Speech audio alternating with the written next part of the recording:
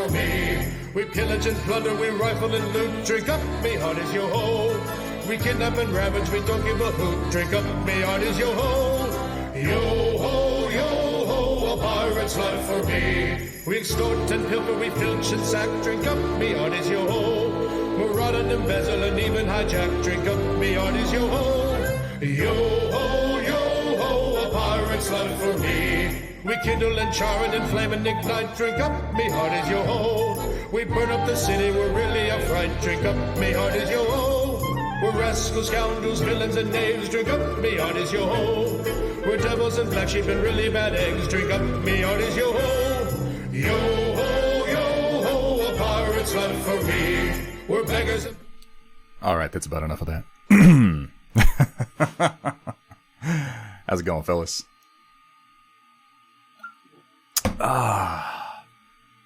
So, sound should be working? Pretzel's playing? My god, why is all the rum... But why is the rum gone? I admit I like that first movie. I don't know what the hell happened in the later movies, but that first one was pretty excellent. Guys, it's been an interesting couple of days. Contrary to popular belief, I'm not going to be spending a significant portion of this stream discussing the particular ins and outs or whining about the recent developments with Tops and Catalyst and Battletech and Thingiverse and digital rights management and blah blah blah blah. I'm tired of it. It's stupid. It's just been an interruption to the week, is all it's been. 3 months. 3 months. AC-20 to some certain person's face. I will say that I think it's pretty funny that throughout all of this, all a certain individual had to do was keep his stupid fucking mouth shut and not raise a stink. And others at the company would have really handled the PR for him, but he came out this morning and just took a big shit right in his own mouth and showed it to everybody. It was very strange. It's always confusing to me when people want to do that. When they're offered the chance to engage in some perfectly fine PR, or just not PR at all, and they're like, no, I don't want to do that. I don't want to let this go. I would like to, I'd like to go ahead and shove my foot right in my mouth. It's annoying. But I don't want to devote stream time to certain fuckfaces. Is it? Oh my god, what's chat doing? You know what? I know why it's doing that.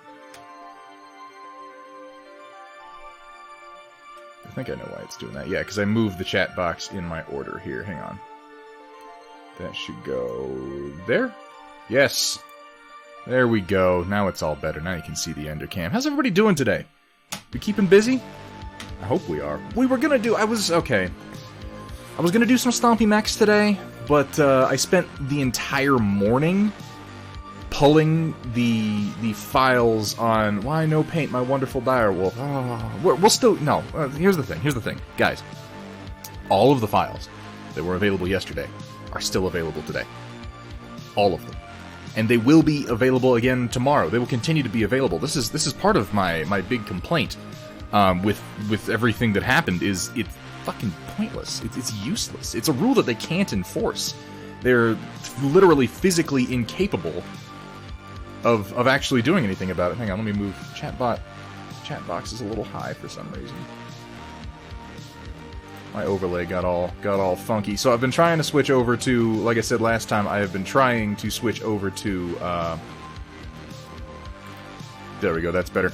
To Streamlabs, not Streamlabs, I'm using Streamlabs, to OBS Live from Stream Elements. It's going to take more than a day, I figured out, but I am going to continue to make that transition. But for today, I got the sound pretty much working, except for alerts still. I still have no explanation for why alert sound is not working, or why Streamlabs, like, why it worked before, now it doesn't. Like, I'm tired. I'm tired of dealing with it, so we're just going to go to another program. Guys, we have grown beyond Streamlabs OBS, I think. And so we're going to move on. And we should really let that be the theme of all of this, and of today. Moving on. If they want to take a big dump on their own head, we should be the bigger men and we should move on. Yes, Hethrir, a bunch of files were removed from Thingiverse yesterday. A bunch of files. Basically what happened is Tops, who I believe is the license holder for Battletech, who then licenses it out to, I'm probably using the wrong terms. My problem is that I don't actually give enough of a shit about the particulars to learn the right terms. Because it doesn't really affect me all that much, and I'm not a lawyer.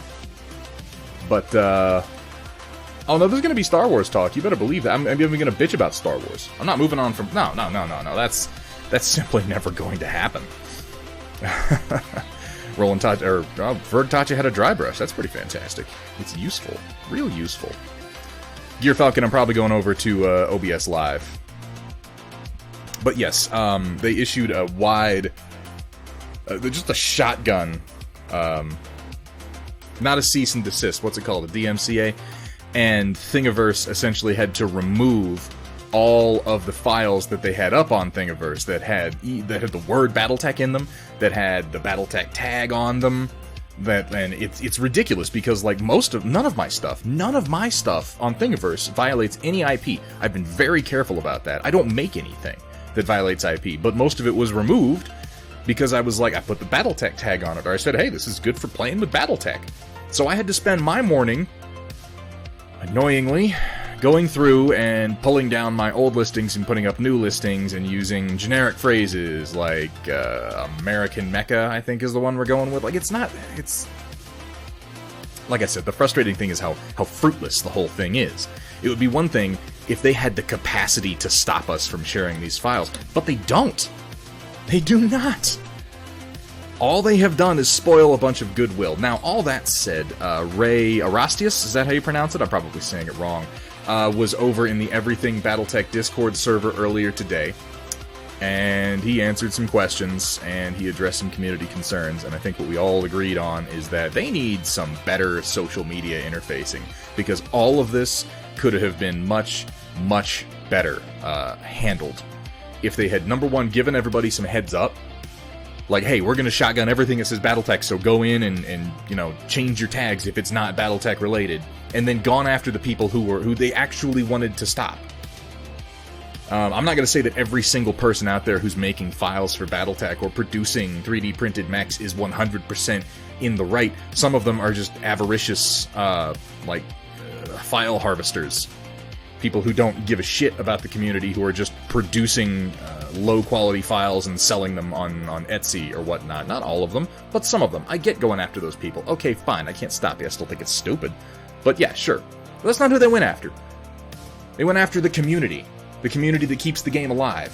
And now a bunch of us are kind of irritated. Arastia, thank you.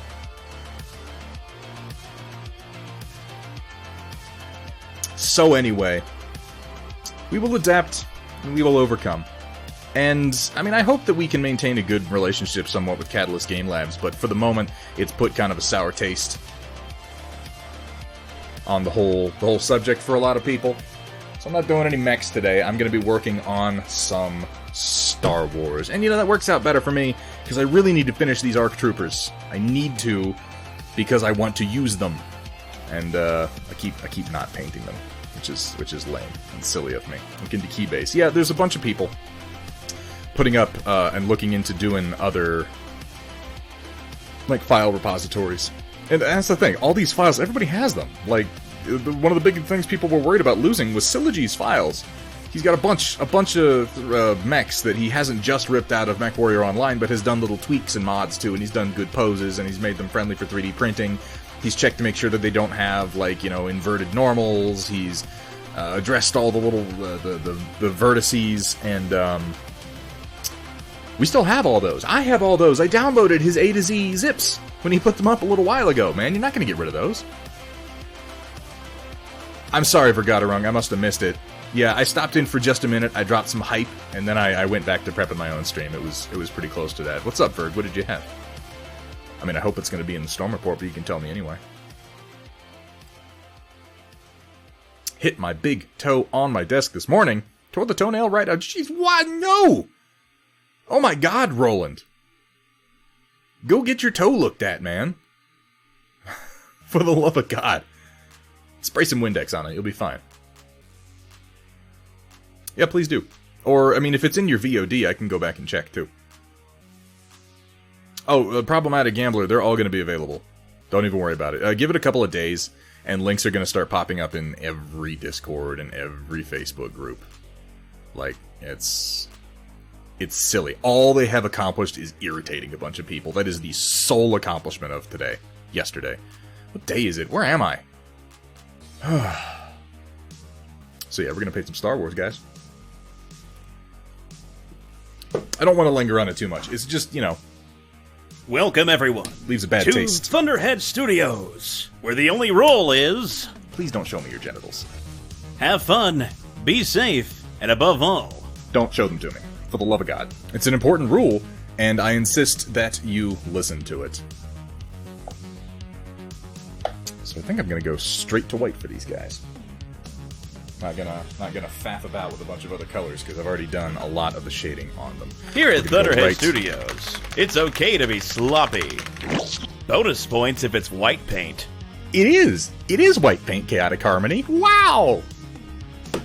You get it? It's a gross joke. It's a joke about bodily fluids. It's, yeah, it's, well, you know, we like to keep things mature around here. I'm sorry to hear that, Roland. Who is Problematic Gambler? Is he trustworthy? I don't... Problematic Gambler has been in the chat a number of times now. I hope you take no offense to this Problematic. I don't know. I don't know if he's trustworthy. I have no idea. He seems a friendly enough fellow. He likes to talk about his anus. Confusing amount of the time. But, you know, he's here. So... yeah, that's fine. Deadbeat Artist, thank you so much for the follow. Welcome to the stream. Welcome to the Storm Chasers. Don't mind me. In the first few minutes of this stream, it winds up being about 20 minutes each time. I'm usually just kind of nonsensing about stuff and finishing a drink. So I'm gonna polish off this beer. I'm gonna grab another one, and we're gonna get started putting down some white armor. Where'd you come from, Deadbeat Artist? If you don't mind my asking. You don't actually have to listen to me or answer any of my questions if you don't want to.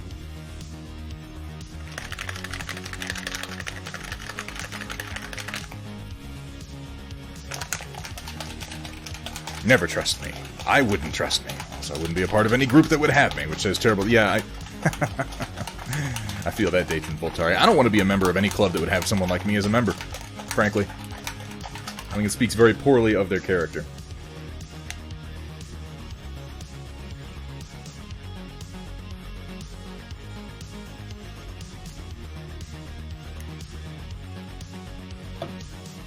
Bought a bunch of real estate when I was in my 20s and retired at 30. So no, I don't work for Catalyst. In fact, I don't work at all. Problematic Gambler, I like the cut of your jib.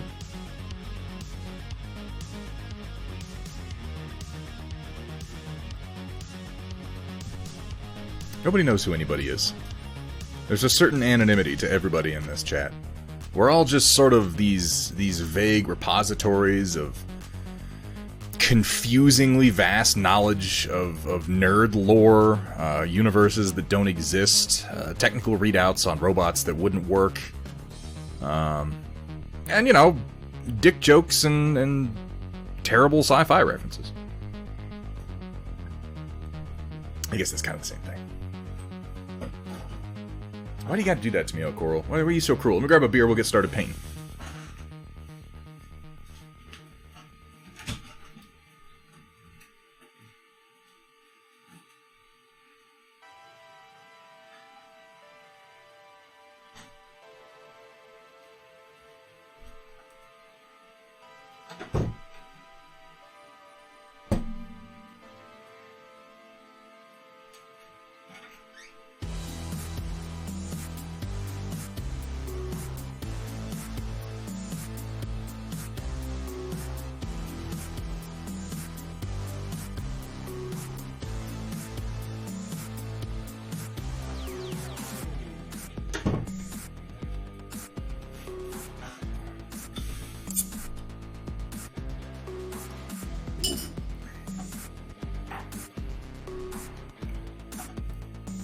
Oh, you're watching Bosch? That's a good show, man. I admit I've only watched the first season. There's a bunch more that I need to dig into, but what I've seen of it, I really enjoyed. I wanted to show off I got the doors printed for my my Imperial troop transport. I wanted to show it off now that I got some primer on it. You can actually kind of see the details on it. This whole thing came together pretty well. And it's got a remarkably smooth finish for... I printed this at 0.12 layer height, and then I just hit it with filler primer, and really that's all I'm going to have to do to it, I feel like. The top is ironed, so it's nice and smooth. The sides are 0.12 and filler primered. The weapons are printed in resin, so they're nice and smooth. The doors, actually... I should do the other one because it fits better. Can come off, so you can then take your, you know, hey, I got a stormtrooper, he needs to ride on the troop transport. They slit right in there. They don't fit with the doors. It's the one thing I just couldn't make work. The models are too expansive. But you can put these on when you don't have anybody in there. And then it has a base that's sized for Legion with the little corner markings and the tool things. The only thing that didn't print were these. These are supposed to be like grills. I made them too small, so I widened those on the final version that I'm going to be releasing. All in all, I'm pretty pleased with this, considering it took me, I mean, significantly less time than it would have taken me a month ago to put together. I'm looking forward to getting busy on some Lothal stuffs. And speaking of companies that are friendly to 3D printers, I would like to take a moment and note that there is a pretty cool game out there by a guy named Rick Graham, running a company called White Light Media, which it barely exists. It's pretty much him and a couple other people. It's just sort of his... Hang on a second, I need to trim this a little bit. I'm doing it all jankily. Jankily! There we go, that's better. But there's a game called Revelations Skirmish from Rick Graham and White Light Media. He ran a Kickstarter earlier this year. It started at the same time. It is paper. It's parchment paper on top of a piece of sponge. He started this Kickstarter at like precisely the wrong time. It was right at the beginning of the pandemic and the lockdowns. Everybody panicked. A bunch of people withdrew their Kickstarter submissions. Like, it was just terrible timing. But he carried forward and just released it with the money that he had anyway, and he's been selling both models and files. The models he's been printing have just gone out. But this is a game where he is embracing selling 3D printer files as part of his base business model, and that's what I made this with. This is a Sierra war mech from one of the two available factions right now, the Core Republic. It's a pretty cool design. And because it's because of the way it's done with 3D printing, you're able to, you know, pose these almost any way that you want. It is a, I believe, 12 to 15 millimeter scaled game. Yes, O'Coral, this is printed in resin. And I think you'll probably be seeing some more of this on the stream. I painted this guy on stream a little while back. If you go into YouTube, you can find the video. The game itself, Tiny Robox, is called... Tiny Robox. Tiny Robox! Yeah, we're just going to shorten your name to that. How do you like that? The game itself is called Revelations Skirmish.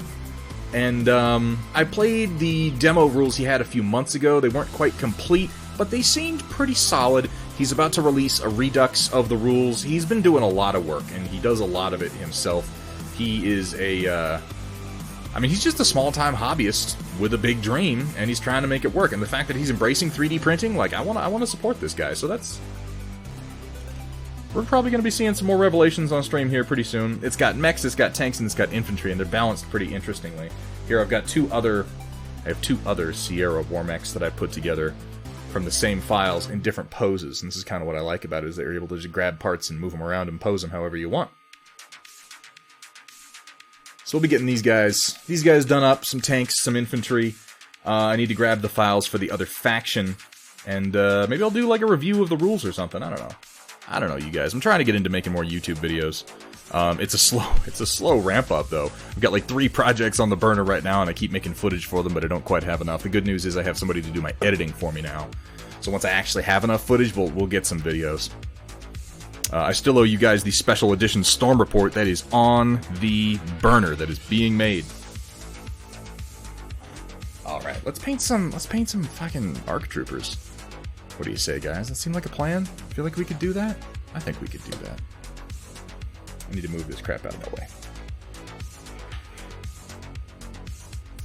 Oh, and I was going to show off. All I did was buy these things, but I picked up the Imperial Salt figures for Hera Syndulla, Chopper the Astromech droid, and Kanan Jarrus with the intent of running them as proxy figures before they fall aboard for Star Wars Legion. This should be a good time. Let me go make sure my AC is on real quick. I'm going to do that before I settle in, or I'm going to cook. One moment.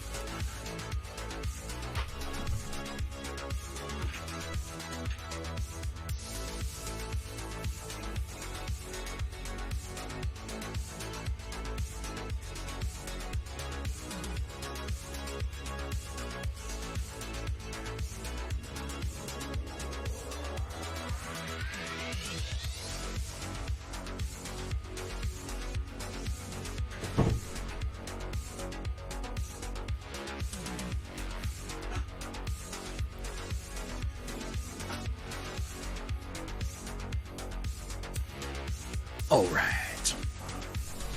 Revelation Squirmish. No, that's not the name. Rick seems like a really awesome guy. He is. He's a really nice guy. He listened to me. Fucking me. I don't know why he would listen to me. But when he was first selling or doing the Kickstarter, I was like, hey man, why don't you offer STLs? And he came to me and we had a conversation and he agreed to give it a try. Even knowing all the risks that carries. Yeah, I did White Wolf, and with everything that I'm doing right now, also learning to edit video and then doing the video editing was just going to be too much, but I do want to produce videos. Traylon, this is for you.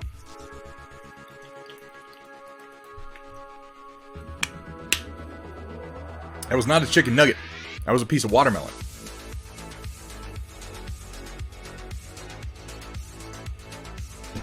Oh, Coral. At least you got it out of the way early, man. Did he say something new, Roland? Let me set my timer. I'm going to put the timer on the stream for next time. I'm going to get another timer so I can just click it and start it. How about that? That seems like a good idea. I'll be the first to admit that right now I've got so much on my plate that I've stalled on a bunch of projects where it's like, you know how when you got a whole bunch of projects and you start to lose track of them, and you make like 5% progress on all of them, but don't complete any of them? That's right where I am right now, and I'm trying to refocus and get to 100% on a few. Alright, 30-minute timer started, in which I am apparently not allowed to curse. Apparently. Because of civilization. Why is there a fly? Why is there a fly in my room? Because it's that season. All the bugs are coming to life again. Ugh. We're still in the middle of Miller Moth season, too. I'm hoping that goes away here pretty soon. Adding a little bit of thinner to my white paint here. I like it to go on pretty thin.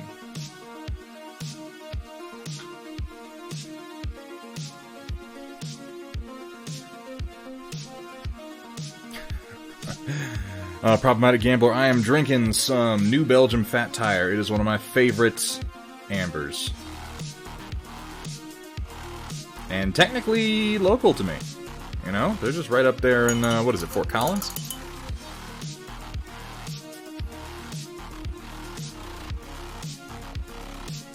Leads me to think CGL is actually doing some preliminary research into how to interface with the 3D print market. I hope that's the case, Roland. I really, really do. Sentient Pickle, what's wrong with you? Having a Newcastle? Newcastle Brown? I like a Nuki. I'll do it. No, I don't even have a problem with that. I can compliment Anthony Scroggins because the fact is that Anthony Scroggins is a talented artist. He's an incredibly talented artist. I think I like his art more than a lot of other people do.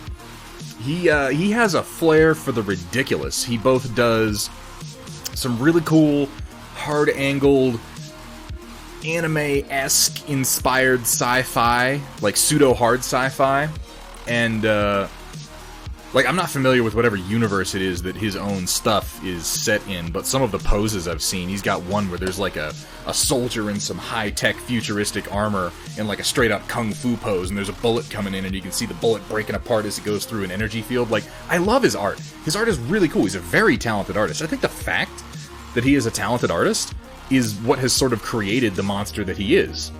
Because here's the thing, if Anthony Scroggins were not a talented artist, if he had no talent, no one would ever have put up with him in the first place. Here at Thunderhead Studio, we specialize in turning your shame into more shame. That's accurate. So yes, very talented artist, and again, had he not been, he never would have had a job and never would have had the opportunity to piss all of us off. put in my elbows. Gosh.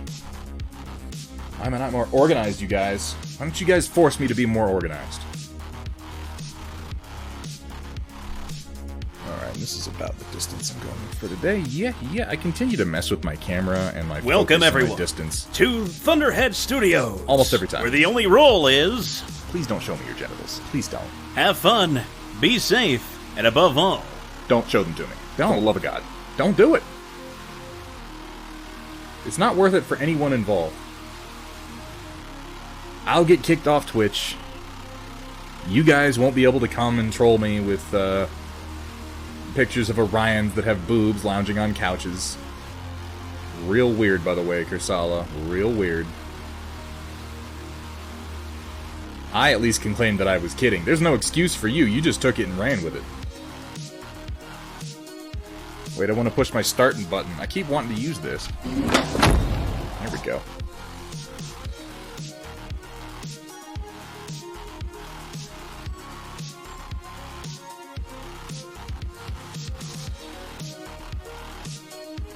So, tell me something good, guys. We got a lot of... Oh, I don't have my glove on.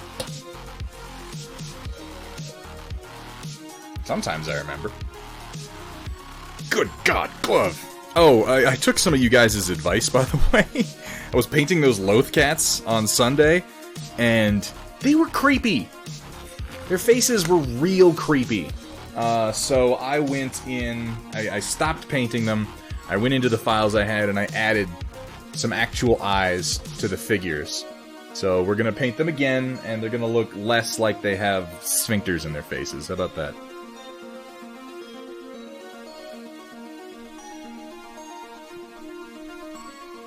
Cleaned out my trunk. Is that a euphemism? I mean, they're still a little creepy, but they're less creepy. And less creepy is really all I was after.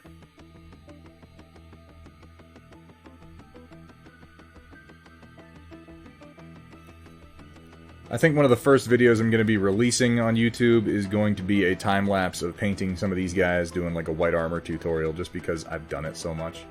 I feel like it's one of the few subjects I can speak somewhat authoritatively on, unless my white armor looks like poo-poo, which, you know, tell me if it does.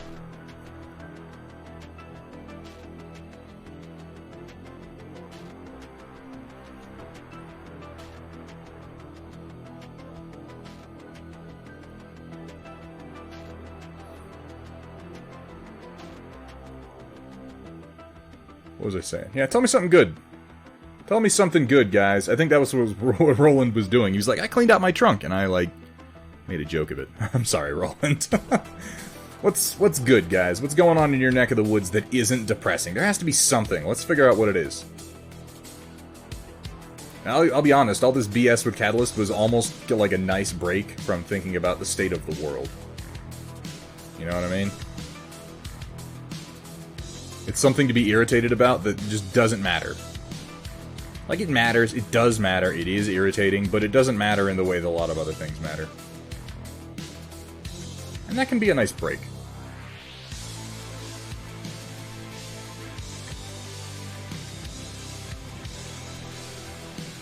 Add a microwave to the man cave.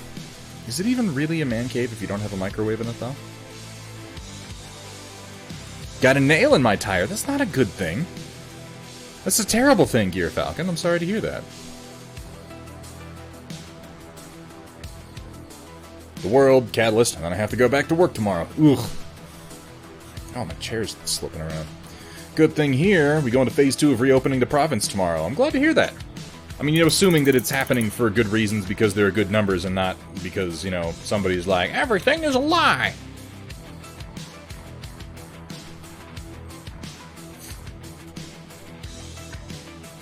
Got the spear room cleared out. Traylon, I'm impressed that you have a room just for your spears. I don't own enough spears to justify an entire room devoted to them.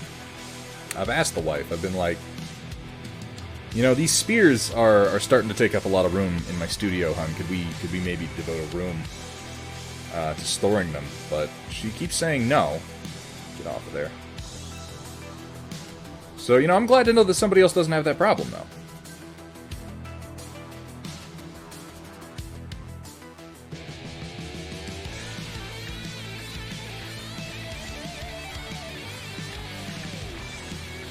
I couldn't say if you're right, forgot or wrong. I suspect that you're making a wiener joke, and we don't make those around here. Well, good. I'm glad for you, Gear Falcon.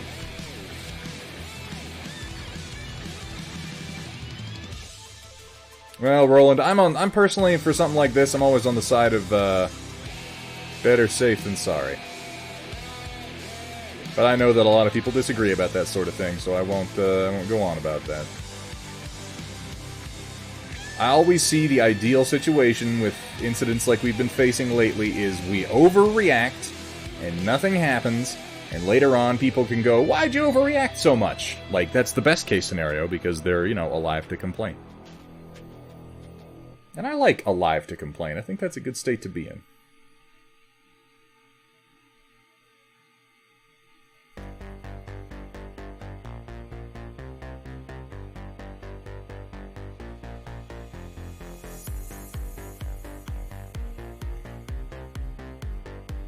Maybe it's just because complaining is one of my favorite pastimes. I don't know, it's possible.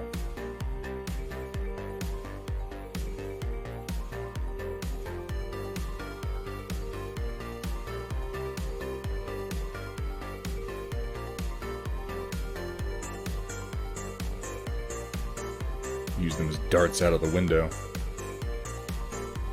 Mailman gets too close to the fence and you're like, hark! And he looks up and he just catches a spear right with his chest.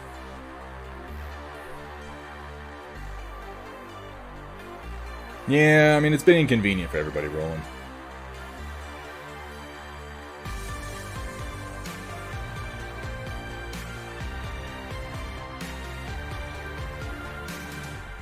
But, hey, you know, at least we've got the internet, right? The internet where nobody's allowed to lie about anything. Those are the rules as they were explained to me. And I'm glad that everyone takes them very seriously.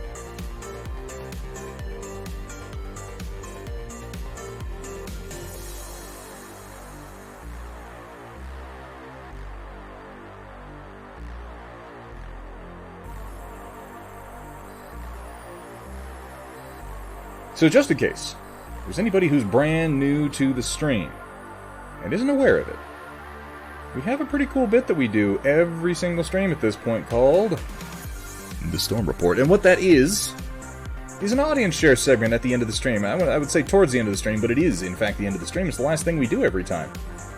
And if you're new and you're an artist of any kind, or even just a creative, if you do photography, if you do cross-stitch, if you, I mean, anything you do, man, and you want to share, and I would love it if you wanted to share, all you gotta do is pop over into the Discord, jump into the Storm Report channel, and post some pictures. We try to limit it to 3 per person, and we'll take a look at it towards the end of the stream.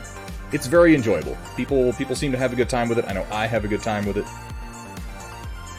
And I'd love it if you felt like participating. We get some pretty good artists in there. We get some people that, like, I'll sit here and I'll work on a thing, and I'll get done with it, and I'll be like, I'm super proud of that. And then someone comes in and just makes me look like a total asshole, which isn't hard to do, to be fair. Last thing we do every time is tell Chaotic he's awful. I mean, I suppose you could say it's the last thing we do every time, but I think it would be more accurate to characterize that as something that we do the whole stream constantly anyway. You know, that's like saying, well, we paint on this stream. Like, yeah, we do. We tell Chaotic he's awful on this stream. Yeah, that's accurate. That's accurate. But it's not like it doesn't characterize a particular part of the stream. It's just like the whole thing. By the way, what's up, Chaotic Harmony? Do I have any mods? Are any mods in here right now? Do we have Project Dark Fox? Do we have Cat Eye on? Or am I utterly bereft? There's something about Canopian cat girls that give me that warm, fuzzy feeling. Maybe it's just my allergies. So this is not specifically a 501st ARC Trooper. I'm doing a more generic color scheme, Fencer.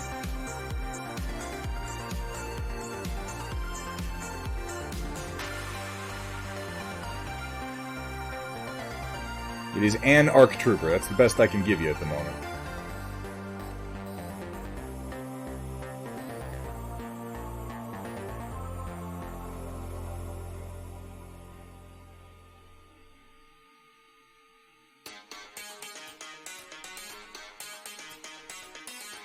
Now, whenever they actually release the ARC Trooper models, I believe there are going to be some characters like Fives and Echo, and that is when I will put the effort into painting their individual armor markings. This thigh did not come together quite the way I'd hoped it would. Oh well. It looks okay.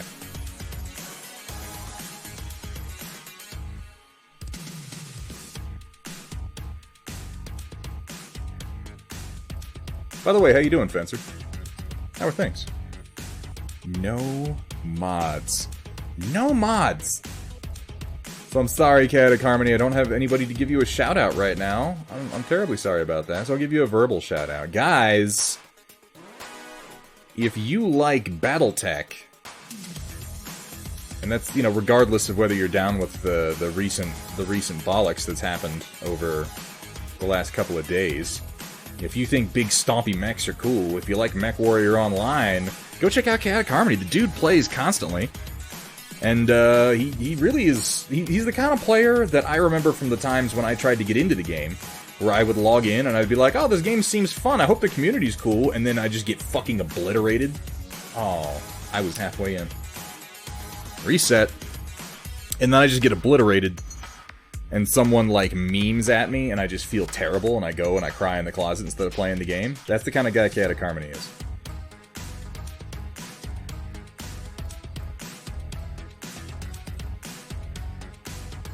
And really, you brought that on yourself, Chaotic, for the whole missiles go whoosh incident. Any one of those noobs could have been me.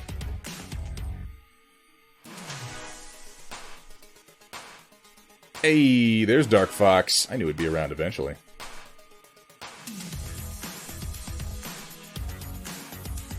I can flex on my enemies with my flea. Yeah, now admittedly watching you play the flea is more impressive than watching your missiles go whoosh. Tomfoolery. The missiles were funny, but you and a flea, you're kind of terrifying, man. If you anger the fox, you're gonna get stuffed in a box. She's right, she'll do it.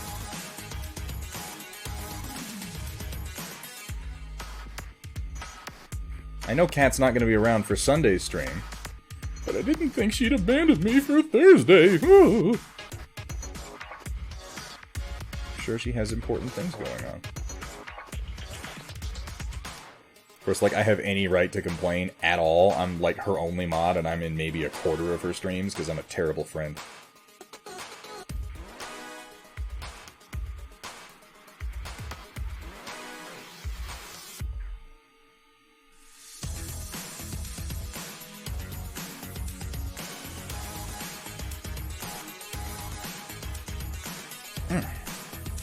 I can't find a good position for my arms right now. It's weird. It's strange. If your name was Foolery, huh? Whose name would be Foolery? Who has that last... That's not like a family name. It's not something that you could inherit from anybody. It's not... Like, yeah, Foolery. Yes, of the Sutherland Fooleries. Of course.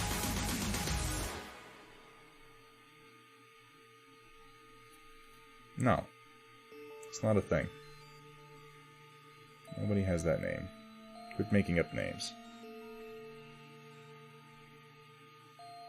Welcome back to 50 Shades of Coal Grey. I love this book. And as he pulled his stiff bristles out of my wet fluids, I yelled out, "No, Thunderhead! You need to thin that paint first!" I'm glad that we finally have an ending to the 50 Shades of Coal Grey Chronicles. I was starting to wonder if that would ever happen.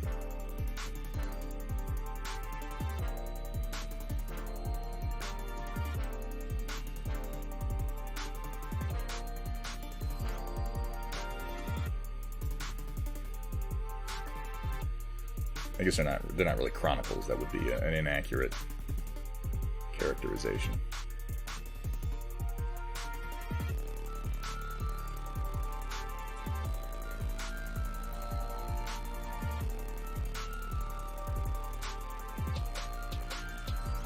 More like an erotic memoir.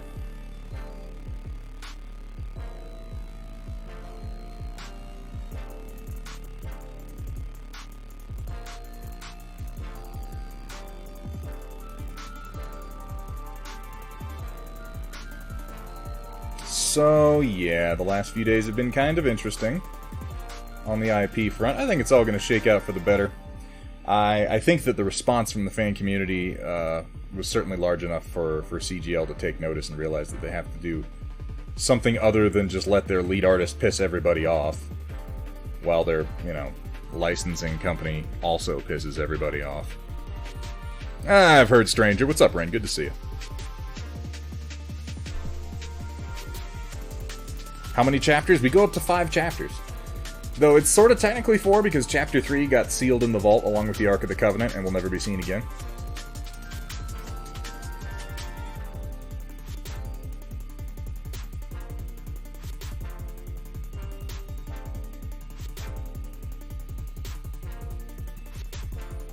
This fly is going to annoy me all stream, and there's nothing I can do about it.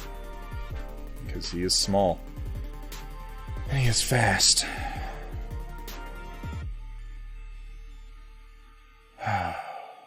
This is like an exercise in Zen. What are you? You're in my wet palette!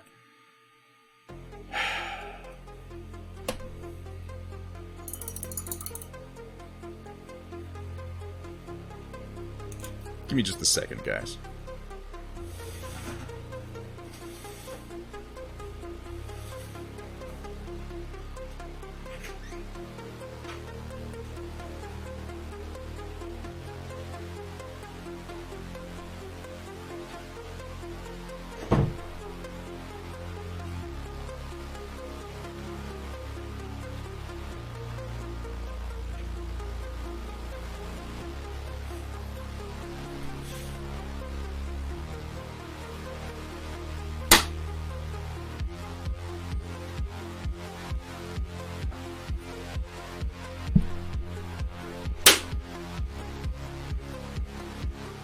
Nope. Not quite. This is gonna be the best stream ever, you guys.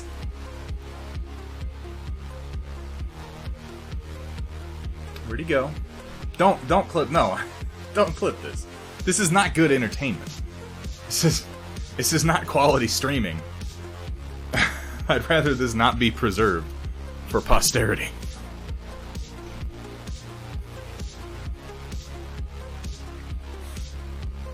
He'll be back. They always come back.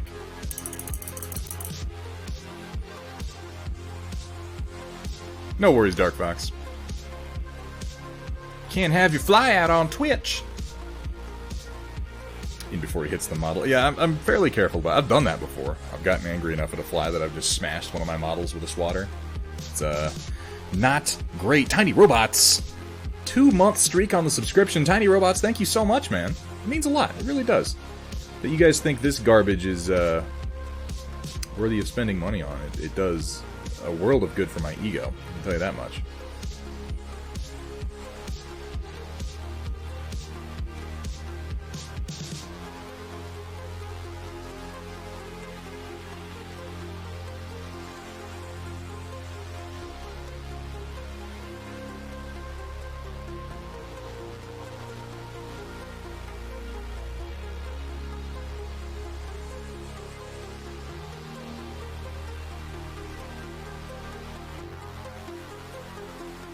There's a hair on his skirt. Skirt, comma, whatever. It's a skirt, guys. Can't be a Thunderhead stream without some technical hiccups. Flops, I'm so unmotivated. Somebody help me. What are you unmotivated to do, Cat? What do you need to do? Why don't you just take a load off, man? Flop out on the couch and fucking relax for a while.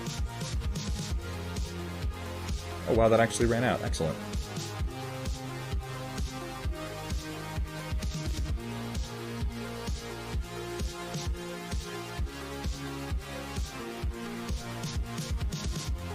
Haven't done anything for like the past few streams. You know, Chaotic Harmony. You don't need to be motivated. I understand that there are times when you really want to be and you're just not, but sometimes in those cases, the best thing you can do for yourself is just let it roll for a little bit, you know? Relax. Rewatch some shows, man.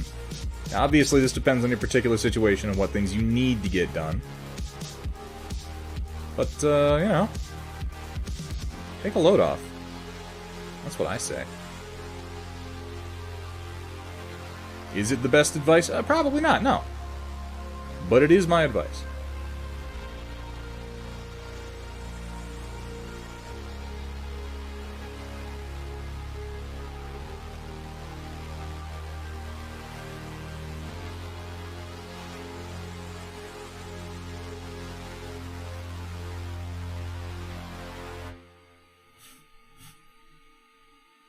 I can't seem to find a comfortable position to paint in today, and I don't know why that is. It's like I'm flexing my shoulders weird or something.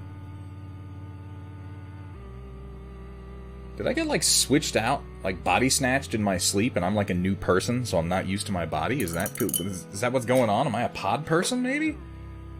That seems possible. It's as likely as anything else that's happened in 2020. Hang on, I'm just taking this little... I just threw down a little bit of matte medium, or not matte medium, but matte sealant on this because the ink had left it a little bit shiny. And I managed to get a hair in there. I do that sometimes.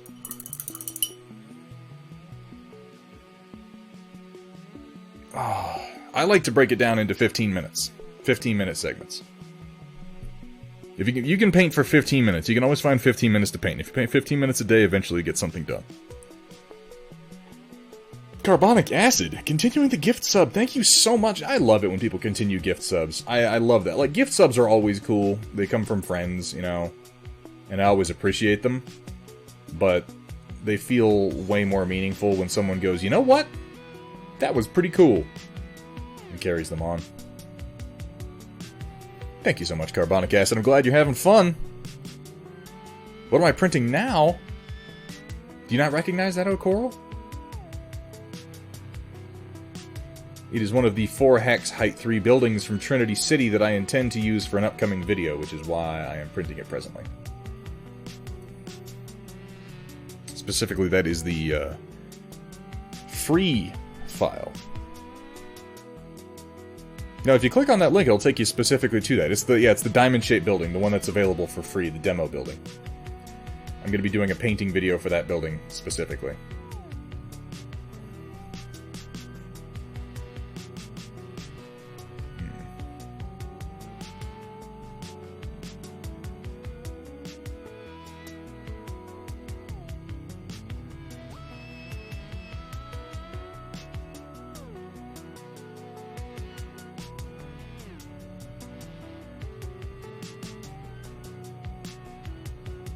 Well, there you are, Mr. Fly. Back for more fun, are we?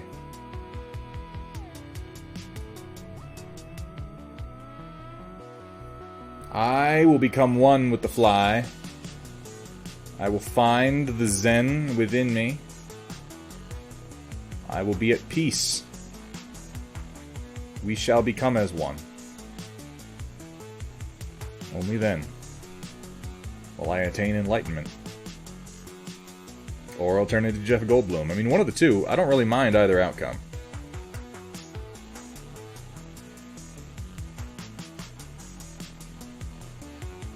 When's the last time you guys watched The Fly? That movie was horrifying.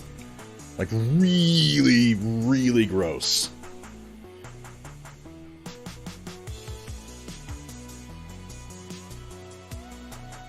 The Lord of the Flies? I wouldn't be Lord of the Flies. I don't feel like that would... I would be like the Lieutenant of the Flies or something. That seems more like me. Goldblum. Admittedly, the Goldblum one is... Yeah, I've seen the black and white one. It's nowhere near as terrifying as the Goldblum version. Admiral Flava Daddy. You missed it, Flavalicious. I blew everybody's mind with the best joke in the world during my intro, and nobody was confused by it. Everybody got it immediately. It really, really worked. I played the Pirates of the Caribbean theme. But admittedly, I played, like, the Disney-owned one that doesn't really sound like it for a minute. Like, it's all weirdly upbeat. How you doing, Flavolicious? I don't think Dark Fox is here. I think Dark Fox stepped away again. This should be a sign to all of you just how incompetent I truly am when I don't have someone actively modding for me. But I'll go ahead and give a verbal shout-out to my man Flavolicious. If you are not following Flavolicious and you enjoy model painting, and even a bit of 3D design he does, go check it out. Great stream, great channel. That, and he's like my bread and butter right now, so, you know, go support him. The Steel Warrior himself. Buenos nachos. Ooh, I want some nachos. I can't be hungry already. We're only 1 hour into this. That would be mad.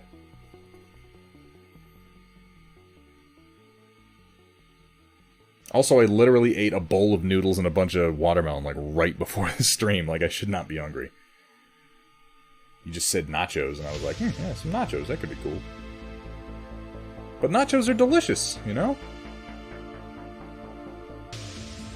Doesn't even matter if you're hungry. I don't have to be hungry to enjoy some nachos, do you? I love this song. Judge me if you will. Take from this whatever you may, but I love this song. I even like it without the lyric. Like, the lyrics are fine, but mostly it's the sax line that gets me in this one. Hey, Dark Fox, good to have you back.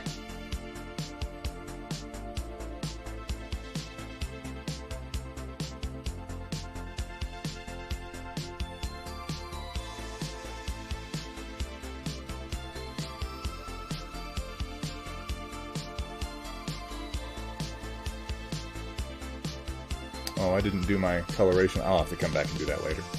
Forgot to do the jetpack nozzles. Oh well.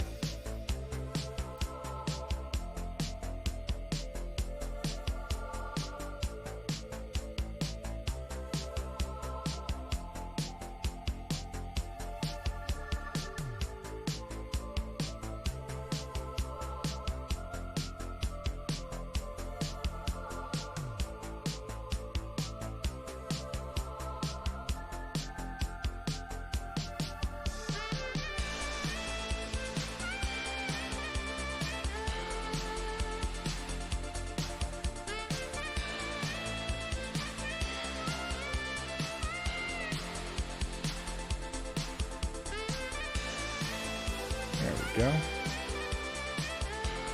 little bit in here. I like these little jetpacks. They were so easy to add, too.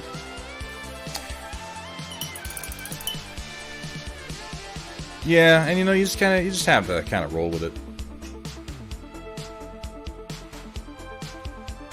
You make a mistake painting a model, just kind of, yeah. It really doesn't do any good to fret over it, you know? It's already happened. Just move on and come back to it later, work around a little bit.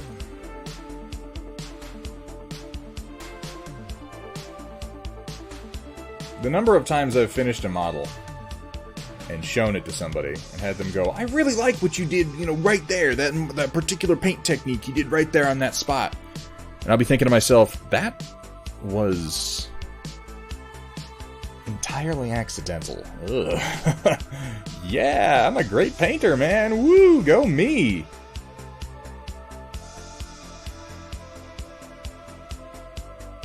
It's a little harder to get away with that since I started streaming. Because you guys are sitting right there when I go, oops, I didn't mean to do that, so, you know. I guess that keeps me more honest, right?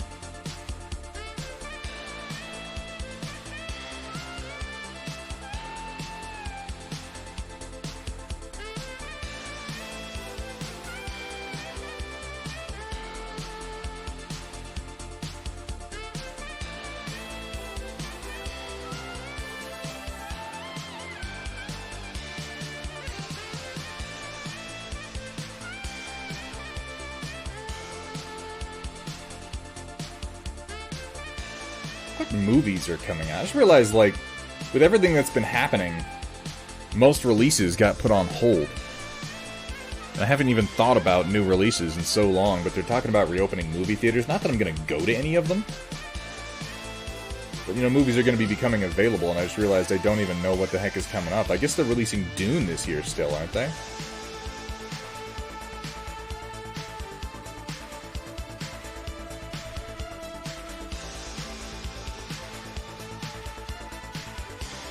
Dune, starring the entirety of Hollywood simultaneously.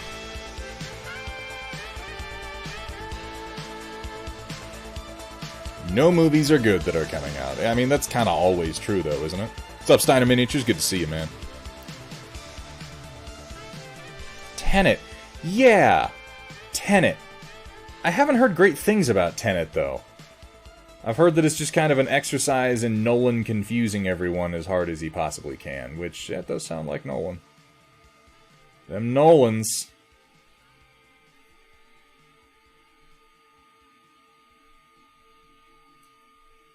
Doesn't mean it's bad, mind you. It just, maybe not the most exciting thing. Hans Zimmer soundtrack. Oh, God, skip. Pass. You know, there's always porn, I guess, Ren, right? I mean, there's always porn coming out. You can't stop the porno. No amount of disease, death, or chaos will stop pornography. Actually, I don't even know if that's true. I don't exactly follow the release schedules of the major porn studios, so... Only the amateur studios. Those are the only ones that I follow religiously.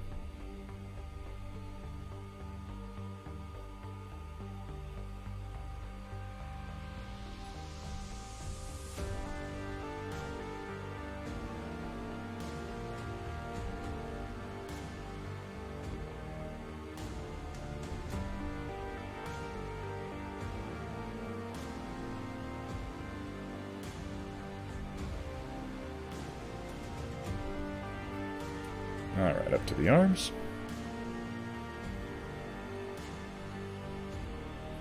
Of course we're fine with Android Kenny G, Aberben. Android Kenny G is like Kenny G, but better because he's an android.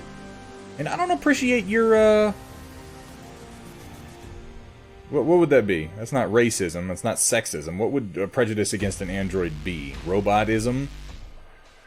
Speciesism? Artificialism?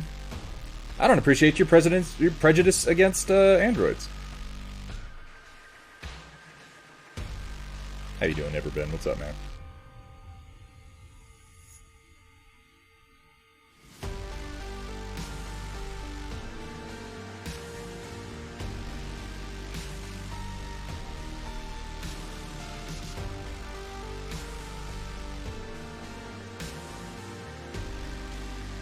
Yeah, the last stream was a little rough on the technical side of things, wasn't it, guys?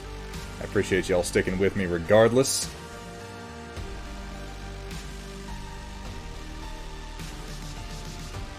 I speak occasionally. I tell prophecy of a day that will come.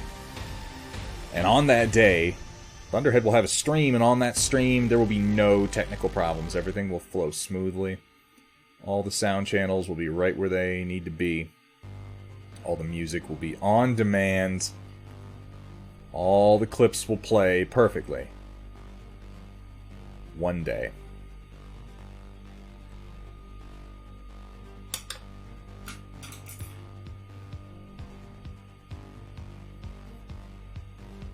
I might have just dropped my brush on the floor. Yeah, I did jinx it. Not to worry, we are still flying half a ship. It's not even a thing that I do, though. It never happens.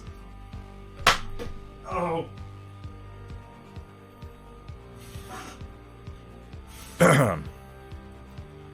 So, you know, that's cool. At least I didn't accidentally chug. No, I just accidentally just dropped it right out of my hand. Rip. Mulan's a great movie, Flavorlicious. There's nothing wrong with that. Though, technically now Star Wars are Disney movies, so I have to fight you.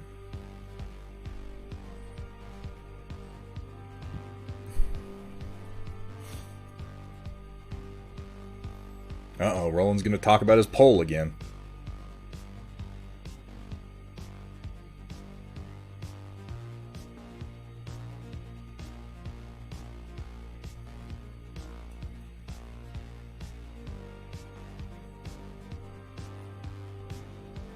Laughs in Last Jedi. No, okay, I was not talking about Last Jedi, though, was I? In fact, I'm never talking about Last Jedi. I'm talking about Last Jedi when, like, I don't even bother to rip on Last Jedi that much anymore because it's been done so much.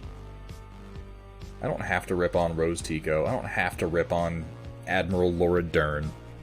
The internet has done that for me time and time again. A pirate's life for me. Yo-ho, Flavolicious.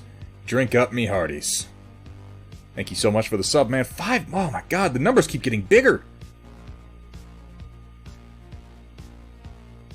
I don't know how, I don't know why, but they do.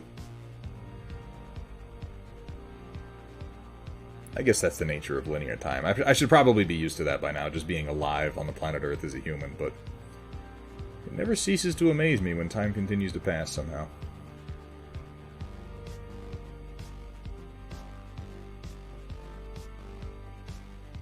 5 months? Have I really been streaming that? It feels like I just started. Which I guess, you know, I did. I did just 5 months is nothing for streaming. I got friends who are like, yeah, I've been streaming for like 6 years. And even that is, you know, small potatoes compared to some people.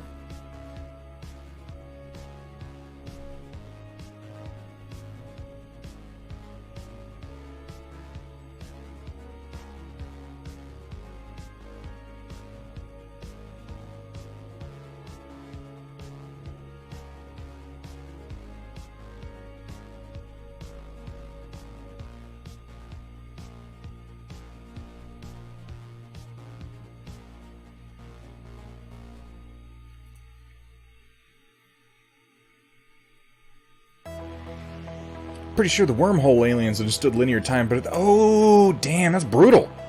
That's brutal. Because the wormhole aliens didn't understand linear time at all. They had to have some jazz man come from beyond time and explain it to them with a baseball game.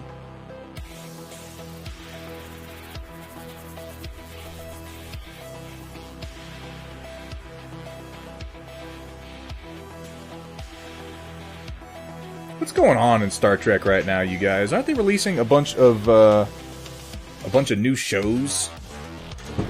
Like, they're doing a spin-off for Section 31, which I can't help but feel like is a bad idea, but, you know, whatever.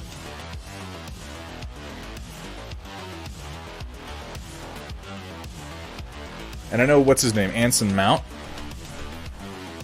Yeah, he's been, like, real popular lately. Everybody seems to like him as Christopher Pike, which, I mean, I haven't seen Discovery Season 2, so I can't comment on it meaningfully. But I do find it interesting that we've got a Christopher Pike that people actually like. Considering the origins of Pike. Literally the first Star Trek captain. Literally the first. Yes, puppy, I know you're here. Yes, I hear you, too.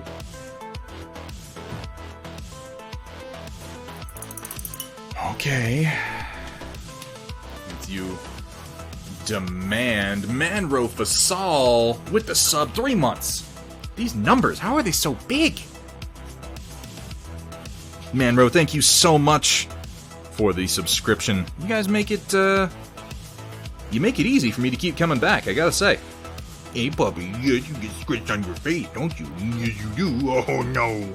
Now, get the fuck out from under my desk. How did you even get there? Go to your pillow. You lay there, and you think about what you've done.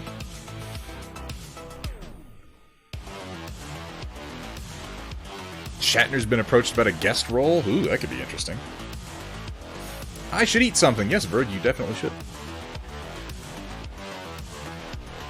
In general.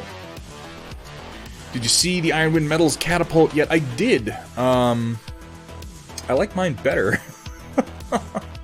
I mean, I might be a little bit biased, you know? Because I made those mod parts like months ago. I think mine are a little cooler. I'm definitely biased. It's a good sculpt. I'm not a fan of metal models like at all, so I'm never going to be a huge proponent of basically anything Ironwind does. But I mean, if you guys have been on the stream by now and you follow Battletech at all, you know my opinion on Ironwind. And I don't mean my opinion on Ironwind to be in any way a personal thing. I don't know the people who run it. I don't have an opinion on them. I just don't like their models,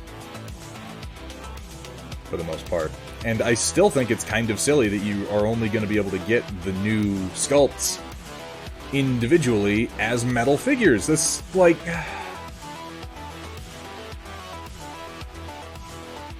Like, what is this, like 2002? Come on, man.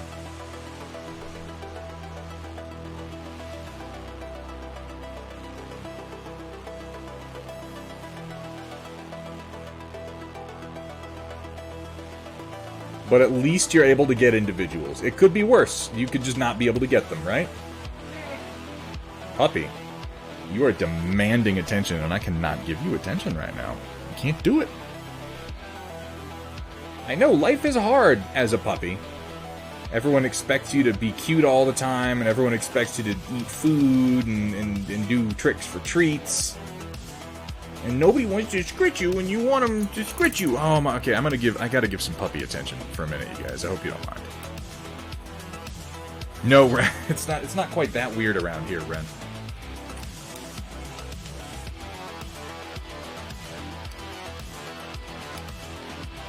If that's what I was doing, Ren, I would leave the glove on. Yes. Yes, puppy. Come here. Come here. Come here. Oh. Oh. Let's go. Hold on. Let me take off my headset so let's not break anything. Let's not break anything, puppers. Okay. Yes.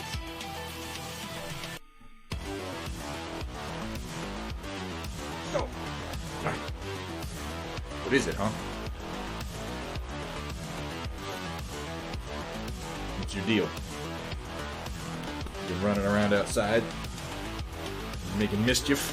Huh? No, no! No, you can't lick my face. Did you spend all afternoon outside? Did you eat a bird? I heard you ate a bird. I heard you snatched a bird right out of the air because you're a terrible monster. Look at this.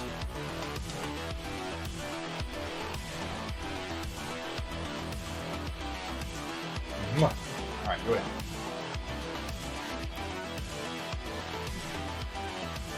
You gonna chill now?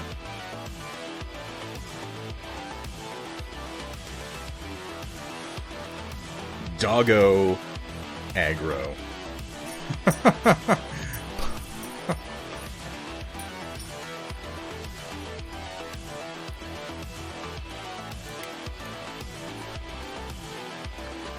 Oh, now my glove's all sweaty inside and it's hard to put back on. Gross. She really is, like, so bad with that tummy tickle. Like, you scritch her at all and those legs get going. It's ridiculous. If you get her while she's standing up, she'll tap dance. You don't want to be in here, do you? Like, you do, but it's just because you want me to pay constant attention to you, and I'm not going to do that right now. I'm not gonna. I know, it's a travesty. Weenie. Go to your pillow. You know the drill. You take a nap. You just ate like a half a chicken. I know you did.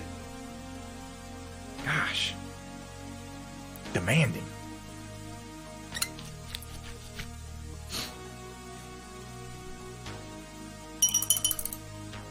That's very kind of you, Ray. Does this count, trailer? I don't think it does. I actually do need to drink water because I'll, die without it, so.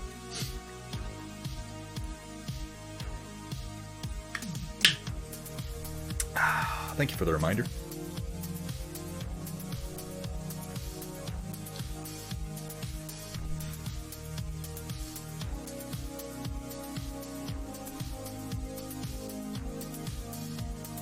Another quick touch here.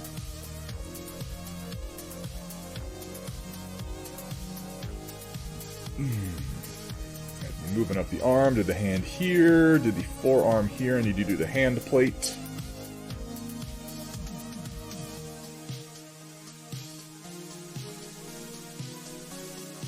I got some new brushes on the way from Artist Opus, but they haven't come yet. Everyone's always saying to me how good their brushes are, and I'd like to find out, but the shipping method has apparently been pretty slow. So eventually we'll find out if they're any good.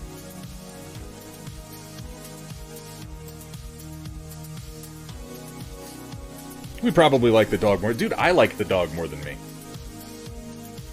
There's water in beer. It's true carbonic acid. What do you think all the wet stuff in there is? Is there beer and water? God, I hope not. That would be a crime.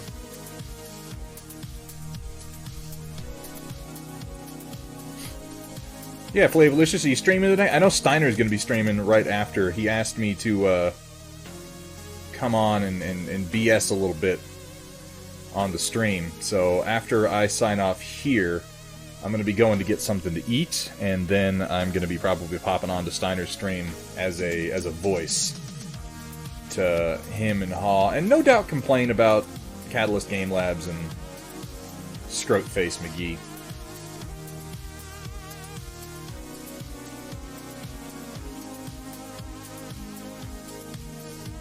I have found myself wondering at times, because one of my favorite insults for people is to call someone fuckface.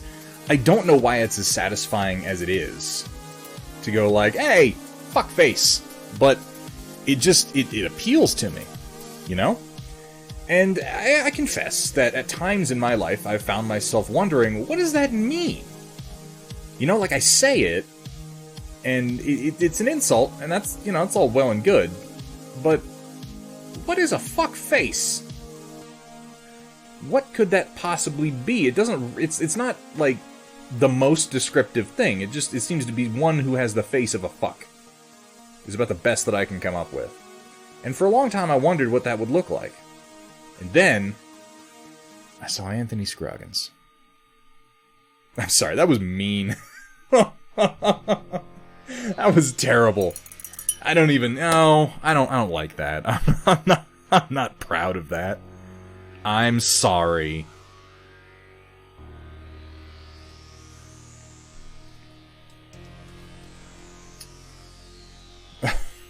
Come on, Roland. Roland, let's not sink to the level of Elon Musk, shall we?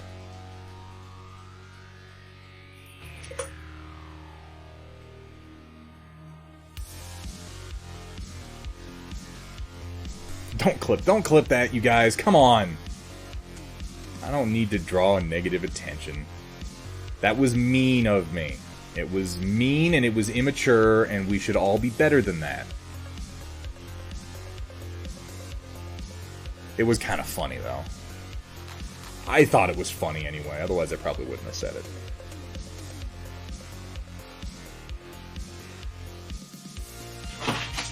What the flying hell? What happened? Oh, the fly swatter fell and it freaked her out. Gwyn, alright, you've got to go out. You've got to go out. Yeah, send it to... Okay, you can send it to Elon Musk. You can do that. Please. You go bother somebody else.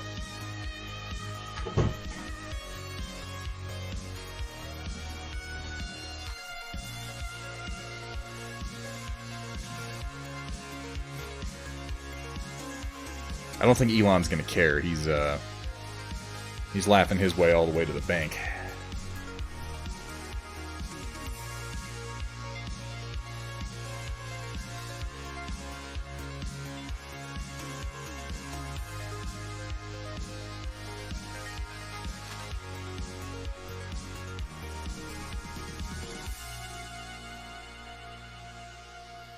Elon has a fuck face, though. That's fair to say. That man does have the face of a fuck.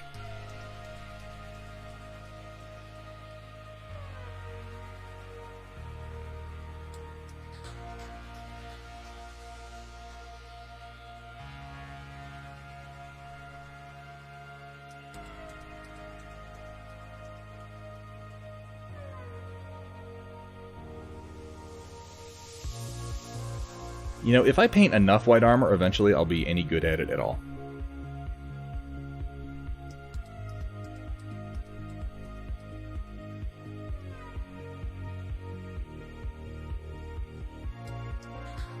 Eventually. One day.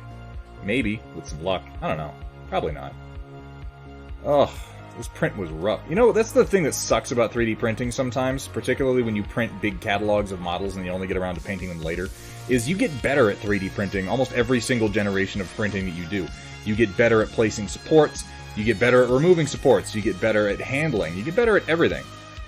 And it's like, I printed these guys a while ago, and since then I've done a lot of 3D printing, but I'm finally getting around to painting them, and I'm going over it, and I'm like, oh god, why did I do the supports this way?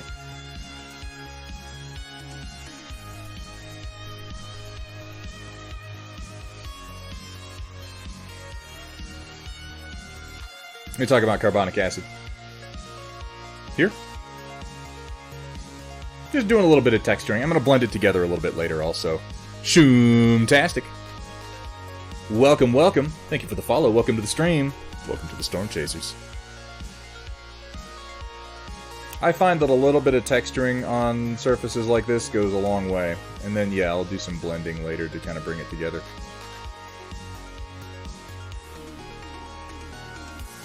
Oh, you mean this? You're talking about wiping my... Yeah, okay. Yeah, no, that's me just controlling how much... And I'm really inefficient with it, too. I wipe a lot of paint on my glove, but I was less efficient before I was using a wet palette. And yeah, it's just about flow and overall paint load control.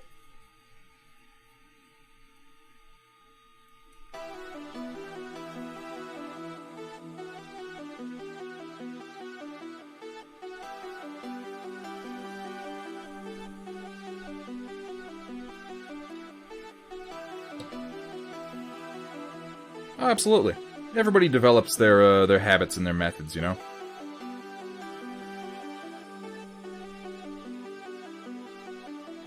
People have said...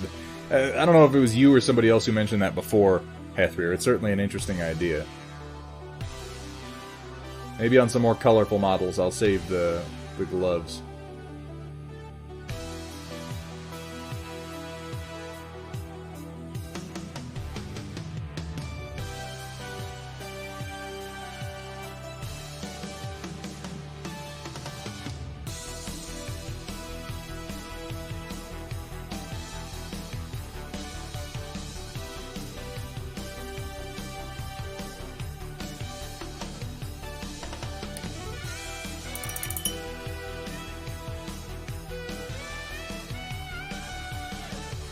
And I mean, these are like, are these latex or these nitrile? Either way, you could stick them together with, you would just take some, like, liquid latex and lay it in a tray and then sort of float these on top, and it should stick them down pretty well.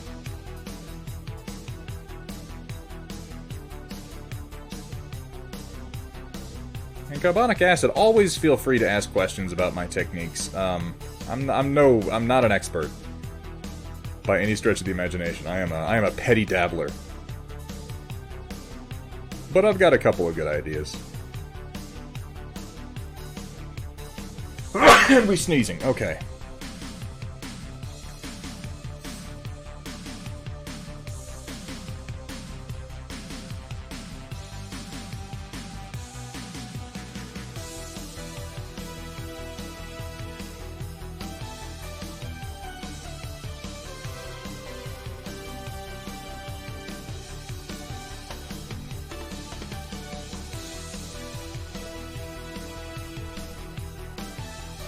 An interesting idea. I may actually go ahead and, when I have an interesting looking glove, I'll set it aside. I don't know if I'll ever actually get around to doing that, but it could be neat. I like the idea.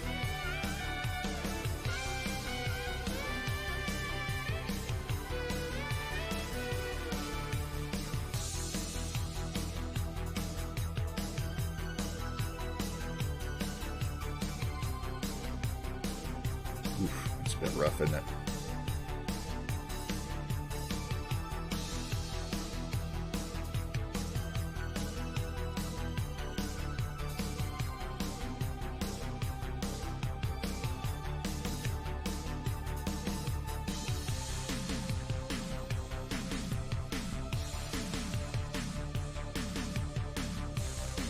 pretty dark on these guys. Maybe I should have gone to another color before jumping up to white. Oh well.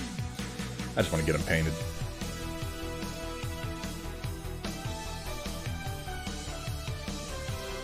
Thank you, Ezra. I mean, technically I was making an oblique reference to episodes of Constantine that probably nobody watched but me. Because the show got canceled. Oh, Matt Ryan was such a good Constantine. I don't freaking care what anybody says. We deserved more Constantine.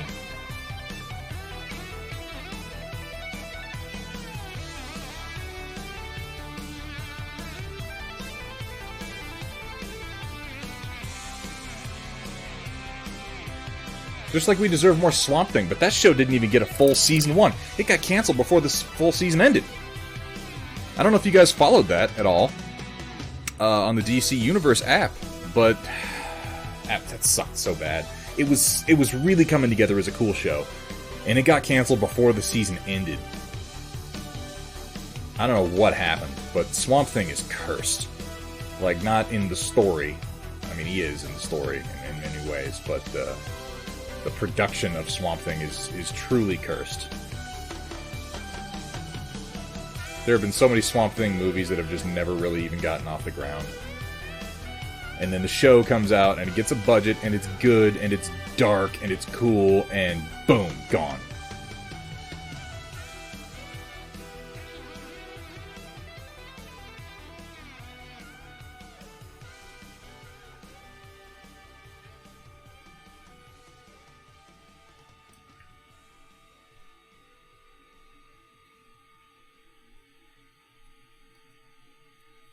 That's because you're a consummate troll, Hethrir, and so is your wife.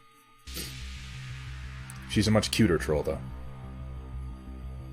There have been so many productions of Swamp Thing Gear Falcon. Like, honestly, look them up sometime and look up The Curse of Swamp Thing. It legitimately is a cursed production. People have tried to make shows and movies out of it so many times, and it always explodes in their faces. Oh, I should actually paint those. I forgot about them.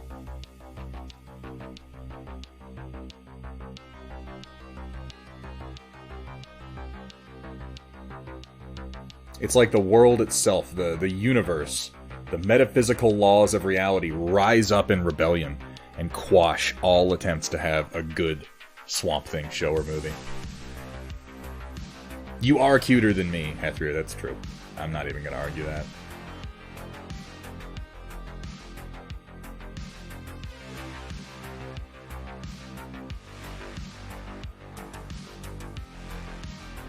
Oops. That I do need to fix.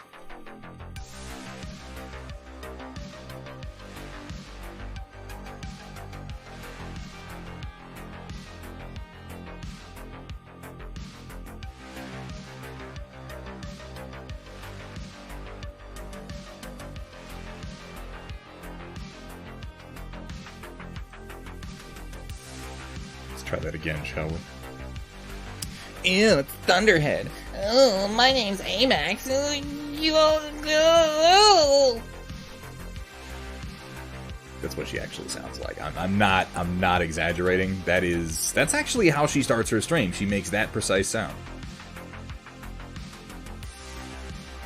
What's up, Amax? How you doing? Yes, very true. I'm pretty good at that impression, I gotta say. Dark Fox, you here? Would you give me a shout out for the Amax real quick? How's the streaming been going, Amax? Always see people in there.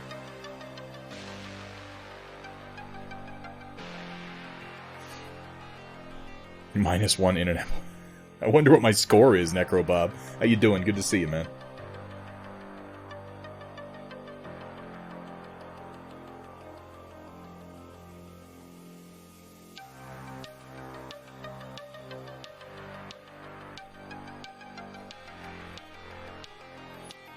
Not much streaming happening lately. Apartment became a brothel there for a week or so with... Your apartment became a brothel. Are you sure you're using the right word? Let's give Amax a chance to consider her word choice.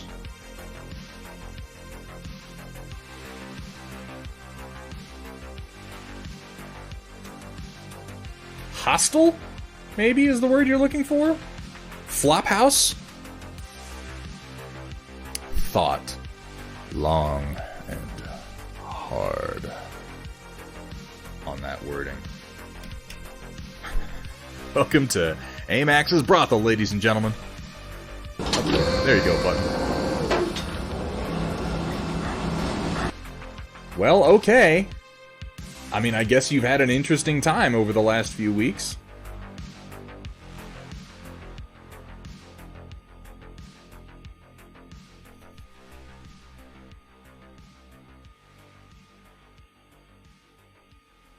Have you at least been making money? Is that something? I mean, brother. I mean, okay. That's cool. You know, I don't judge. Who am I to judge? Look at me. I'm not running a brothel, but, you know, still, who am I to judge? Thunder Doge, can you help me with my base question? That depends what your base question is.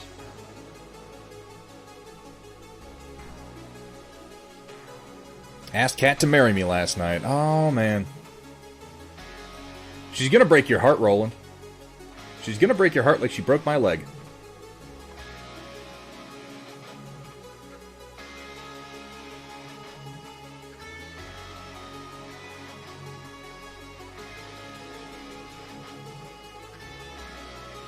Look, I'm not saying Thunderhead's trying to brush you off, but you're just base coat, man.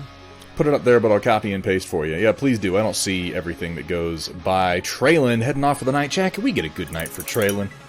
Can we get a good night for Traylon S? I like this guy. I like him. He seems okay. He reminds me to drink every now and then. Yeah, get in line, bub. Also, side note, bub is an underused word, and more people should use it. Wondering how I should do the base kind of display models on a 32mm base, because it looks cool with it, and the model is a unique Cyberpunk Commander-esque model, hero type. I think pictures would be better, Ren, if you post that up in, we've got a couple of different painting channels on the Discord, but if you post it up, I can take a look at it later, and certainly give you an opinion. It's definitely tricky to say without seeing the actual figure.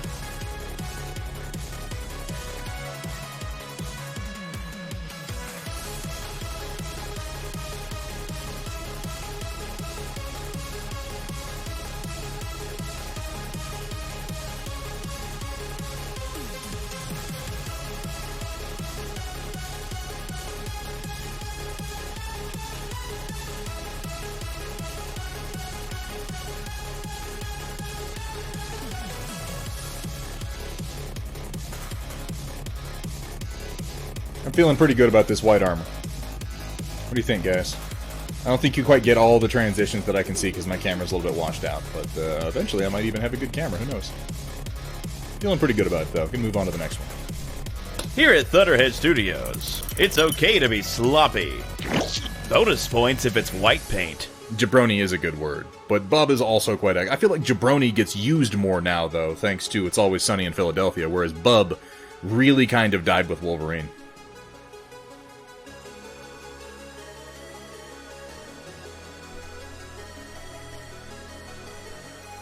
I don't think that is what she meant, Roland. Storm Report has the model, don't want to ruin the surprise. Well, I will take a look at it when we get there, Ren, and I'll see if I can give you an opinion.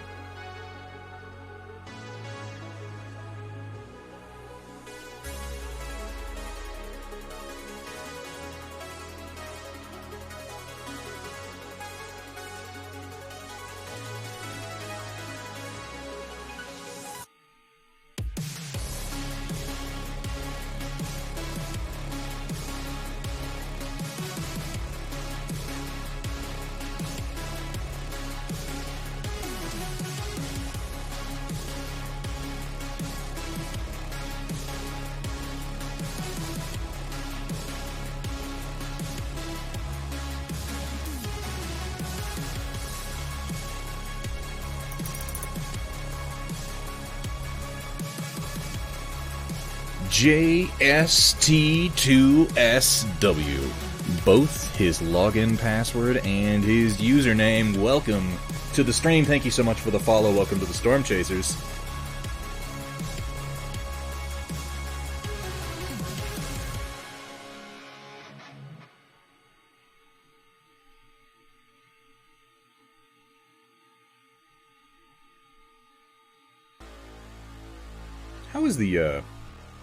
How's the storm report looking? How long are we getting? I'm curious. If I send you a model, would you paint it? You can keep it. It depends on the model, Gear Falcon. If you send me... Because I suspect, knowing this crowd, I'm going to be like, yeah, that sounds like a great idea, totally. And I'm going to get, you know, like, a Chaos Marine with, like, a dick coming out of his forehead or something. I don't know. It depends on the model.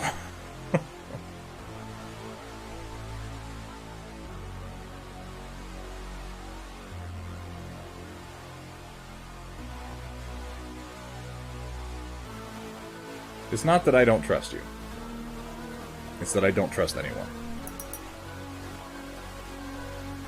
As long as my, not so long. It's a unicorn!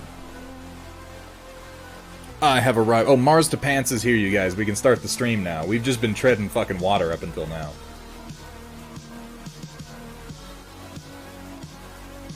What's up, Mars? How you doing? Having a good day? I hope you're having a good day. It's been a weird day for a lot of people, but I still think that there's a chance for it to be a good one for most of us.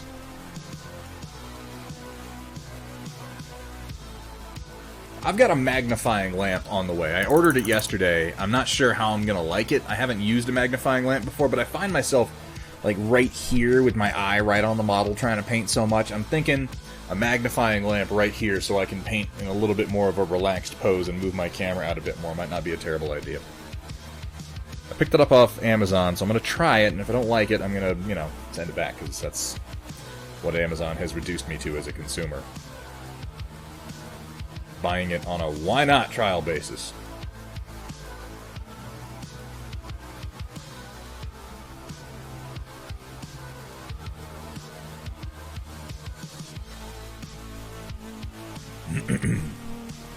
Got an extra set of Infinity Minis, and I don't want 2 sets of the sun. Oh, Gear Falcon! I mean, I can't promise that I'll paint them, like, super duper soon or anything like that, but I have been interested in trying my hand at some of the Infinity sculpts. I see a lot of them. I've never painted any of them. Yes, the first rule always applies, Necrobob. Always with the first rule. I am, in fact, getting... Guys, I have a bunch of gray hairs in my beard right now. That's really weird for me. I just turned 33. Daylight Gamer and I have very, very close birthdays. And we're both the same age. He also just turned 33. And somehow, I have a bunch of gray hairs in my beard. Not enough to look like totally salt and pepper yet, but I'm like, if this keeps going, it's not going to be long.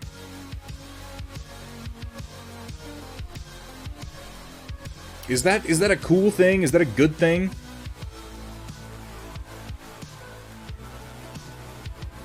Does that make me 34 now, Ren?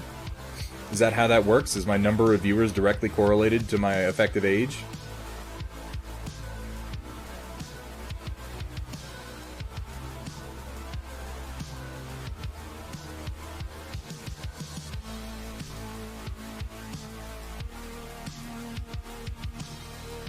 That would be pretty groundbreaking stuff if it were true. But I suspect it isn't.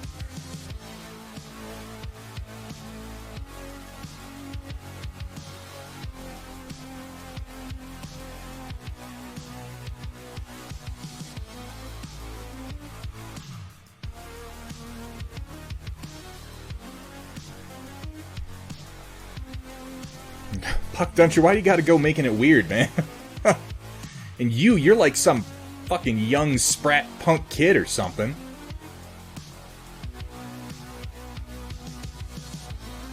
I resent your youth. They say that youth is wasted on the young, and unfortunately that is something that you cannot understand until you've squandered yours.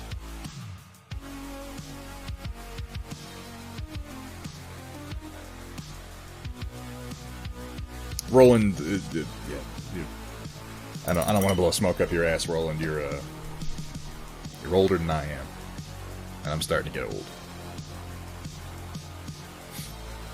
Send a pic of all the ones I have, and you can pick any one you want. Yeah, take a picture. I'll pick one. I'd be happy to. Gear Falcon, that's really nice, man. Thank you. Don't encourage him, Hethrier. Come on. Practically ancient. You... man. Back in my day, when I was 23 years old, we respected our elders. I'm lying. We listened to Nirvana and Rage Against the Machine, and we fucking played Tamagotchi. That was actually quite a few years earlier than that, but we did play Tamagotchi. That did happen.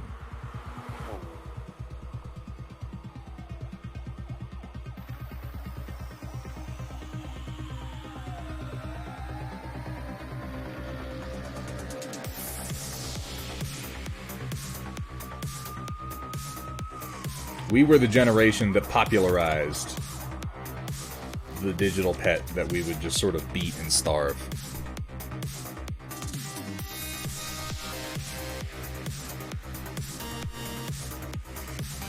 Are you saying I can't listen to Nirvana at 5 years old? What are you, being ageist, Dark Fox? I was ahead of my time, man. I was a little bouncing baby boy, and I was like, I'm the man in the box, crawling in my shit.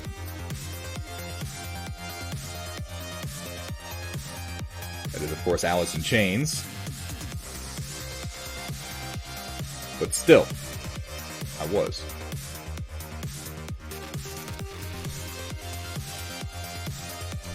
I wasn't saying that was Nirvana. I was saying I was listening to Alice in Chains, because I was. You know why that's true? It's because I had older brothers, otherwise I totally would not have been. So there.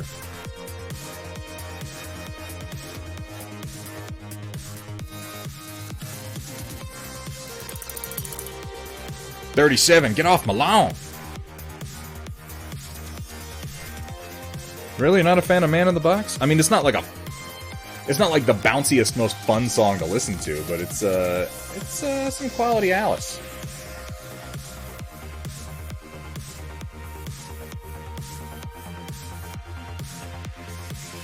It is.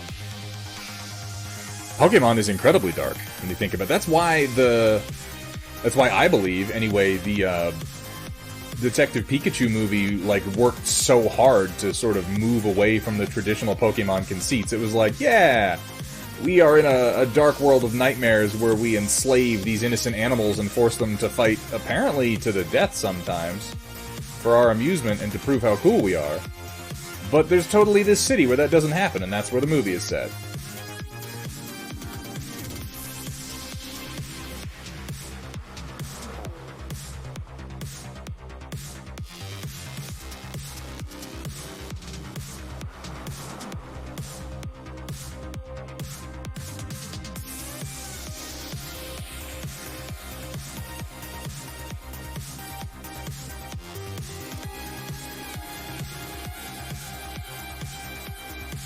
So here's a question.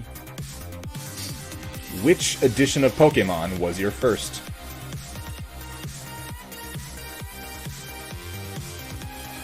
For the games, that is.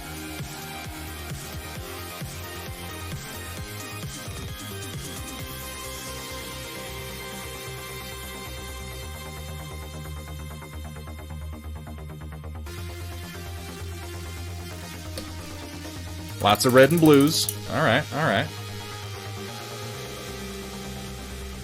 I was red. I was Pokemon Red. That was me.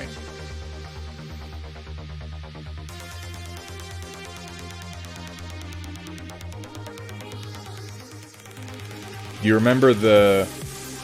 What was the company that made them? Remember the little magnifier screen that you would attach to the top of the Game Boy and fold down? And it had lights in it so that you could play in the car at night?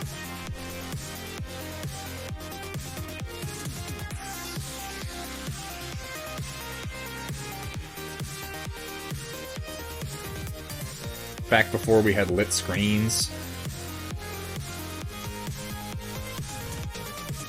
Oh yeah, that was the business.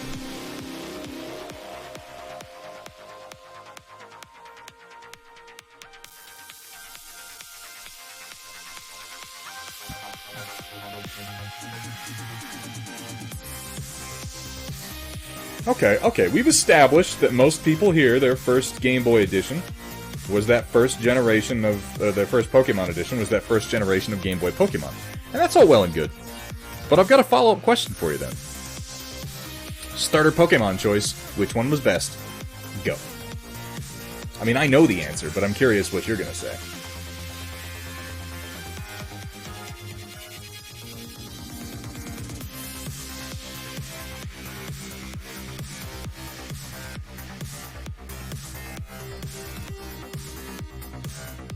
Now, there's quite the diversity of answers here. There are only 3 choices, but quite the diversity of answers. The correct answer is, of course, Bulbasaur. And I'm sorry to everybody who got that wrong, but, you know, failure has consequences, so go ahead and slap yourself real quick for me. It doesn't have to be hard, just slap yourself a little bit. To remind yourself not to be so wrong next time.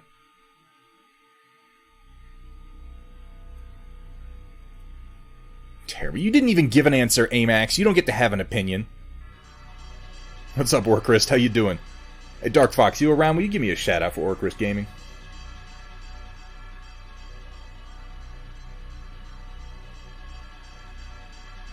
I'm not even paying attention to which of my mods are here right now. I'm terrible. I'm terrible at this.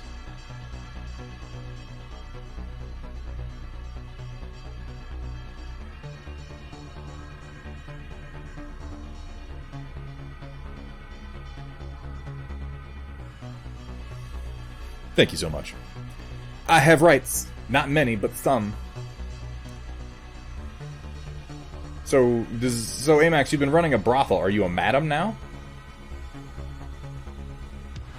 Are you Madam Amax, or did you exist in this brothel in more of an employment sense?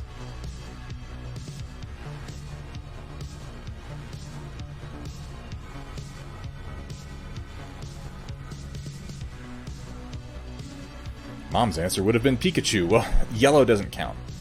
That was not a real edition. Madam Amax. I can roll with that. I'm okay with that. See, I'm willing to call you Madam Amax. You're never willing to call me Poppy. Fucking unfair. A lot of give in this relation, or a lot of take in this relationship, not a lot of give.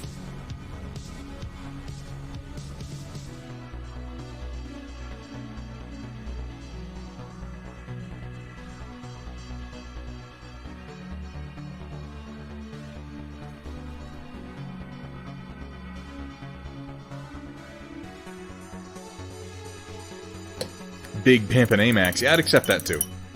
That's pretty good. Shake would murder you if he'd have to come here first, which would actually be quite fun. I'm just going to toss out real quick in case there's anybody new in the chat, and eventually I might even automate this so I can stop saying it. But in case there's anybody new in the chat here towards the end of the stream, we're going to be phasing over into a segment called The Storm Report, which is an audience share section. I love seeing you guys' work. I really do. It's a big part of why I do this stream, is for the community sharing. So if you're a miniature painter, if you're a photographer, if you're an artist, if you do whatever it is you do, if it's creative, I'd love for you to share it with me. And if you feel like doing so, all you need to do is hit !Discord or go down, find the button just beneath the chat window where you can get access to the Thunderhead Studio Discord, jump into the channel titled The Storm Report, and post some pictures. We ask that everybody limit themselves to 3 photos, because otherwise it has taken like an hour before it's been a little crazy. But please feel free to share. I would love it if you felt like sharing. It's a very participatory stream, you know? And I like to see what you guys are working on. It inspires me. By inspires, I mean it gives me material to steal. Which, you know, that's the same thing.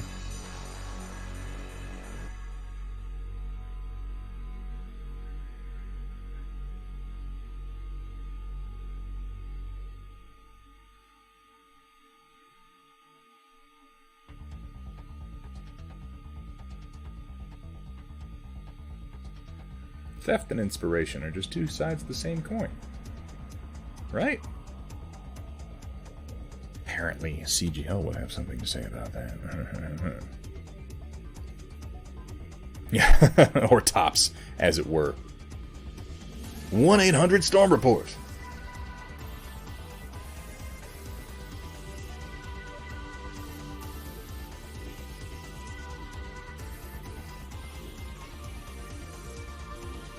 No, don't dial that. I cannot make any promises to what you will encounter if you dial that number. Probably nothing. Maybe the NOAA. I don't know. Maybe the National Weather Service. It's possible. It's unlikely. It's possible.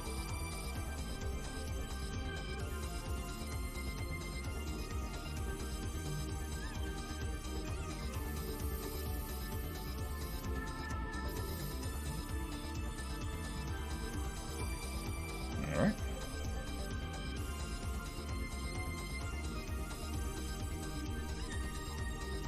Moving our way up the leg.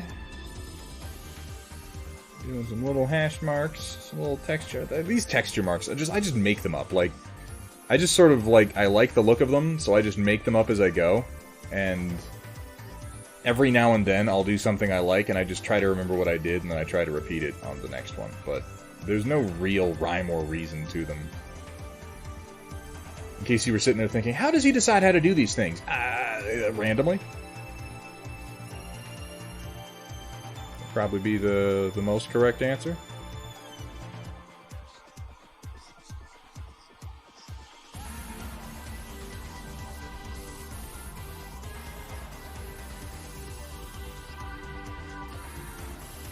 I mean, not entirely randomly. I do try to go with where I think light would be hitting and leave some heavy shadows, particularly for white armor, but, you know, it's semi-random. Do you guys remember Final Fantasy Mystic Quest? Do you remember that game? This music just reminded me of that.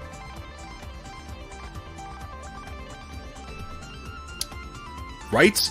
Orchrist, was that game not, like, really cool? You remember the first time you got the little chain shot that could pull you to things and pull things to you? Do you remember how exciting that was?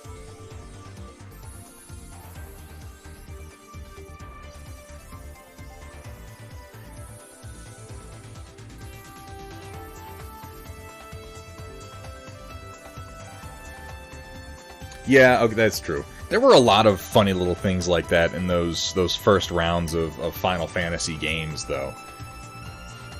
I mean, I think the best known of them being in the more popular games like 6, where it's, oh, you find the Phantom Train, use Phoenix Down. Like, they did that a lot. But, you know, you wouldn't necessarily guess that right off the bat. I can't remember if there was anything in the game that actually told you that, or if that was just one of those, like, Easter eggs that we figured out over time.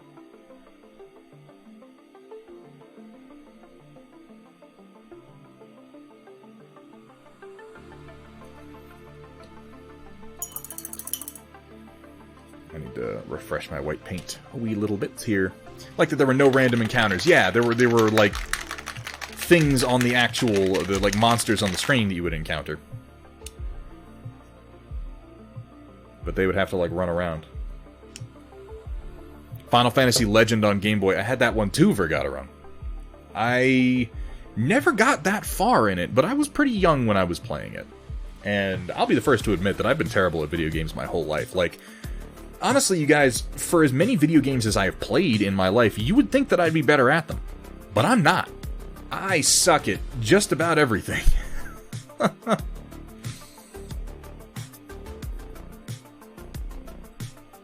You want to know a funny one? I was young enough when Diablo 1 came out that I was scared of dying in the game. I was scared of dying in Diablo, a game where you die constantly.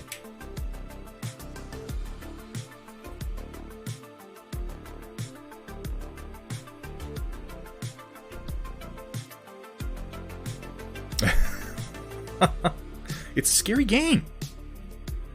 It's spooky. Okay, Diablo 1 was particularly, like, heavily thematic. compared to where the later games were D2 and D3 went. Like, Diablo 2 was still pretty dark. I feel like Diablo 3 really took a lot of that away, though. Diablo 3 was much more cartoonish. I mean, technically it was dark. They still did a lot of, you know, demonic themes and whatnot. But I just mean that... I don't know, the atmosphere. I think atmosphere is what I'm looking for. Oh, fresh meat. The fucking butcher, man. He was horrid. I always remember the dude, the very first dude in Diablo 1 that you meet, who, like, has just crawled out of the monastery. It's like, now everyone is dead. Killed by a demon he called the Butcher.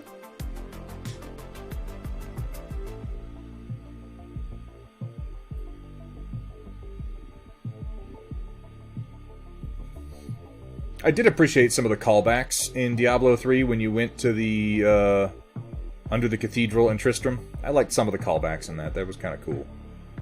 But I never made it that far in D3. When I started playing D3, like when it first came out, and there was that whole thing with the marketplace, and I was not into it. I haven't been into anything Blizzard's done for a while, you know?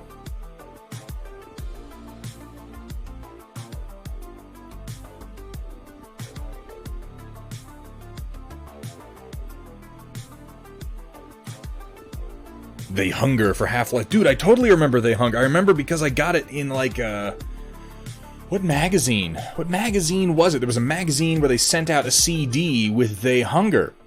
Vergaderung, Tier 1, 5 months. 5 months. There it is, Vergaderung. Thank you so much for your support. I appreciate every single delicious, juicy drop of your subscription.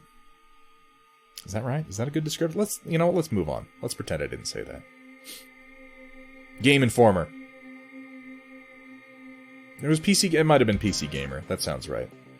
Gotta fire up Grim Dawn now. Thanks, chat. Or, you know what? You could also fire up Path of Exile. I feel like Path of Exile is both a great game and one of the only games of that style that has the darkness of the original Diablo. Kind of down pat, you know?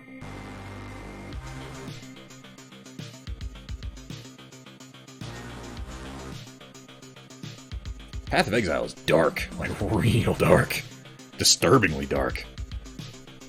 I like Path of Exile, though. Again, I suck at it, but I do enjoy it.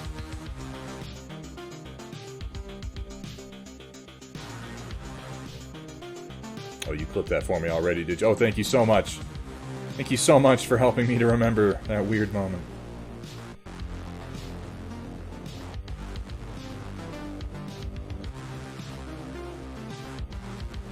For all time. Hooray! My audience is so helpful. My favorite is Diablo Immortal. You have to put that at the end, otherwise it's not actually complete. Yeah, the Half-Life 1 modding scene was fantastic.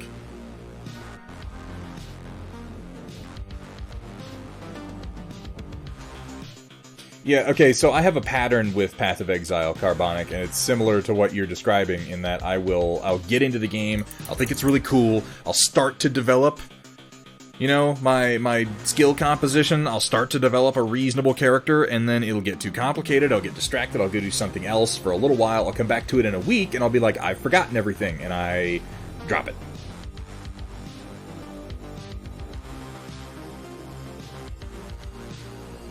I apparently lack the fortitude to actually play the game in any serious fashion.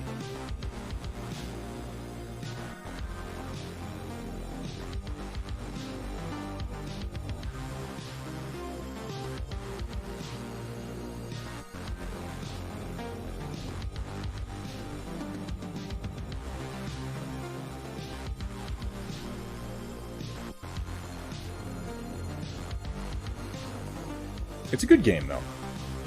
And I try not to rate games based on how good I am at them, because, again, I know that I'm terrible at all video games, essentially. Anything except something that has, like, no time limit whatsoever or no competitive element. Like, I'm good at Satisfactory! Woo! Everybody's good at Satisfactory. Who's bad at Satisfactory?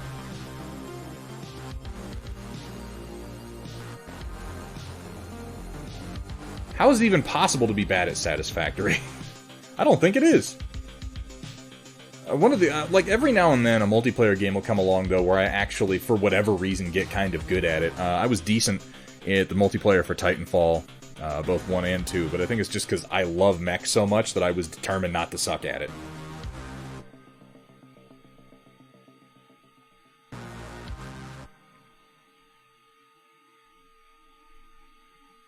But every time I really sit down with a multiplayer game and try to get good at it, like try to put in the time that's required to actually be good, I always have this moment of just like, what am I doing with my life? What the fuck am I doing? You could apply that to sitting around painting models, but at least when I paint a model, when I spend hours doing it, at the end of it, I've got something to show for it, you know? Other than Steam achievements. Of course, there are people here on Twitch who are getting paid, like, thousands of dollars per month to do exactly that, to be good at multiplayer games. And be entertaining on top of it, but in some cases to be just good at multiplayer games. Now, admittedly, to do really well on Twitch as just a gamer, you have to be quite good at the games that you're playing. To not also have to be entertaining to watch. You gotta be, like, Major League Gaming level, which, that whole thing blows my mind. Like, I have respect for the people who have the dedication and the time to do it, but I can't imagine ever having it myself. I know that I lack the fortitude for that kind of thing. Or, alternatively, quite bad. Yeah, I suppose that's true, too. But you have to, again, you can be bad at games and be popular on Twitch, but you have to be fun to watch. You can be no fun to watch and still be successful if you're just obscenely good at a game. At least that's what I've gathered. But I feel like those are kind of flash in the pan, you know? Gotta have a niche. Being average isn't... Wait, hold on. Sentient being average isn't a niche? Then what the fuck am I doing?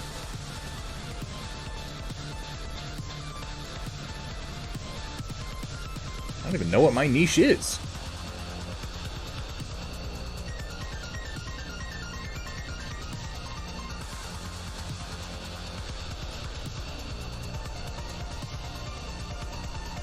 Thunderhead Studio.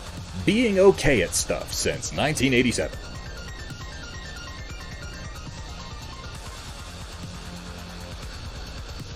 You telling me that's not sexy?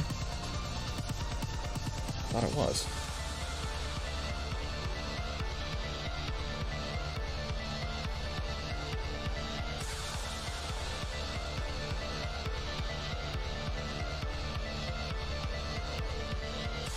I appreciate that, Dark Fox. One day I may even learn to believe that.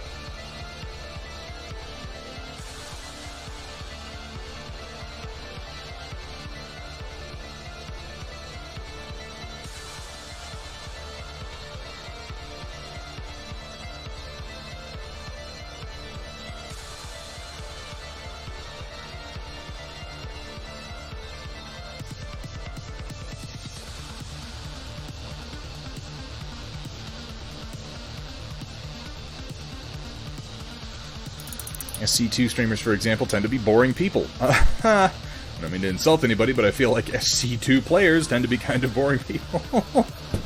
That's mean. I've never understood competitive StarCraft, though. Like, I was there for StarCraft in the very beginning. I have enjoyed playing StarCraft most of the way through. I wasn't really a fan of Heart of the Swarm. But competitive StarCraft blows my fucking mind.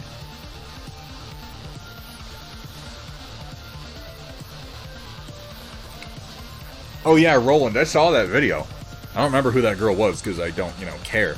But, yeah, she's sitting there with her thighs out, and just berating her audience. She goes on about, like, you need to pay the artists to entertain you, and if you can't afford $5 a month, then you're irresponsible with money. Like, what the... Huh? What? How is this a thing? Is this like a financial domination thing? Because, I mean, we can do that if you want. Do you guys, like, would that make me popular? could call you pigs. You know? I've read about this sort of thing on the internet. I think Amax tried to do it to me once.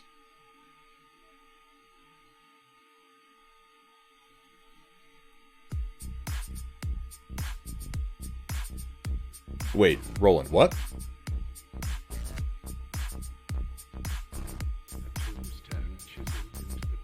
Like recent? Like, seriously?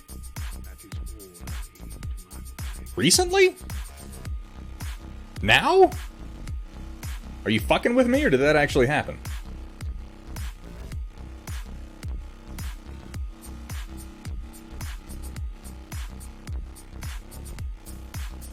I hope it didn't.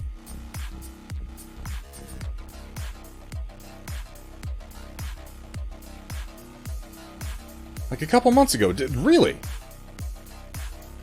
I'm surprised that I didn't. I mean, it's not like, okay, I wasn't exactly like subscribed to follow Belle Delphine updates or anything like that, but that's really sad. I'm sorry to hear that. I'm always sad to hear that. There's nothing. Well, okay, there are things more depressing than this, but it is always sad for me to hear when someone who has a public persona like that, when someone who is popular and fairly upbeat, is apparently hurting that bad inside.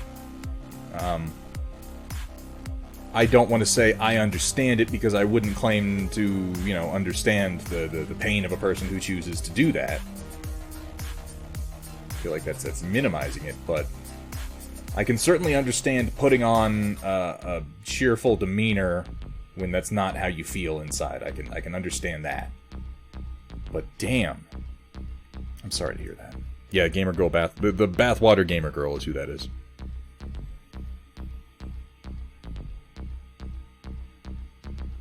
Now I feel guilty about making jokes about that. Damn it!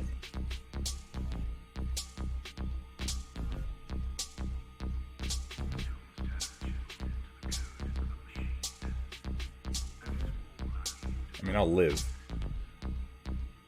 But still.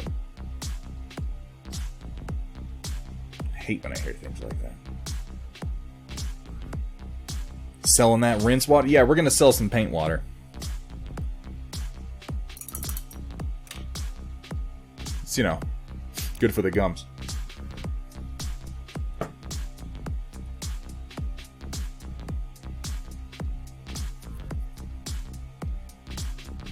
Yeah, I would be... I was thinking that same thing, Orcris Gaming, like, I feel like I would have heard something about that if that happened. Yeah, that was exactly my thinking. Oh, whew. Oh, awesome. I can still buy her bathwater. Oh, thank God. I was really worried for a second there, you guys.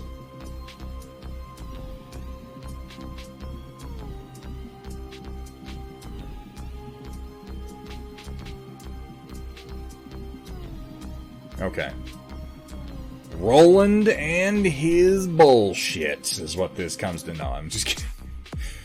I probably just read that and,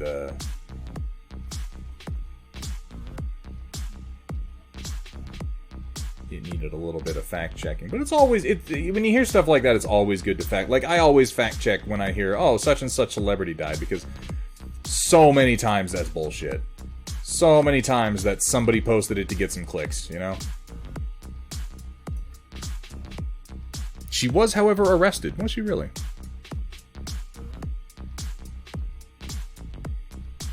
I missed that too, but again, I don't exactly pay much attention. I spend a lot of my time trying to pretend that the outside world doesn't even exist, so it's not surprising at all for me to miss news like that.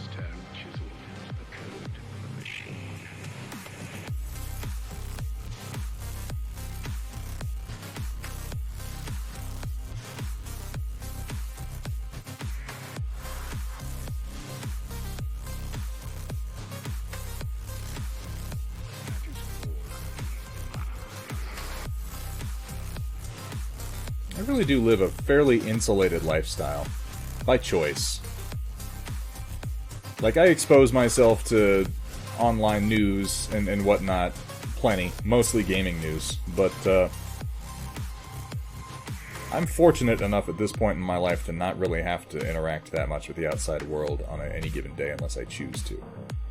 And that's something I'm very thankful for. Because I've done a lot of that in my life when I didn't have a choice. And I'm kind of a curmudgeon-y, antisocial, misanthropic asshole. It's true, I really am. This is some of the most socialization that I get, and I'm thankful for it, because prior to this, when I was living in San Antonio, I used to go to the game shop. I went down to, well, it was called the Tabletop, and then after that it was called Court of Gamers. His signature was showing up on tax documents. Oh my god, that's horrifying. Ugh. There you have it. Thunderhead exposes himself online. It's true. Oh, you're stealing Chaotic Harmony's jokes. Demon Souls remake for real? I never played the first one. You know what's funny is I was kind of out of the loop on the whole Souls and Souls-alike game series until fairly recently, and I convinced myself, like, oh, these games are hard. They're known for being hard, so I won't like them. I've started playing them recently. I actually like them quite a lot. They force me to really dial in the timing of everything that I'm doing, and I find that I enjoy the game more when I have more control like that. Hey, all you chatters. Chuck you Farls, what's up, man? How you doing? Is that Farls? Is it an I, an L? It's one of the two. How you doing, Chuck?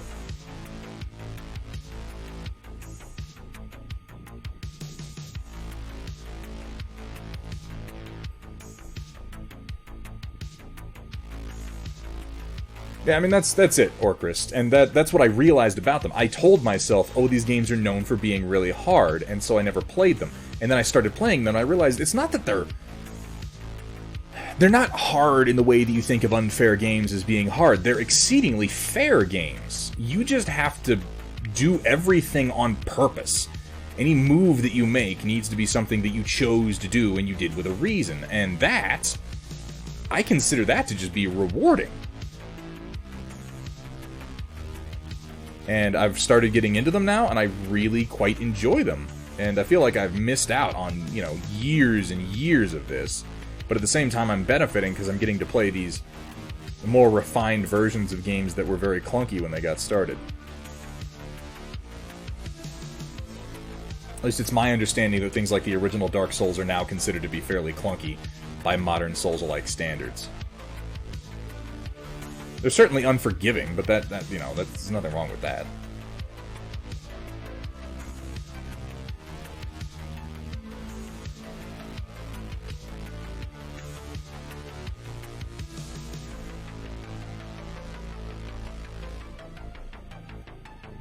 I see you and think of a dentist. Nightmare. Open wide. Here I come. You ready? Say ah. Oh, okay, I'm gonna stop doing that. That's weird.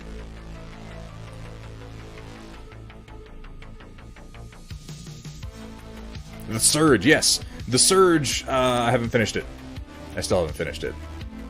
That's right, Vergaderung. That was like one of the first things I streamed here on Twitch. And y'all helped me figure a lot of that out. Chuck, Chuck, thank you so much for the follow, man. Welcome to the stream. Welcome to the Storm Chasers. I hope you're having fun. I know I am.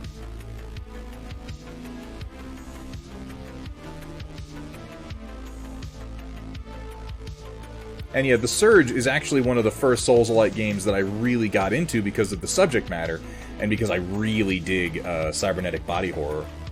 Don't read too much into that one. I'm sure my therapist would have a field day with it, but that game started to teach me, like, oh, these games actually are pretty cool. The whole concept behind them is pretty fun.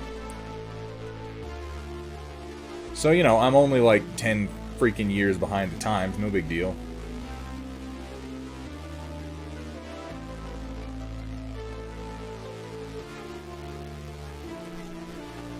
Aww, I like me too!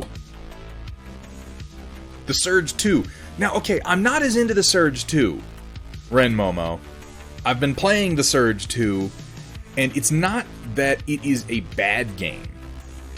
It's that it's not as good as the first one. Like, the gameplay itself is, I think, better than The Surge 1. It's much more refined. Yeah, don't stick any spam bots on us. Just don't do that. Everything else is fine. Well, not everything else. Not everything else. The gameplay's more refined, but the story lost me in The Surge 2. Like, I confess, the gameplay itself is... I know I didn't finish everyone, the first one, though. to Thunderhead Studios, where the only rule is... Please don't show me your genitals. Please don't. Have fun, be safe, and above all... Don't show them to me. For the love of God. Above all. I know, I didn't finish The Surge 1, and I did start The Surge 2. That, like, I'm not even gonna try to defend that. I'm a terrible person.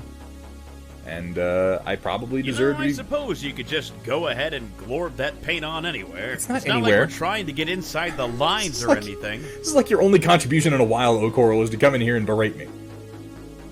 It's okay.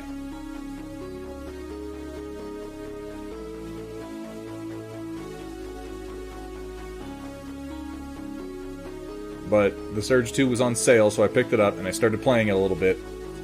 And I gleaned, I got close enough to the end of The Surge 1 to glean what happened based on what they say in The Surge 2. And I recognized the dude that you rescue from the cell. And so I painted on 2. some metallics. Bitches love metallics. I love the metallics.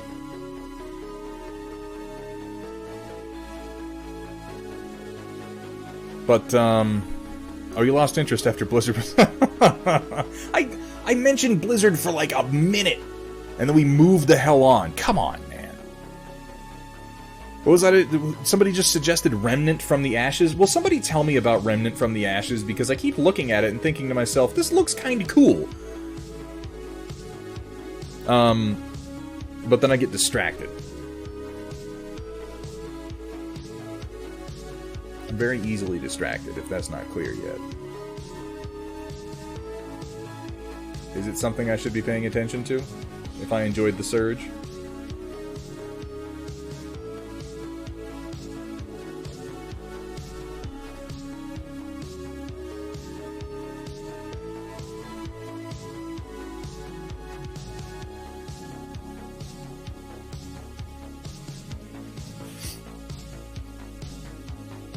Because it's like Dark Souls with guns, but not... Wow, that's a fantastic description. Really descriptive.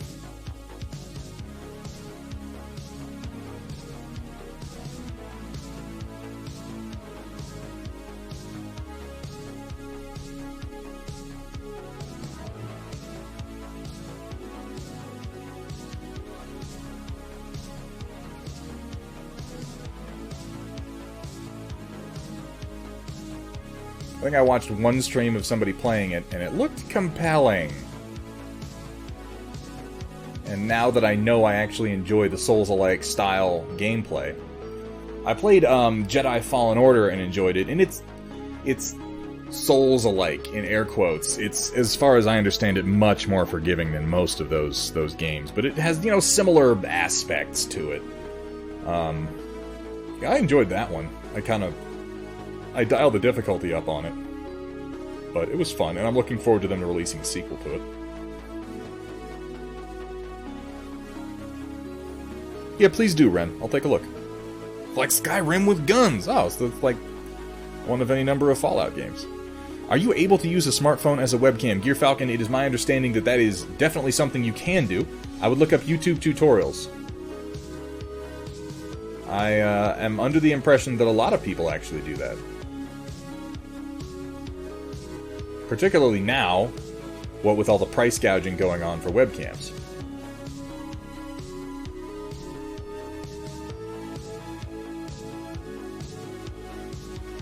I'll tell you what I'm really looking forward to is the eBay flood.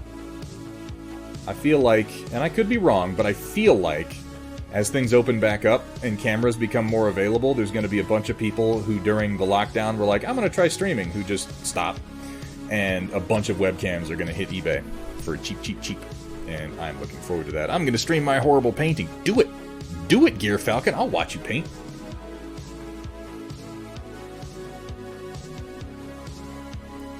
Man, if I can stream, anybody can.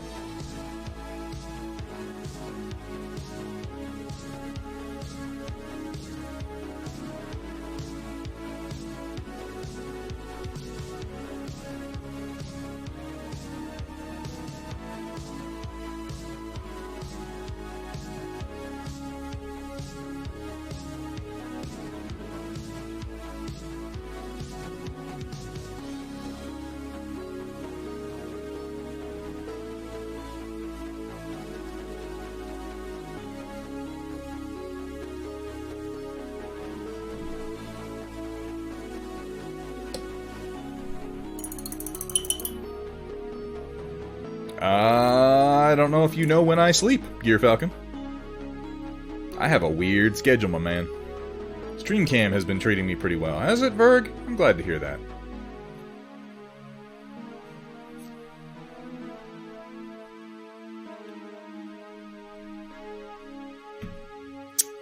I keep some pretty odd hours. And I'm a huge night owl. I really am. I love being up until like 4 a.m. or later.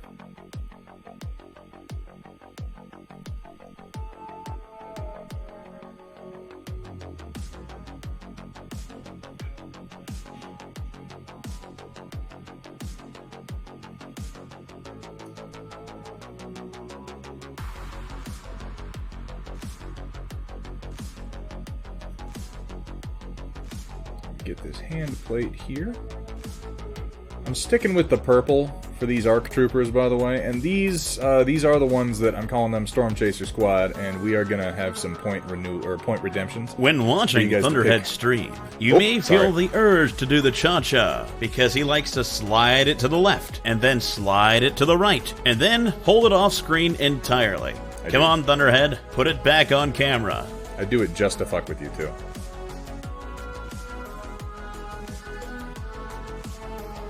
What was I saying? I can't remember what I was saying. I couldn't have been that important. I mean, it never is, you know? Oh, yeah, these are the ARC Troopers that I'm going to open up points redemptions for you guys to pick some of the armor markings on and give them names. Yo, I heard you liked battle mechs. So I put a battle mech in your battle mech, and now Thunderhead's 3D printer is broken. It's funny, that voice clip is almost outdated. We should add something in there about how much of a big, disgusting pirate I apparently am.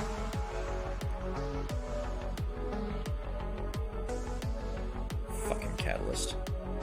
I hope they pull this shitburger out of the fucking fire. I really do. I don't really understand that metaphor that I just used, but I feel like you get my point.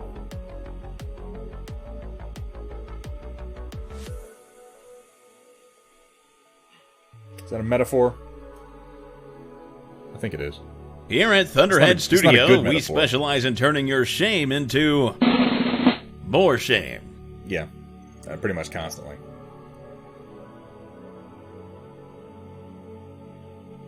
I'm still amazed that Chaotic was willing to help me the way that he did when I got started by recording so many stupid voice clips for me to play. Here at Thunderhead Studios, it's okay to be sloppy.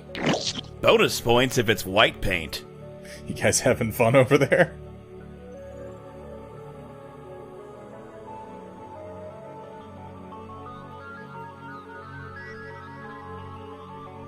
Chaotic is a good guy. Look, I mean, I'm not saying Thunderhead's trying to brush you off, but you're just base coat, man. Hey, what's up, Papa Bear? Good to see you, man.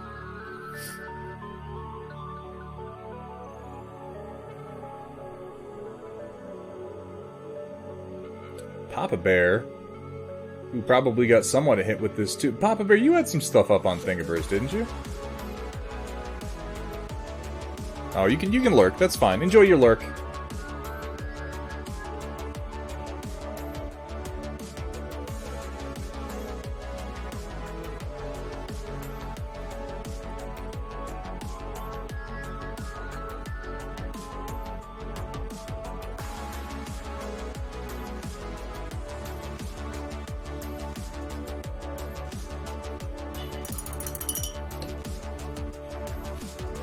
If you like the Souls, you may like Escape from Tarkov. Surprisingly, I would say it's most like Dark Souls with guns I've encountered so far. That's one of them big multiplayer battles royale, though, isn't it?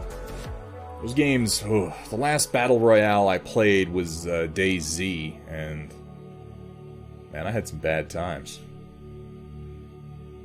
Like I said, my problem really is that I'm terrible at all these games.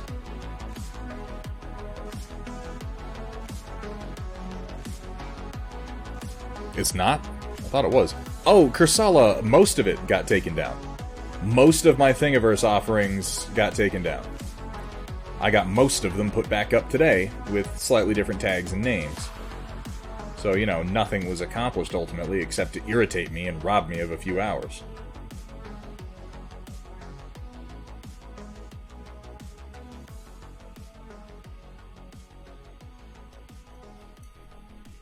think that's probably true for most of the people that got hit with the copyright claim. It's been a weird day or so, what with the whole BattleTech copyright claim thing. I'm inspired, I feel, that the community response to it has been as negative as it has. Not that I want people to be negative about Catalyst, I don't, but I'm glad that when they, when Topps pulls some bullshit and tries to rip the rug out from under us, I'm glad that the Stockholm Syndrome is not too strong, Because there's definitely those people out there who have that Kickstarter Stockholm Syndrome, that don't say anything bad about the thing that I invested $500 in because I'll cry. I must say nice things attitude, and I hate that. I really do. The general attitude of, like, everybody just shut up and say it's okay because I want it to be. Like, no, that's not how this works, man.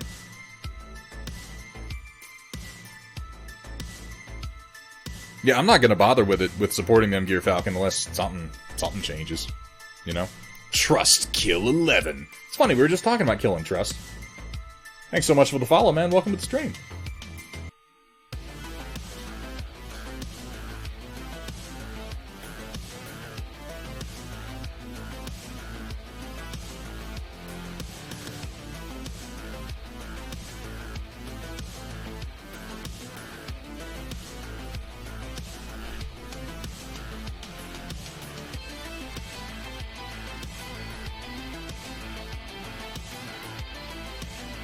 Yeah, Scrog Hugbox Stockholm. That is what it is. I've dealt with that bullshit far too often. I dealt with that bullshit when I was a part of the Judge Dredd costuming group back in like 2014, 2015. And I had quite enough of it then. I'm still done with it now. Suffice to say, there was an individual in that group who was, in a similar way, it wasn't a Kickstarter, but they had done a crowdfunding for a Judge Dredd costume order, and it was looking like it was going to be quite nice. But then as time went on, it got shady, he started taking more money than he should have, parts started coming in that were subpar, he started blocking people instead of responding to their customer requests or helping them get, proper things. And then when you said something about it, when you were like, whoa, man, you're taking money and fucking us over, out would come the brigade. All the people, you should be thankful. You should be thankful you're even allowed to buy it, that anyone is doing this at all. And they're never the people who've received their product. They're always the people who, have yet to get anything. Who are just red-faced and hoping that they haven't made a terrible decision. And I noped the fuck out of that group pretty quick. I've also pointed out that one of the artists on there had just wholesale stolen from another one. Like, oh yeah, this dude just completely stole shit from this other guy, and now he's selling it and making money. And oh man, they didn't like that at all. The fucking brigade got on me for that one. Turns out it's okay to be a thief, as long as you're friends with the right people, which I think is a lesson we're also learning currently from Mr. Scroggins. It's okay to be a thief, as long as you win, right?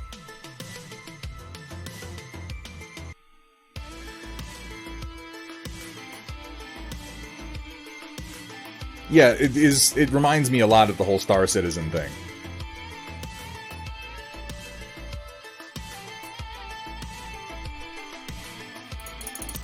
Star Citizen. I can't believe they're still taking in money. That blows my mind. So, like, guys, even Elite Dangerous is now kind of old and decrepit, and Star Citizen was supposed to be competing with them. Like, what the hell are we even doing? Ooh, thank you. Sorry for being away for so long, listening to Modern Rome Burn and ruminating on the famous Cycle of Empires. Feel that one, WJ.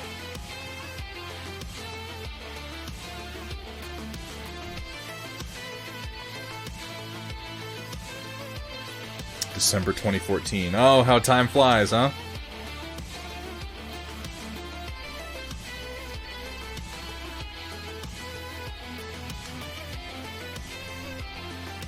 How bullshit flies, as it were.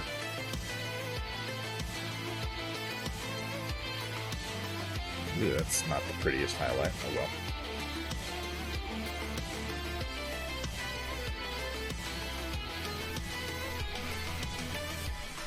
Last thing I'll say is the reason I say it's Souls-like with guns is because you have to learn the game mechanics and you're always learning. You have to know actual tactics, know how to back out of a fight and when to take them, and so many other things.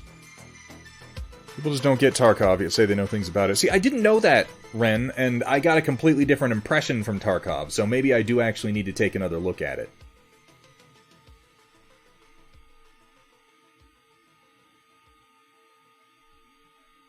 Because I'm not a fan of, like, the hyper-twitch shooters.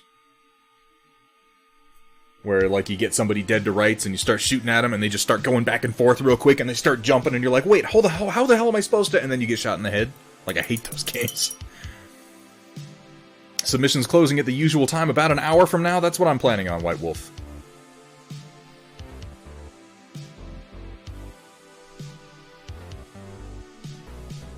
Oh, Wolf and Spawn. Yeah. Yeah. People need to be told no from time to time. Particularly the idea men, you know?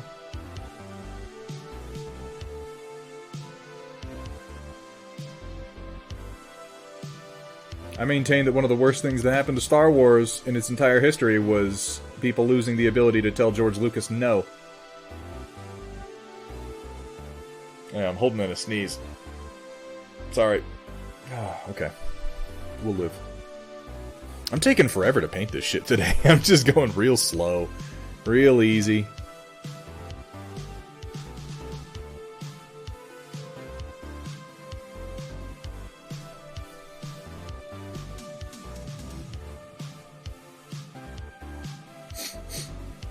Goddamn sniffles.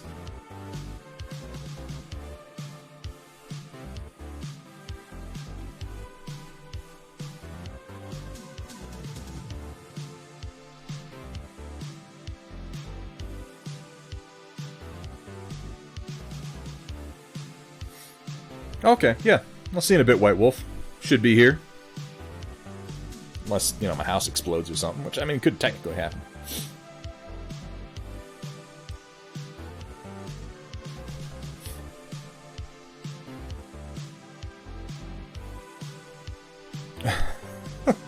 I mean, W, you're not wrong, but at the same time, it's one of those things where, like, why would anyone know that these days? Really? Like, why would they?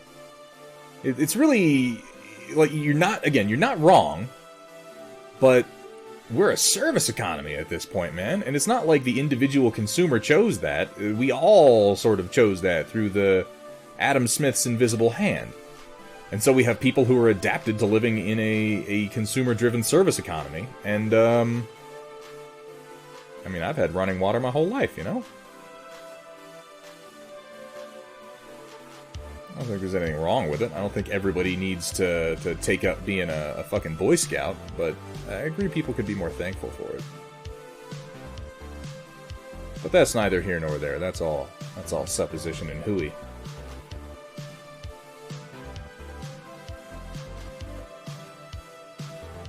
I may not always agree with you, WJ, but know that I appreciate your curmudgeonous ways. I do. I also get frustrated by silly things sometimes that don't really get me anywhere. And I mean, you get me in the right mood and drunk enough, and I'll start talking about how no one these days knows how to sword fight. If they were caught flat-footed against a man with a blade of coat armor, he would slay them. Like, this is a stupid conversation to have, but I'll say it. Like, of course nobody knows how to... Like, who the fuck knows how to fight with a sword? A tiny portion of the population that gives a shit, that's who.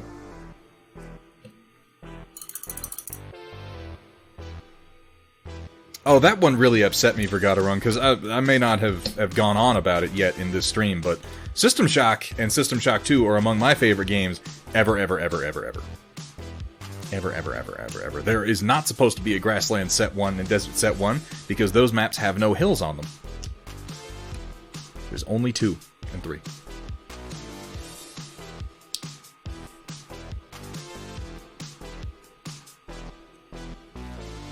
You can say that, Roland. You can say that. I would counter with the fact that for the vast majority of the stretch of the scale of time, the scale over which humans have existed as a race, life has been brutal, cruel, and terrible. And Welcome this back modern to era, 50 Shades of Coal Gray, Chapter 4. Thunderhead slowly brushed up and down the leg of the miniature as I watched from the desk, my glistening paint waiting for his brush to get even more. The desire was there, he knew that, but he still kept painting that mech's crevices again and again, even after his paint ran thin. "Oh, I suppose I need more paint," he said, smirking as he reached past me for another jar, dipping his brush deep inside of it while I watched in agony. The thing that gets me about that one is I think that Chaotic Harmony is speaking from the perspective of a jar of paint. That's what I get from that. Oh, W. Let's talk about something more fun, man. I get you. I understand where you're coming from. But come on, man. We're here to paint some minis. There is time for the ultimate degradation of society. There's and something the fall about of the Western Canopian cat world girls that give me anytime. that warm, fuzzy feeling. Or maybe it's just my allergies. Let us sit here and continue to contribute to the downfall of society by contributing nothing. Nothing at all. By painting little spacemen. And bemoaning things that we can do nothing about. Yeah? We live in a society. Yeah.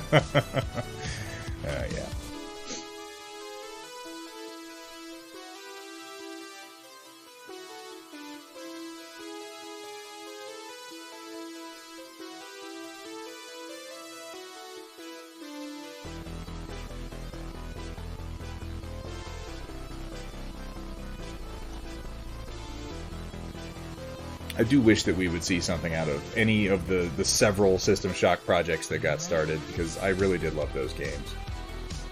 And of course I enjoyed Bioshock. Who didn't enjoy Bioshock? I even enjoyed Bioshock 2, which some people did not. I was not a huge fan of Bioshock Infinite. I don't feel like it really brought that much. Hey, I'm contributing. I fix semi-trucks. Well, you know, I don't. I contribute nothing, so congratulations, Gearpub.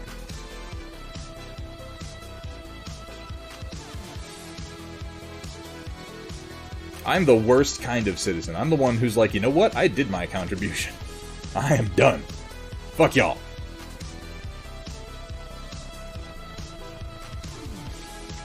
Ooh, I missed a spot on this guy that I'm gonna fix right now. Really? You haven't played Bio? Yeah, okay, 2 was not... the storyline of 2 was pretty tacked on, in my opinion. I thought the gameplay was fairly solid, though. I liked that they were willing to do something new with it. Adding in the whole, oh, you're a big daddy and you gotta, you know, work with the little sisters thing. I thought that was kind of cool.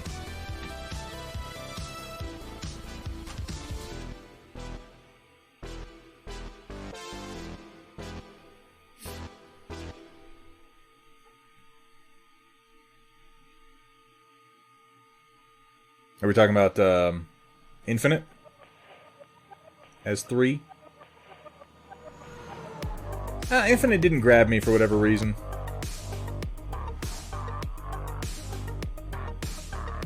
It feels like it's silly to say that the political messaging in a Bioshock game is heavy-handed, considering it was always heavy-handed, but it just felt more heavy-handed in Infinite, I guess.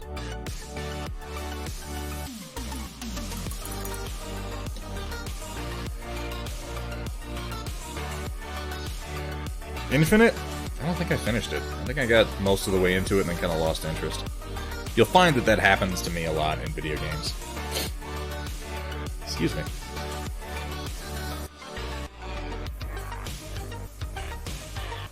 But Bioshock 1 was magnificent. I don't think anybody would argue with that. Well, they might argue with magnificent, so I'll choose something a little less hyperbolic. How about Bioshock 1 was really good? Does that lack controversy? I think it does. So you can have your mind blown. Yeah, no, I know what happens in the end of it. I caught that. It was hard to avoid. If you're on the internet, like, you find out what happens at the end of Infinite.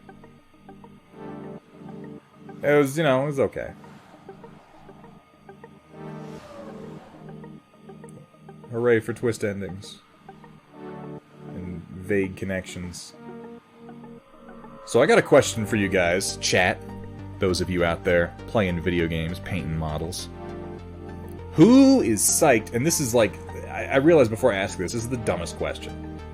This is the dumbest question, because obviously everyone is. Right? Who is psyched for Cyberpunk 2077?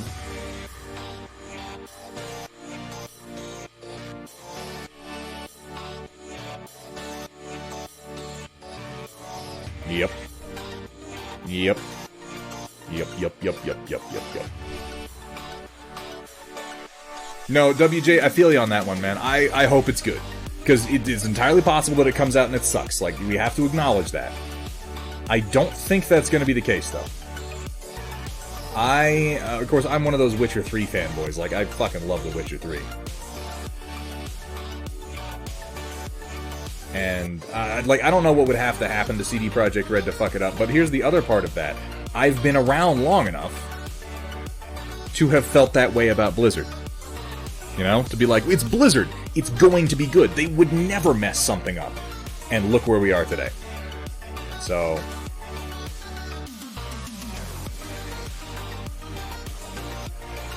Now, obviously, the downfall of Blizzard happened for, I think, some fairly particular reasons involving ownership that should not affect CD Projekt Red, at least not yet. But I have to acknowledge that it could come out and be trash. That's always a possibility.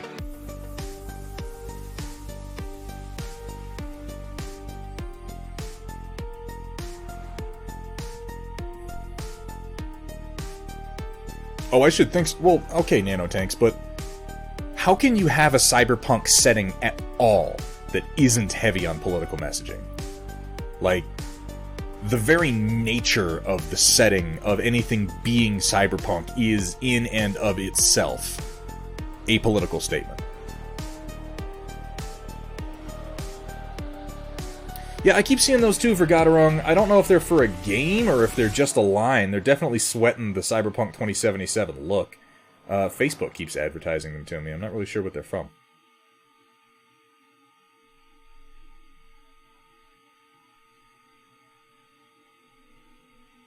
They're good-looking minis. You know, for what it's worth. Yeah, you stop being inside my head, Vergaderung. That's the thought I have every time. I'm like, those look good. I have no idea what they're from, and that's kind of where my interest in them ends.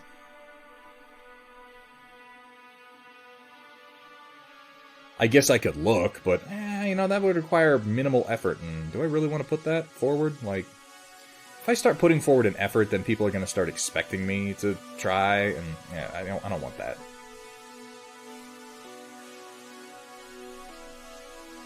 Who wants to wind up in that situation?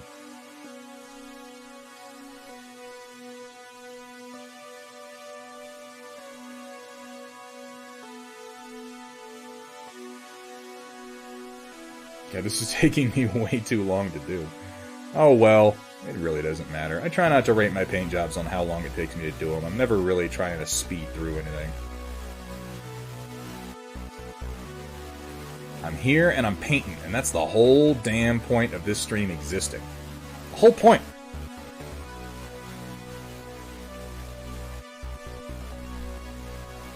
You know what? I'm gonna... Vergaderung, are you okay with the tasking? Can I task you with something? Go find out where the fuck those minis are from. And let me know. Cyberpunk Red, is that it?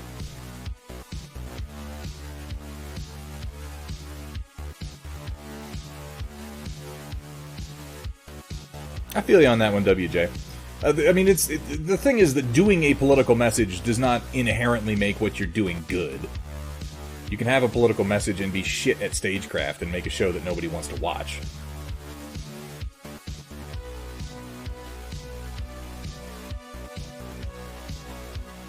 What I'm saying is that the very concept of cyberpunk begs for some political messaging. Because it is a dystopian future setting that is naturally a critique of the way modern culture works. Or at least that's what it, essentially always has been. We're living in a very cyberpunk world right now, in my opinion. It's just that we thought that cyberpunk was going to come along with, black, boxy shapes and brain jacks and cybernetic implants and shit, and it turns out it actually just comes with, like, social media. And everything's all ergonomic and brightly colored. But, I mean, we're there. Your information is being sold. You are being reduced to a series of digital entities that people you don't know or understand or have any chance to interact with or are trading on markets that you don't have access to. We're there, man. It just doesn't look as cool and it's not as fun as we thought it was going to be.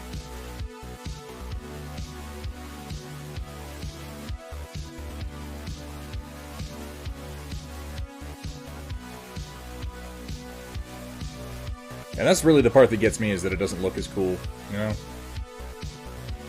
That was the one thing I was hoping from the Cyberpunk future, was that it would look badass. But it doesn't. It looks stupid.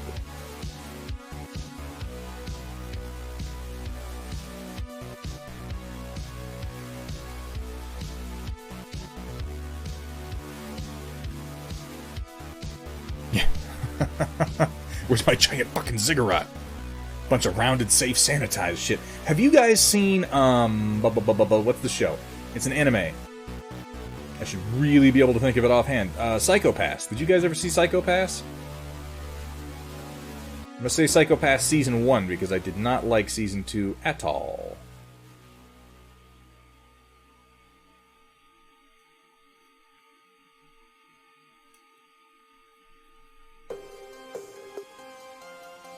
Big event that ended CP 2020, the fourth corporate war, Mike Pondsmith ran convention games whose outcomes would determine how the storyline ended. That's actually kind of cool.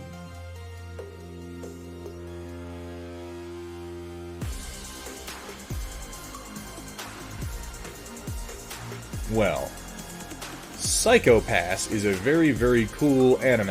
At least the first season of it is. I feel like the second season really lost track of what it was trying to be. Or, you know, maybe I don't have a right to say that. Maybe the creators are the only ones who have a right to say that. But I'll say that I found Season 1 compelling, and I found Season 2 not so compelling.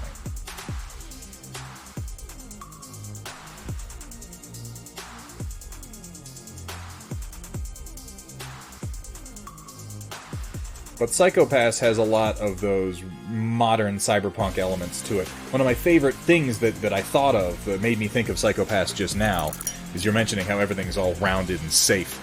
And, oh, you like those, O'Coral? Yeah, I thought that was fun. One of the things I really like is that there are these police drones that go out in these swarms to crime scenes. And they're these nasty little things. They've got guns in them and shit. Like, they're incredibly dangerous little drones. And their very nature is kind of horrifying. But they project these holograms around themselves that are like these big cartoon characters with big rounded limbs and smiley faces and police sirens on their big cartoon helmets. And so they're always smiling at you and seeming very friendly and very safe. And it's like, and underneath, they're really quite dangerous.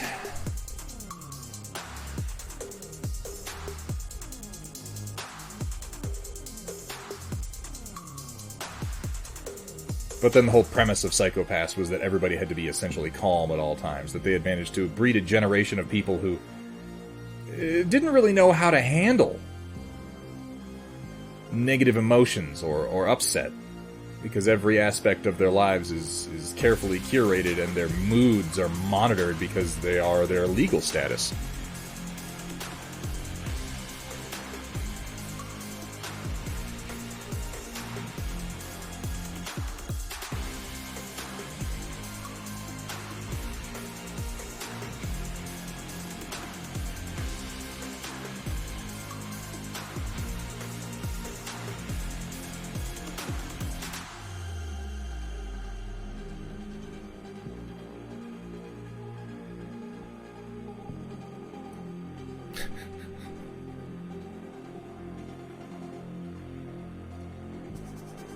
What is this, Equilibrium? It has notes of Equilibrium to it, certainly. I think it's much better realized than Equilibrium was.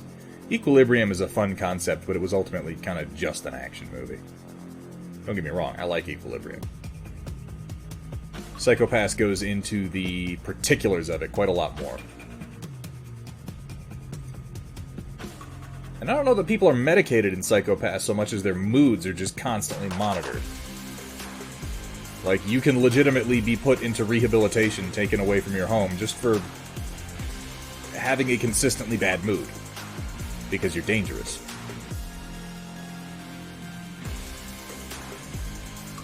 I'm simplifying it. I'm vastly oversimplifying it, in my opinion. It's an excellent show. At least the first season of it is, anyway. Again, I did not like the second season. The second season got too obsessed with the gear and the tech. It was all about, like, oh, remember the Dominator pistol from Season 1? Well, now there's a Dominator rifle and it can blow up a building! Like, what? Ugh. I think my favorite aspect of Psycho Pass was the way the police were handled. They would send out these teams of...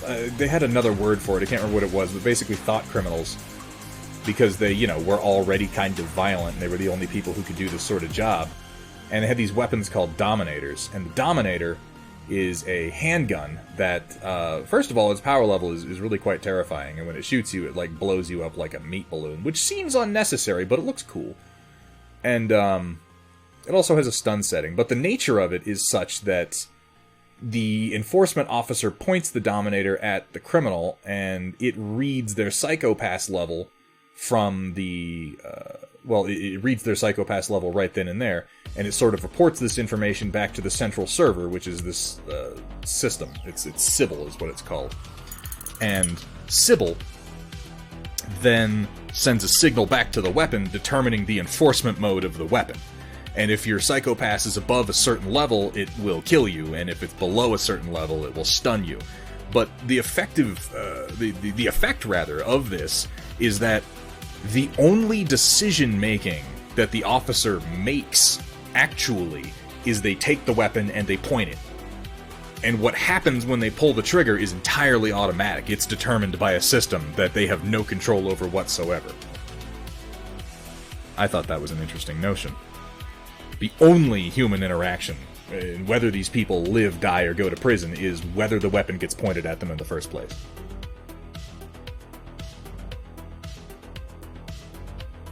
And they are in a weird way absolved of what happens when they then pull that trigger.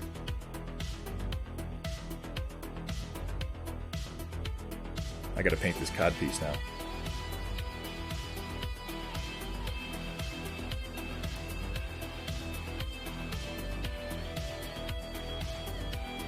If you like cyberpunk or dystopia stories at all, jump on Hulu or whatever service it is you use to watch anime, if you watch anime regularly, and check out Psycho Pass. I think you'd like it. Again, just Season 1. Season 2's goofy. Did he really sentient pickle? That's actually exciting. I quite liked Demolition Man. That and Taco Bell being every restaurant, am I right?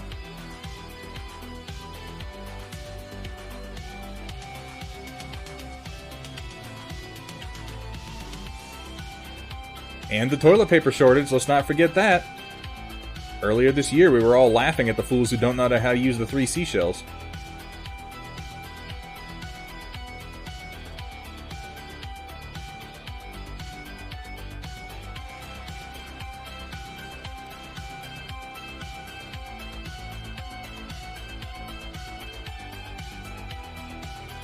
What's up, Cannon Fodder? Yeah, I was talking about Psycho Pass. It's a great show. I'm a little surprised. I would think that somebody in this chat would have seen Psycho Pass, but it seems like I'm the only person who's talking about it.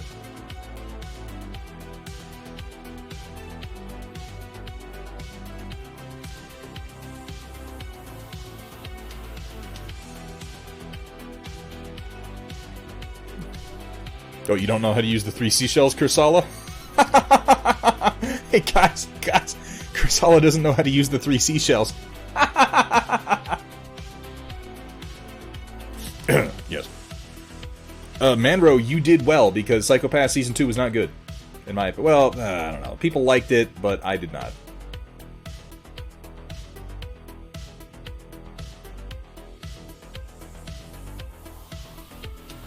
You didn't like it, Ren? You saw Season 1 and didn't enjoy it? It's some brutal shit. And it's definitely not for everybody. But as a fan of cyberpunk dystopic fiction, I found it pretty excellent.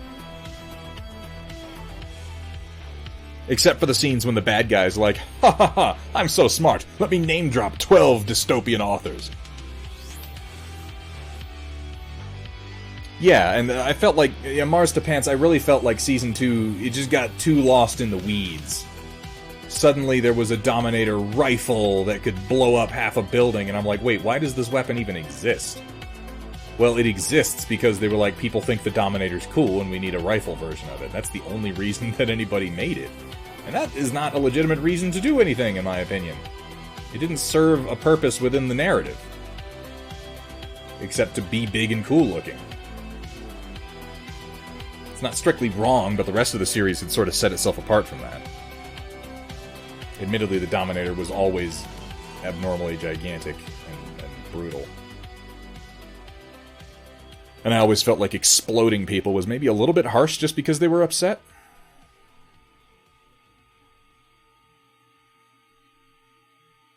Coco Takes a Holiday by Kieran Shea. Cyberpunk book recommendation. Huh. WJ, I would say that iRobot... Yeah, I see what you mean. It's not... The original was not cyberpunk, per se, but it was definitely... I don't even know if it was dystopic. It might have been... I think that was Isaac Asimov's idea of a perfect society, because in the end of iRobot, like, we were taken care of. Our lives were fine. We even were allowed to have the strife that we seemed to need in order to actualize and what's the word I'm looking for? You know, in order to not rationalize, in order to reconcile the human condition with the world that we live in. We couldn't know that it was machines who were controlling us because that would fundamentally damage our psyche. So the machines controlled us in such a way that it seemed very much like we were still making decisions. It created famines, and it created, shortages and political strife where it was necessary for certain things to happen for the betterment of mankind. And I never got from that Asimov was saying that was a bad thing. He was certainly saying it was a scary thing to sneak up on us the way that it did. He was certainly saying it was a concerning thing, but I don't know that he saw it as necessarily a bad thing.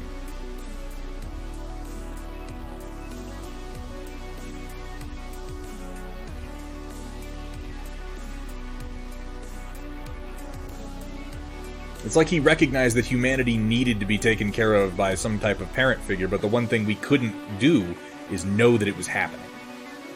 It could happen as long as we thought we were in control.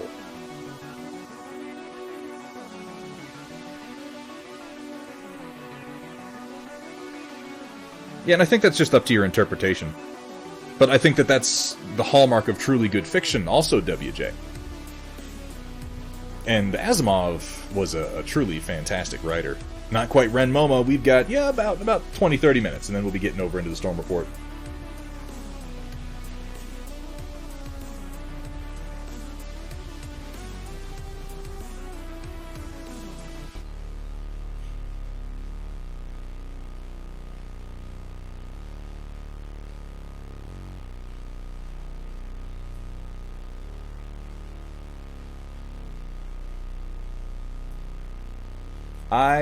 iRobot is one of my my favorite books.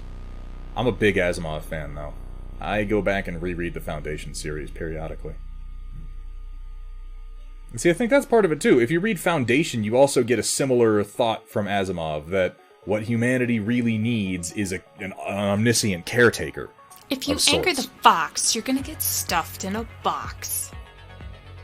Yeah, just been digging lit RPG lately. Penis Land Warrior. He hails from the land of the penis. What's up, man? How you doing? Good to see you. It's always a pleasure to see you, man.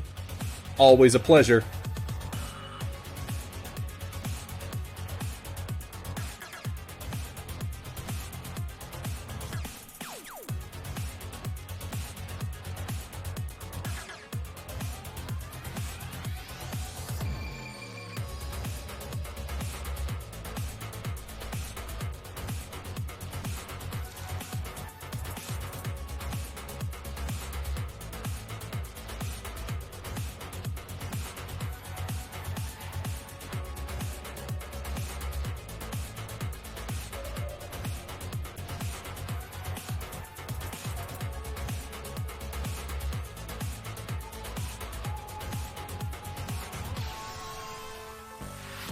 Still annoyed Isaac Arthur is a fan of Stackpole.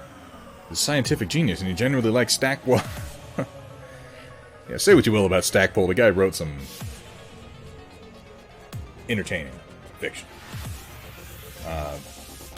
We don't always need realism, you know? Even in our sci-fi. In fact, sometimes the escape from realism can be the entire point.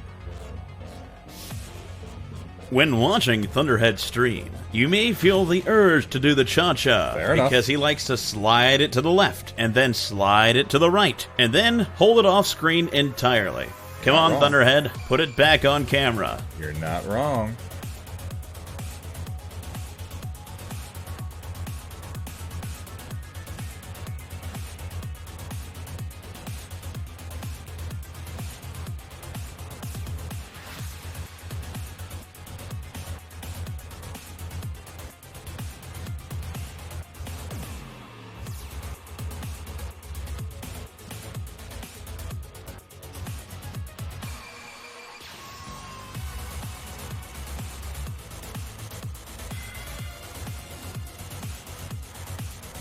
This guy's actually coming together pretty well, I think.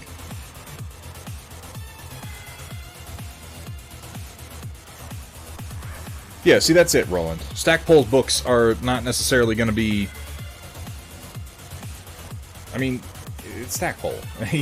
He has the boldness to make unpopular choices, which I think kind of, in many ways, defines a good author sometimes. Oh. I'm actually doing okay. Thank you. Thank you so much for that gift sub. Warrior of the land of the penis. How you doing, by the way, man? I haven't seen you in forever. We should get together sometime. Now you don't have to watch commercials, Mars. How about that?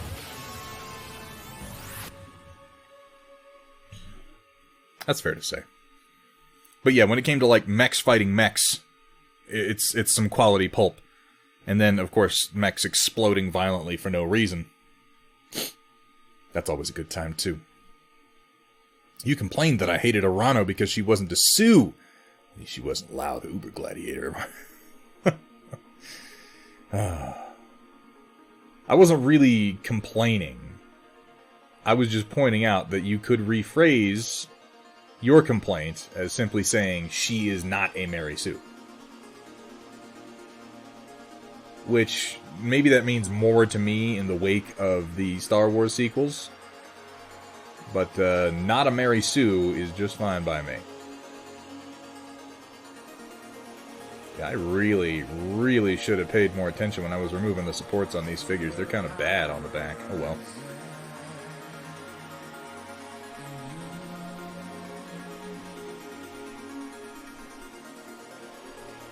I'd love to come out to California. Here, you know what? Let's chat elsewhere, Warrior, and talk a little bit of turkey. Because at some point we should do that. I'm not saying immediately. I'm not saying I'm going to come stay in your guest house. But once things settle down and everybody's a bit more mobile, we should do something, you know?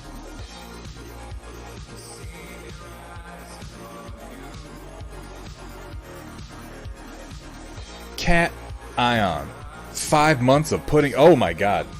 Okay, I read that wrong the first time. Let's, 5 months of putting up with my ass. That's what she said. Those are the words.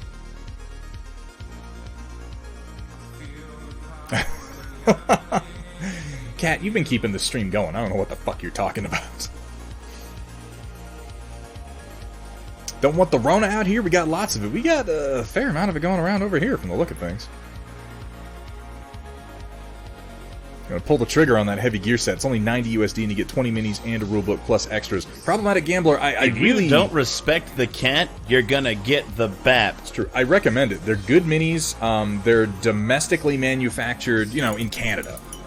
But they're not cheap Chinese plastic or anything like that. I don't have the box fully built yet, and I've only fooled around with the rules a little bit, but I like everything that I've seen. I've had a good time putting the models together, And here in the near future, like, it's on my list to do some more Heavy Gear painting streams. So you can kind of get a look at the figures before you dig into them yourself, if you want. Oh, cannon fodder, that's a good idea. Can it be tea? I think it can be tea. There's more water in tea.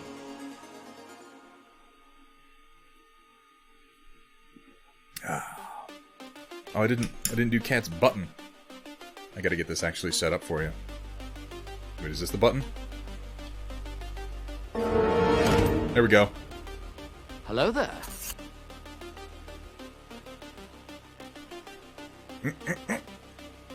Thank you for the reminder, cannon fodder.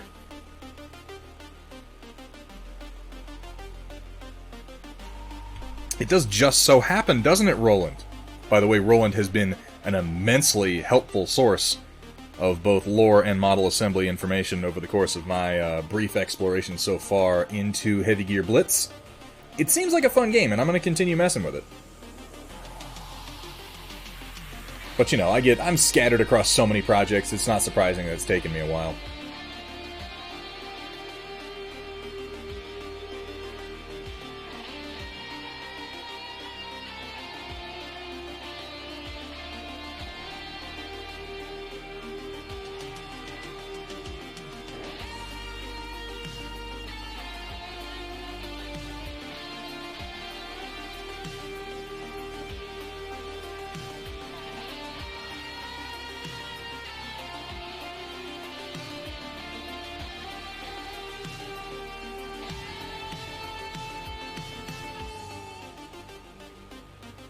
Cannon fodder.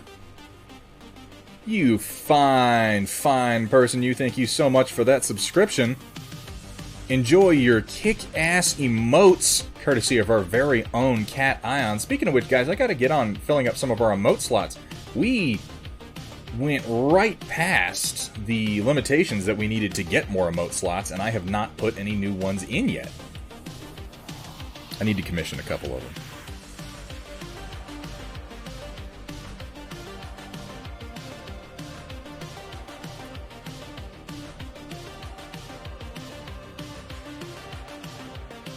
Where was I? What was I just... Oh, okay, I just did the back of this plate here. I haven't done the jetpack yet. I'm going to leave it because it annoys me. I'll do it last. I'll do the jetpack last, he said, as he definitely forgot to do it at all.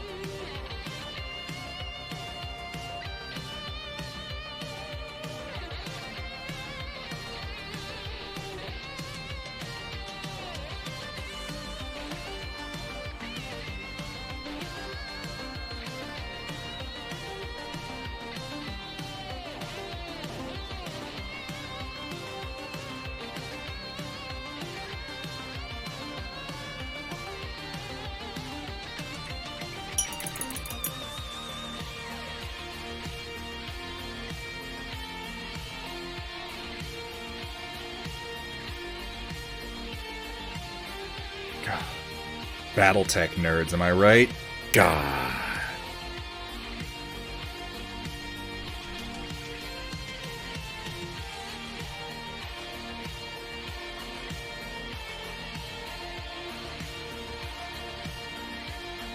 And you know, guys, this is a point that I've been making a number of times over the last 24 hours or so since all this bullshit kicked off with Topps and their copyright claim on Thingiverse. Battletech lives right now because of you guys. Because of your passion for the setting, because of your passion for the stories. If it had to survive on the quality of models that it's been producing, on the quality of the game that it's had at various times over the course of its history, Battletech would be dead. No one would have heard of it, it would have faded into obscurity. But there is a passion for Battletech, a nostalgia for Battletech that surpasses most other game systems, even a number of monetarily more successful game systems. Obviously, people get all into their 40k lore too, but I feel like people who are really into Battletech lore are generally even more into it. Oh, that ARM computer came out like shit, didn't it? Ooh.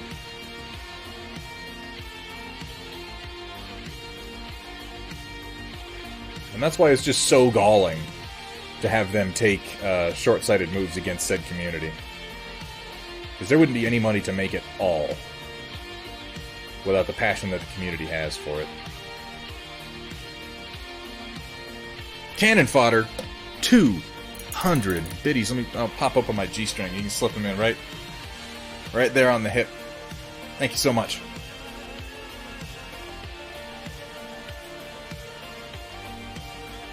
I don't think that would do shit, WJ. I don't think they care.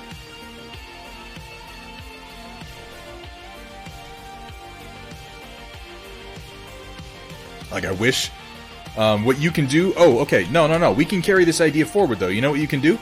You can get a letter with a shitload of signatures, and then what you do is you put, like, several $1 million also into that envelope, and that will get their attention.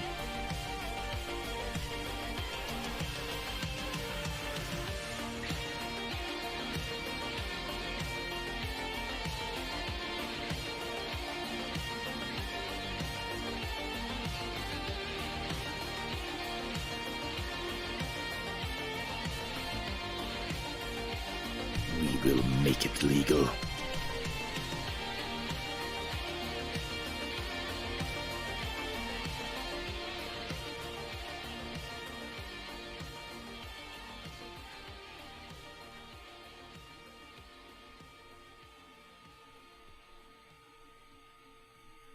Oh, I should do this hand plate before I forget about it.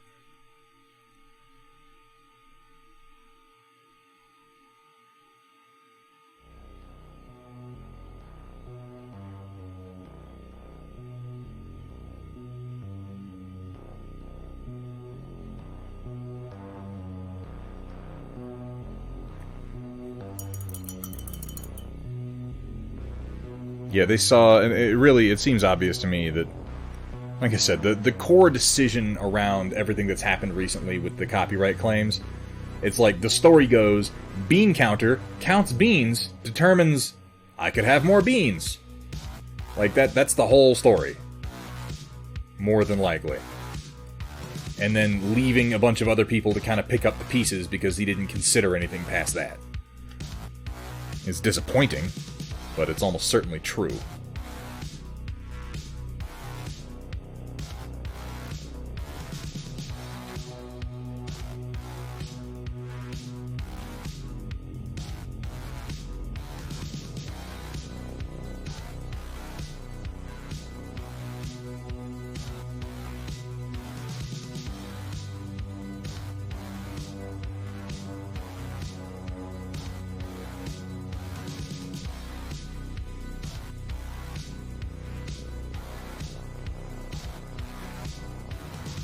Bean counters love them beans, well, that's why they keep counting them. And I mean, you know, guys, I get it. I get that business is business, and I get that making miniatures is a business. I understand that. I understand that people need to make money. But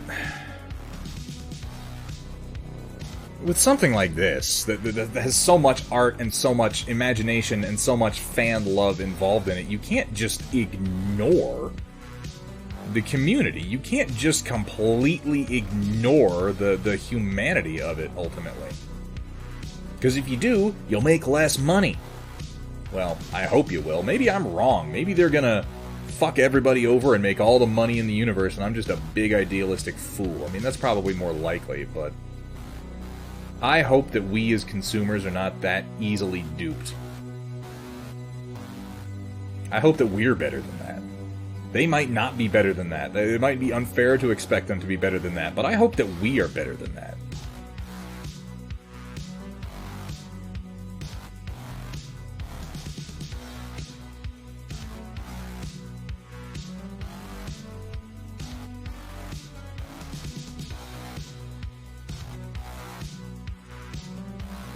But it's been inspiring to see everybody rallying behind the 3D printing community for the most part. I mean, yeah, there are the people out there, the occasional voice going, "Ah, well, it's their legal right, so screw you." And it's like, you know, yeah, it's their legal right, but just because you can do a thing doesn't mean you should do that thing. That doesn't make any sense.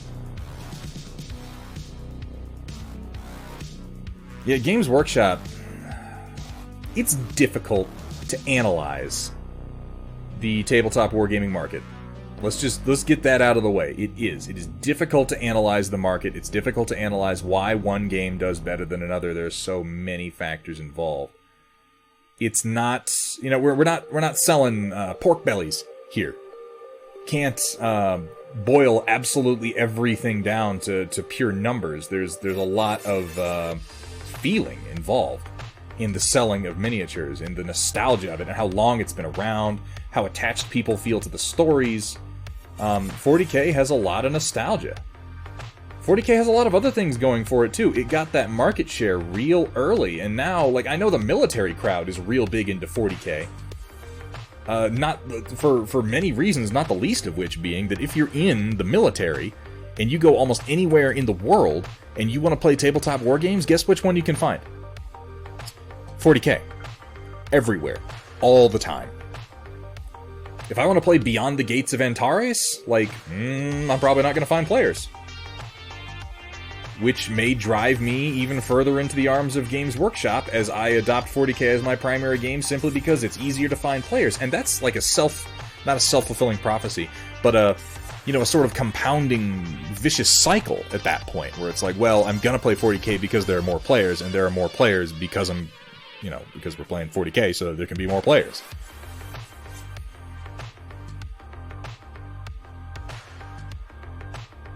That's the nature of it. Not the Marines. If they had a tabletop war game that was built entirely on eating crayons, we might be able to pull the Marines into it.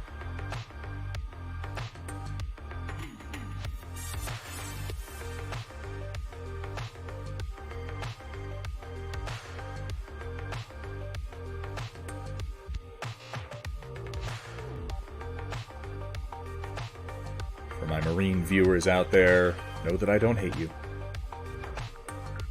I hate because I love. God bless you, Devil Dog.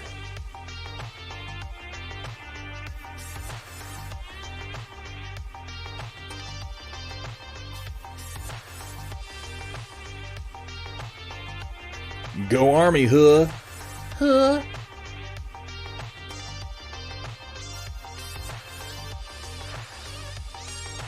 And I mean, I don't really know how much of a share of the 40K players are military members. I just know that in my experience, there are a lot of them.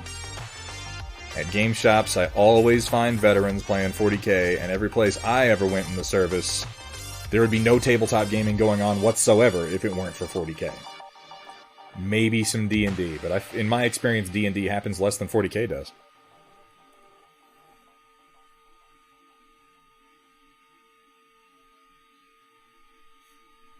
Yeah, I know. I'm hoping that it works out, that everything with CGO works out. I'm hoping that they see this as their chance to unfuck this particular PR shitstorm. Welcome back to 50 Shades of Coal Grey, Chapter 5. Thunderhead smiled as he held two brushes aloft, staring down at his workstation and me with an evil light glinting in his eyes. He put both sets of bristles into the Glorby fluids, chuckling to himself as he did so. Looks like it's time for two brushes, one paint pot. Why do I allow these things? Why do I do it? Do I have no dignity at all? Because that's possible.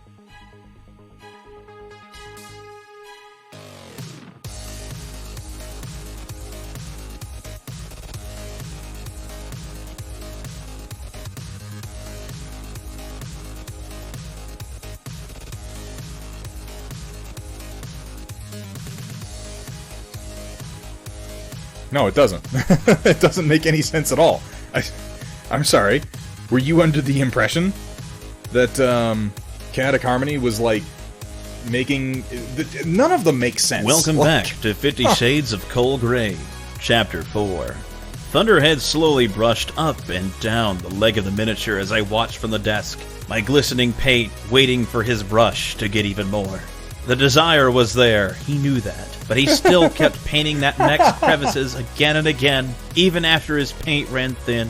Oh, I suppose I need more paint, he said, smirking as he reached past me for another jar, dipping his brush deep inside of it while I watched in agony. Again, I'm pretty sure that one was written from the perspective of a pot of paint. Like, am I wrong in that? Gear Falcon Chapter 3 will never see the light of day. That ship has sailed.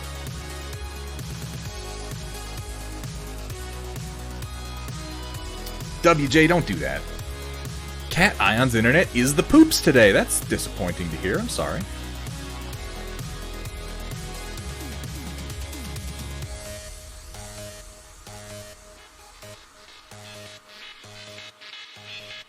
Hate Disney Star Wars, hate Games Workshop, pissed at Tops at CGL. Have you tried picking up Heavy Gear Blitz? DreamPod 9's a pretty good company.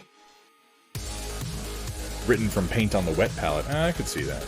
I could see that. That's why the paint is glistening. WJ, also check out Warlord Games, man. I know that it doesn't get a lot of love, but if you're not into historical stuff, not Bolt Action, but Beyond the Gates of Antares is actually a really good game. Not everybody loves the setting. I think it's pretty cool myself.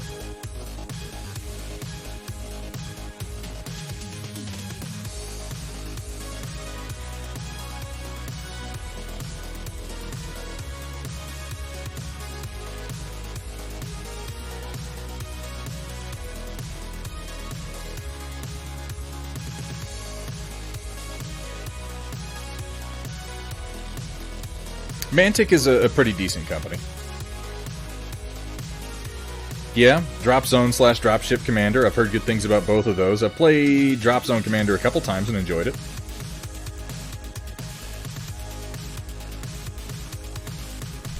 Warmahordes is a very unique sort of game. It's very, very crunchy. I always compare it to if Magic the Gathering were a miniatures game. I don't like that game because it's one of those where you almost can't play it casually. Like, you can if you got the right player, like a buddy of yours who plays, but if you want to play with anybody else, man, you gotta know what the fuck you're doing. Because that game is all about the combos.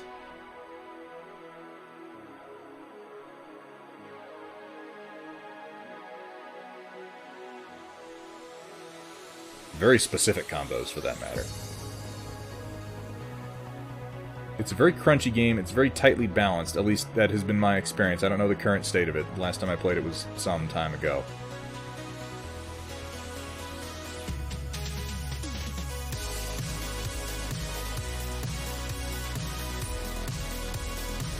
Didn't see the infinity bit. No, I must have missed it. Used to play Magic, got tired of constantly having to update my deck. That's what I got from Warmahordes too. It's like, you can't just play it and have a strategy and have that strategy last more than 6 months, because the game's going to be rebalanced and new models are going to come out and you're going to, now you suck because you don't have the new stuff. I could be wrong about that. That's just my impression.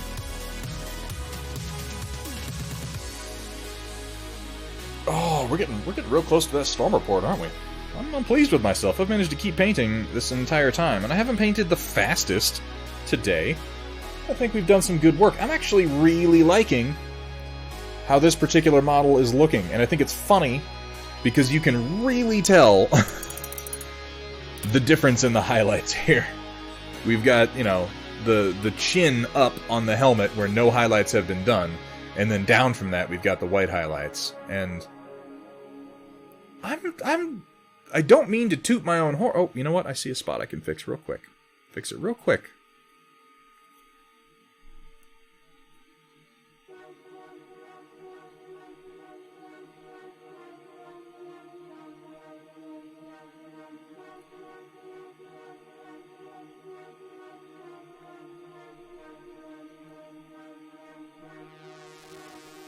Kind of went a little heavy-handed on that, but that's okay.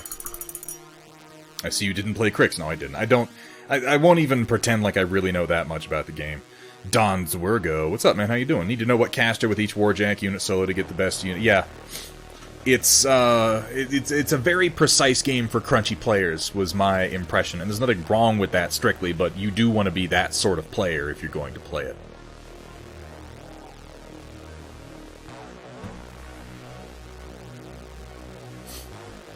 Take a moment and look over. This is going to be the squad leader for the Arc Commando squad. You can see his jetpack is also not highlighted, nor is the upper part of his helmet. But I feel like the highlights for the legs and the chest actually came together pretty good. on this dude. Again, I don't mean to toot my own horn here, but if I may toot my own horn, I really like the look of this white armor. I've finally got some techniques for it that I'm pretty confident in. And white armor has always been tricky, in my opinion.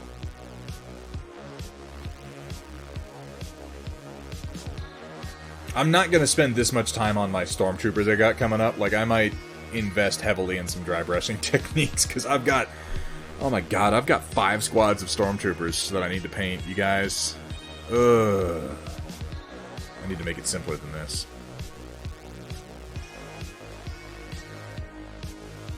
No, Don's Wirgo, I don't do gloss clear coats for most of this stuff. I go with matte. I like to do my reflections as much with the paint. I don't really like... I have not highlighted the comma yet, Cat Ion. This is just the base tone purple. It has not been highlighted. It has a couple shadows on it, but that's it. That's going to come up from there.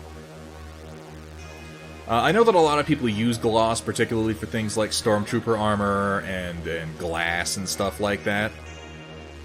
It can, if that's the effect you're going for, Don. And I've seen people do it, and it's just not an effect that I like using, you know? I don't like using the actual light around them to simulate the light falling on them, because I don't feel like it captures the scale very well. Also, I'm like a glutton for punishment, I think.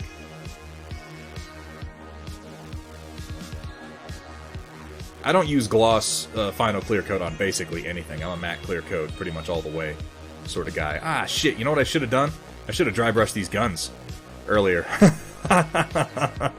Forgot to know the helmet is not finished. Aptifine? Aptifine? Do you like sexy battle mechs, sexy streamers, and sexy Solaris cheerleaders? Well, Thunderhead Stream has some of those things, and more. And more. Aptifine Painting, thank you so much for the follow. Welcome to the stream. Welcome to the Storm Chasers. You are catching us right at the end. There's something about Canopian catgirls that give me that warm, fuzzy feeling. Or maybe it's just my allergies. It's definitely his allergies. And here we can compare totally unhighlighted white armor against just the base coat. I really like how these shadows come together. I like the sort of comic booky look that this highlighting method gives me. I think it makes them more dramatic. Some real deep shadows on the armor, you know? Maybe it looks like shit. I don't know, you guys. You tell me. Who the hell am I to judge my own work? Nobody. And everybody. Looks great on the tabletop. And that's something... Okay, this is something that I feel very strongly about also, is you should always, when you're painting models... Like, it's real tempting to just look at them right here and paint them right here and judge them from right here. But if you're painting to play with these models, take them and put them at least at arm's length and sit back in your chair and then look at them. Because that is going to be close to the average viewing distance that they're actually going to be seen at. And particularly with white armor, they can look really good with subtle highlights up close. But if you don't do deep shadows and then you set them on the table and you go to play with them, they look boring, you know? Painting miniatures is fooling your brain. It's fooling your eyes into thinking they're seeing something that they're not really seeing. And so, in my opinion, a lot of realism in painting goes wasted. I say that there are people out there who can do realistic painting that blows my mind. And of course, a lot of the people who do super complex techniques are often painting for you know, Don? That's a good point. I like how you think. I have to like it, not you. So you know what? Screw you guys, I'm ending this... No, I'm kidding. I'm joking. That's not... Oh. I appreciate you guys' input every single time. I really do. It helps me... It convinces me I'm not going totally crazy. Yeah, stark contrast is better for the 3-foot rule. And a lot of the really, the big painters out there are painting for competition pieces, or pieces where they're going to take close-in macro photos of them, and yeah, they might look incredible, like at the golden angle in macro. But that doesn't mean it not necessarily look good on the table. This is something I tell people about non-metallic metal a lot of the time, and this is in no way knocking non-metallic metal. If you like non-metallic metal, do non-metallic metal. It looks amazing. In my experience, it looks amazing from, like, one... maybe 2 angles. Like, it looks really good. And if you move away from those golden angles, it starts to lose it a little bit. Now, this is not a universal truth. This is not something that you should say, Thunderhead hates non-metallic metals. And, I mean, I do think that Steiner Miniatures is a hack, but that's for a completely different reason. That has more to do with the fact that he grew a molestache and then shaved it before we could really make fun of it. You know? Oh, guys, you know what time it is? I think it's about that time. What do you think? We think we should ask Kat. Kat, what time is it? All right, locusts and gentlemex, get ready to feast your eyes on glorp paint and wet palates with the occasional culinary atrocity thrown in on tonight's Storm Report, brought to you by viewers like you. Hopefully, not too many culinary atrocities. Let's have a look at what people have been posting in the Storm Report. We are at 3 hours and 33 minutes, and the entries for the Storm Report should now be closed. I don't know if Dark Fox or Kat have done that yet, but if you would go ahead and close submissions, I would thoroughly appreciate that. She does, doesn't she, Problematic Gambler? Kat has a lovely voice. She has a lovely voice. She also has sharp fingernails, and she will gouge your fucking eyes out, so you know. I'm just saying, watch your ass. That's all I'm saying. Now, I set it this time so that my cursor should be visible when I'm on this, so I should be able to, like, gesture to things with my cursor and you actually know what I'm talking about. Did 2 minutes ago? Excellent. Dark Fox, thank you so much for that. Oh yeah, Don's Wergo, and this is something I've been learning lately as I've been doing more publicized photos. Guys, don't believe the photos that I edit of my miniatures. When you have the ability to really control and do post-editing on the photos of your miniatures, like, you can make something that doesn't look that great in person look amazing. Absolutely amazing in photography. It's just some tricks, you know? Admittedly, Daylight Gamer's been teaching me a lot about that. I'm not actually as good as I sometimes appear. Alright, let's dig into the Storm Report and see what you guys have been sharing with me. You've been working on while I've been faffing about with white armor. Let's find out. Yeah. Admittedly, that's true, WJ. I can't really hide it so much live. But sometimes you might notice that the photos I take of my miniatures look better than they do when you're watching me paint them. And that's why. It really is. There's nothing wrong with it, you know, you just gotta learn how to do video editing, or photo editing. So Thunderhead Studio is a hack? I know, I am absolutely, I am King Hack. I am the hack. I am Hacker Man. Oh no, that has very different connotations. Hack in a bad way. Don's Wergo, thank you so much for the follow. Welcome to the stream. Welcome to the Storm Chasers, and welcome to the Storm Report, one of my favorite bits. Let's dig in. Project Dark Fox, what are we doing here? Sketch Commission. Genbu Marauder 2. Custom variant with 4 large lasers and a medium laser. This mech was lost in battle, but took about 3 mechs with it that battle. Boom, boom, boom. I can dig it. I like the sort of double-barreled turret up top. Really nice line work. Dark Fox, you got talent, man. You got talent. Man, the Marauder has been through so many gyrations over the course of its existence, hasn't it? Yeah, CGO's gonna drop the hammer. Fucking Scroggins is gonna pop into the chat. He's gonna drop a turd right on my desk, and he's gonna eat it in front of all of us, and then we're all gonna be sued. Yeah, this is the Mech Warrior Online version of the Marauder. I never hated the MWO Marauder. I really didn't. Rasselhag. Alright. And you got the first 2. Designing a helm for a client not Battletech related. I like this. I like form-fitting helmets with asymmetric optics, though. Like, if I had to pick general themes that I like about this, it's the form-fitting and the asymmetry. Yeah, very Splinter Cell. Like, I can almost hear Michael Ironside talking through it, you know? Oh, Michael Ironside. That man is a blessing. Dark Fox, thank you so much for getting us started. Wonderful work, as always.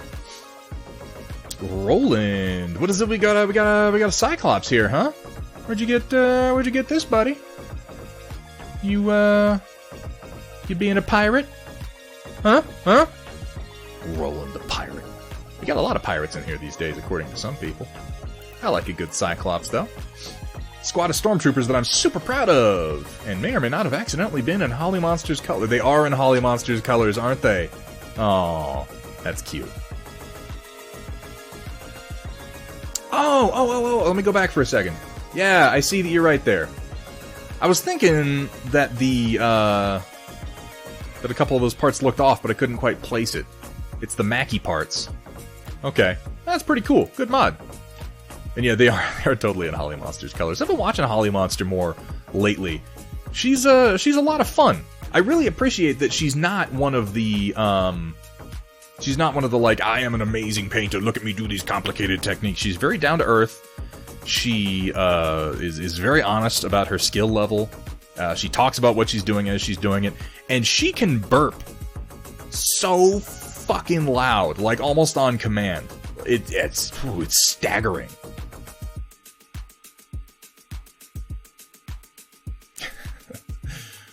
I dig the colors, though. I like the orange visor, too. That's a nice touch.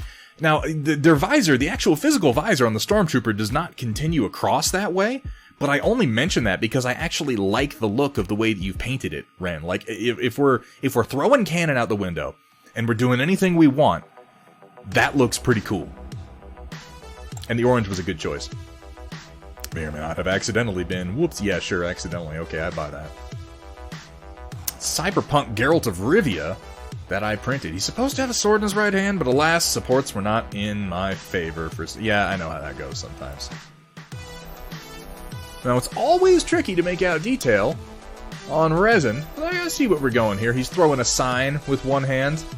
He's got like a pretty severe pulled back ponytail in this particular Geralt. I'd love to see this mini again, Ren. If you throw some primer on it so we can get a better look at the details. Pop it in on Sunday if you're here. And a little personal project that may reinvigorate me to get back into the wasteland. You doing some Gaslands? Yeah. Flamethrower, right, okay. Alright. It's sort of like throwing a sign, right? Sure, why not?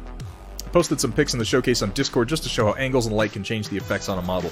Don's Virgo, I appreciate that. It's a really interesting subject, and it's something I'd like to talk more about, because I feel like not enough painters realize that it's not about having a miniature that looks amazing from every angle. It's about knowing the angles to show. You know, if you're like me and you pathetically beg for likes and retweets and shares, and your entire ego is based on how social media props you up, and you cry yourself to sleep every night. That's not true. I do thrive on your enthusiasm, though. That much is true. I've messed around with Gasland some. I look forward to seeing these come together. I can tell you've put some custom mod parts on this thing. What I really want you to do is paint it like the A-Team van. I don't know why that's the first thing that pops into my head when I see a van with guns on it. But yeah, go for the A-Team. Excuse me. Cyber Knight. Ooh, he got it printed! That's exciting! Prototype 1.5 for the Quake. Redid the LB20X and the front plugs. Front plugs. I don't know why that combination of words. To hone in on the detailing, and I'm currently printing the second pass at the hull in regular old AC-20. Overall, things are progressing well. Might only take one or two more revisions to lock in some parts. I love that feeling when you're prototyping and you hit a point where you're like, I don't have much more to do. Like, this is so close. Because it sounds like, oh, thank you, Dark Fox. Yes, that's probably it. Like, I don't want to admit that that's right, but yeah, that's probably right. Let's have a look. The Quake is looking good. Oh! Ooh! Those roads, though! Cyber Knight! Who makes those roads? They're so nice! Who makes those? Anybody? Anybody? Yeah. Anyway. Really nice looking print, though, man. Very clean. A big part of printing in 6mm, and it's obviously something that Cybran understands, and I base this on having seen the files that he puts together. Or rather, the original, 3D files before he prints them. You get strong details like this, these deep lines, by knowing your tolerances for the printer and knowing the depths that you need to do. And it just takes time and it takes experience, and eventually you kind of develop, a rule of thumb. And that's the sound of Thunderhead's horn as he toots it. As we phase over into Thunderhead.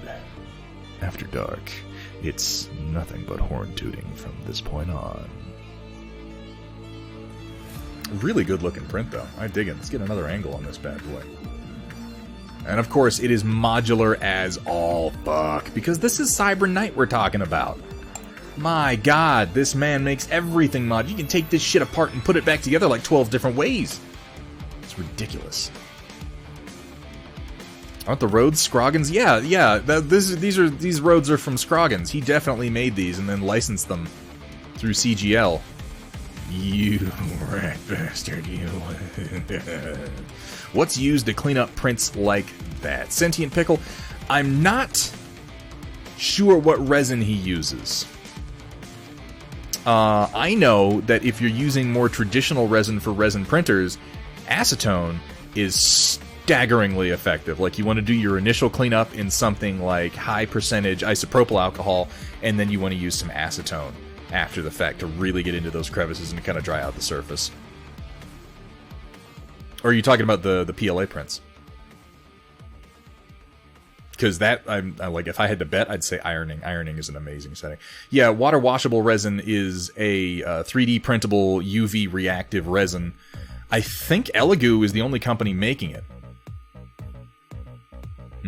Get into those crevices, get that acetone down in there, get that dirty, dirty resin out. Again, I don't know what resin he uses, and I don't think Cybern is here right now. I think he's probably at work or something like that. But, totally awesome. Does that work as well? The crevices! Chaotic Harmony, you've got... You know what? You got your inspiration there, man. We're talking about cleaning crevices. Go! Voice clip. Do it. Thank you so much for that, Cat. I appreciate it. But yeah, again, I don't know what resin it is that he uses. If he's using more traditional resin, acetone after the fact is definitely going to help. If it's water washable, I mean, just water, really, is going to get it there. You need some water, some soap, and a toothbrush. Get right on in there. Do they? I'm not sure. I know that Elegoo for a while was the only one making water washable, but I wouldn't be surprised if other people are expanding into it. Since I've started using water washable resin, I'm never going back. I'm never going back. Steiner, do both. Next print you do, try both. Do isopropyl, and then when you're done cleaning it with the isopropyl, try some acetone. Use that and tell me it doesn't improve the quality of your surfaces. I can't say LA's totally awesome or CGL's gonna get you. Damn it! I pirate things without even realizing I'm doing it. Lika! What's up, Lika? Good to see you. Thanks for being here. We're kind of right towards the end, but it's always nice to see you pop in. Are they really so good? I've never... It's exactly as good as the other resins, Don's Virgo. The difference being you don't have to own or handle caustic or explosive chemicals. It's a little bit more expensive, but when you average out the expenses, the expense of the water washable resin is roughly equal to buying the regular resin and also buying the caustic and explosive chemicals. I'm probably going to die of resin cancer at this point because I've become so lazy with a water washable resin. I'll handle it with my bare hands. I'm a complete and absolute idiot.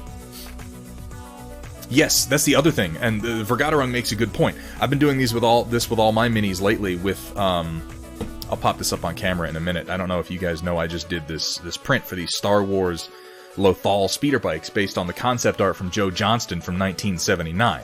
But if you take the water washable resin and you just dunk it in a tub of water when it's done printing, leave it there for like an hour or so, and then run it under or put it into a container of hot water.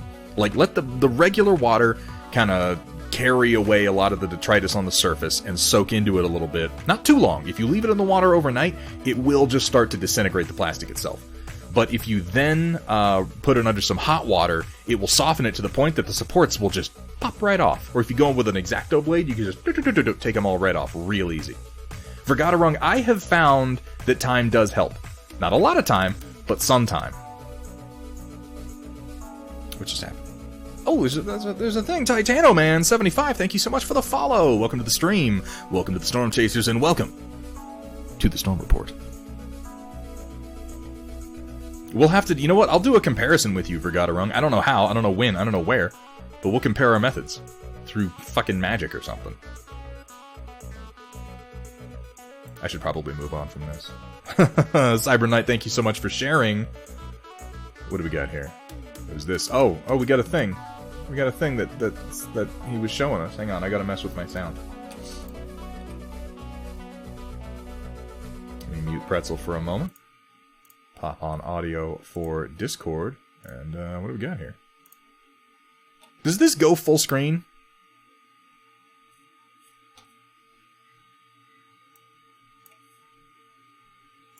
When I do it, I don't know if it does or not. Oh, cool. I'm glad to know that.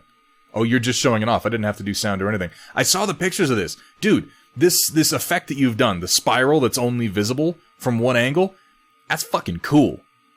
That is just one of the coolest damn things. Like, it's one of those painting effects where I look at it and I go, what am I doing with my life? You did a really good job on that, man.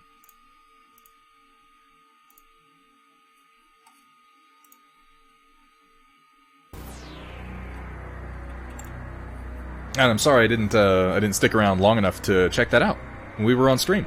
Again, I was just kind of popping in, and then I was getting ready to start this up. You know how it goes. Oblique anamorphosis. Well, that's a mouthful. I was really happy that the technique worked. It worked wonderfully, man. And it's like a complicated artist's way of saying, when you line it up just right, it looks real cool. Well, you look at that, you can see like a circle, but only from the one angle. Well, goddamn. I think I did a pretty okay dry brush tutorial, too. Yeah, I saw that. I was wondering if you had done dry brush highlights on that. Awesome. They came out really nice. Dude, dry brushing is a super powerful technique. Shit. I think that's a completely different sort of voice. Sentient Pickle. Roland's new photo by Jason Cabral. Is this... okay, it does come up. A little bit small. Is this an older one? Whose buildings are these? I recognize a couple of these. I like that little communications tower space needle we got going on there. I mean, these are yours, obviously. That's a good looking board. Last summer. It's amazing how much things have changed since last summer. How many products have become available, isn't it? I mean, not just, like Battletech minis and terrain. So much has changed. I think time's actually accelerating somehow. Project Dark Fox just got paid.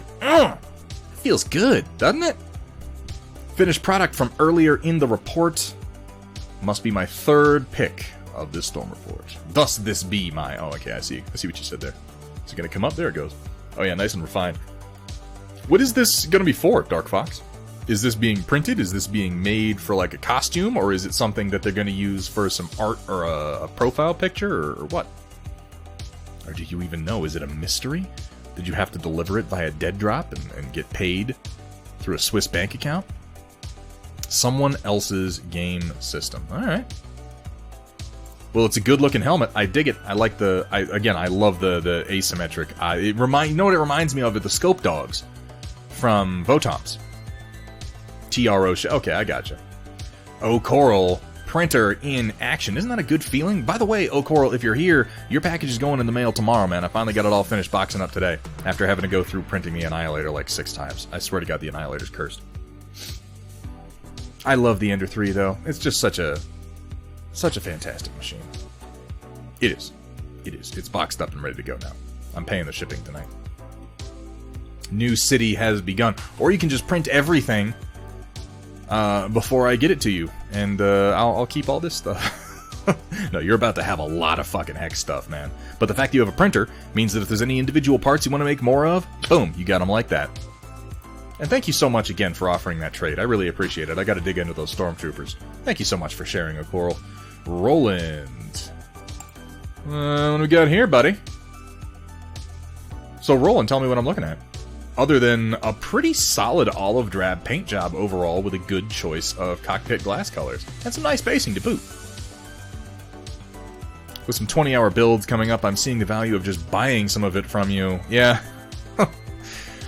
I mean, you'd be buying it from Steel Warrior Studios, and he would be doing the printing, because after printing all this stuff for O'Coral, like, I totally understand the value that Flavolicious is bringing. Because, oh my god, it took so freaking long. Yes, it is White Wolf. I like it when Flavolicious does the printing, because he has, like, 20 printers or something, and it gets done so much faster than when I do it. I have one printer, and I mostly use it for prototyping. I can't produce that kind of quantity. Well, yes, okay.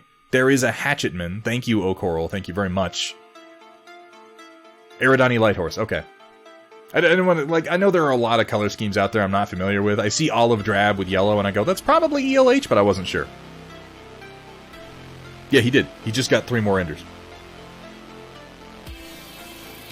I mean, that's a really good-looking drab. I like the MWO Phoenix Hawk. I know it's not everybody's favorite, but I really do like the look of it. I don't even hate the Thunderbolt. I don't like the hands on the Thunderbolt, the weird, like, grabby claws. I wish it had the more traditional human hands, but, you know, whatever. Cursed Annihilator got you down? Try the new and improved Annihilator, now with extra thick, coming slowly to a battlefront near you. Papa Bear, your Annihilator looks cool as shit. Honestly. Chaotic Harmony? With a Trinity City ad? Oh my god! Oh my god, guys! Guys, what is this? What is this? Let's have a listen, shall we?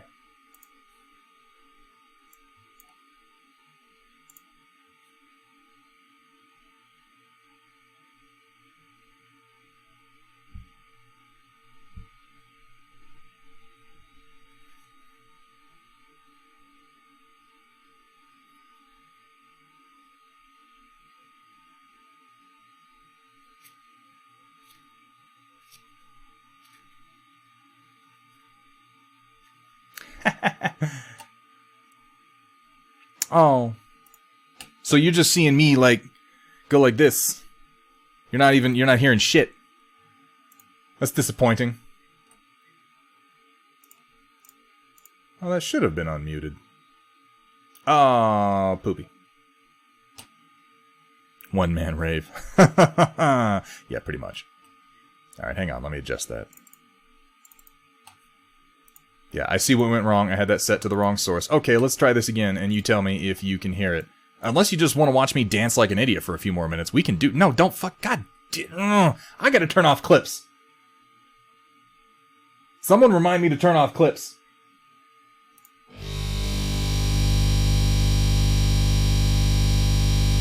Whoa. What's happening?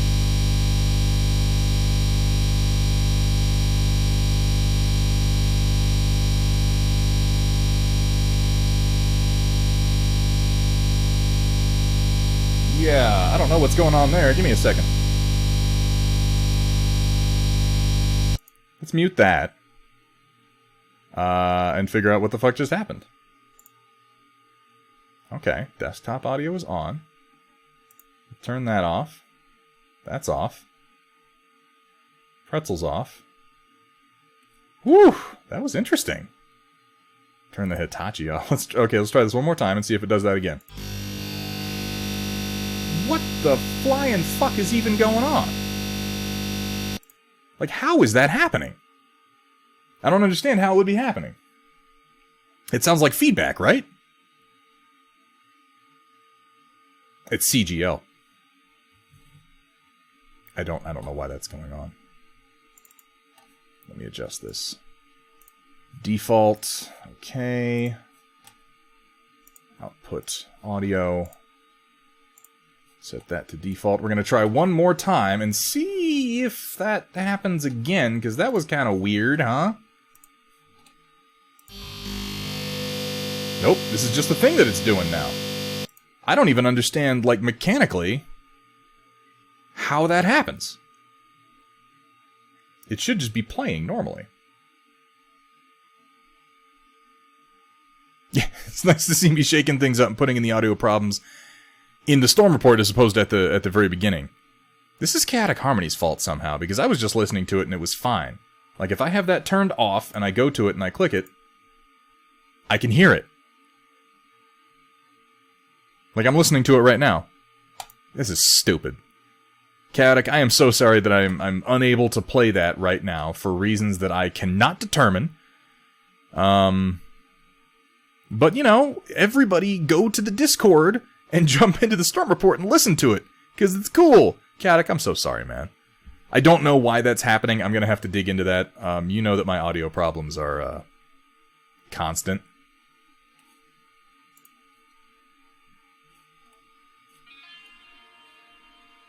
Chaotic, I feel bad. You did something so cool And it's for Trinity City, of all things. My city! I guess my audio clips can now be used as a paint shaker. Papa Bear with the jokes! Chaotic, we'll play it again. We'll play it again next Storm Report on Sunday. Okay? We'll play it live. Everyone can listen to it, and then we'll play it again. Once I figure out what the fuck just happened. These are the challenges of being a streamer who doesn't understand anything about sound, like, at all. Professional streamer, stand back. Chaotic. I'm so sorry. Can we get an F in chat for Chaotic's amazing sound clip? Fuck it, we'll do it live! Yeah, you go cry.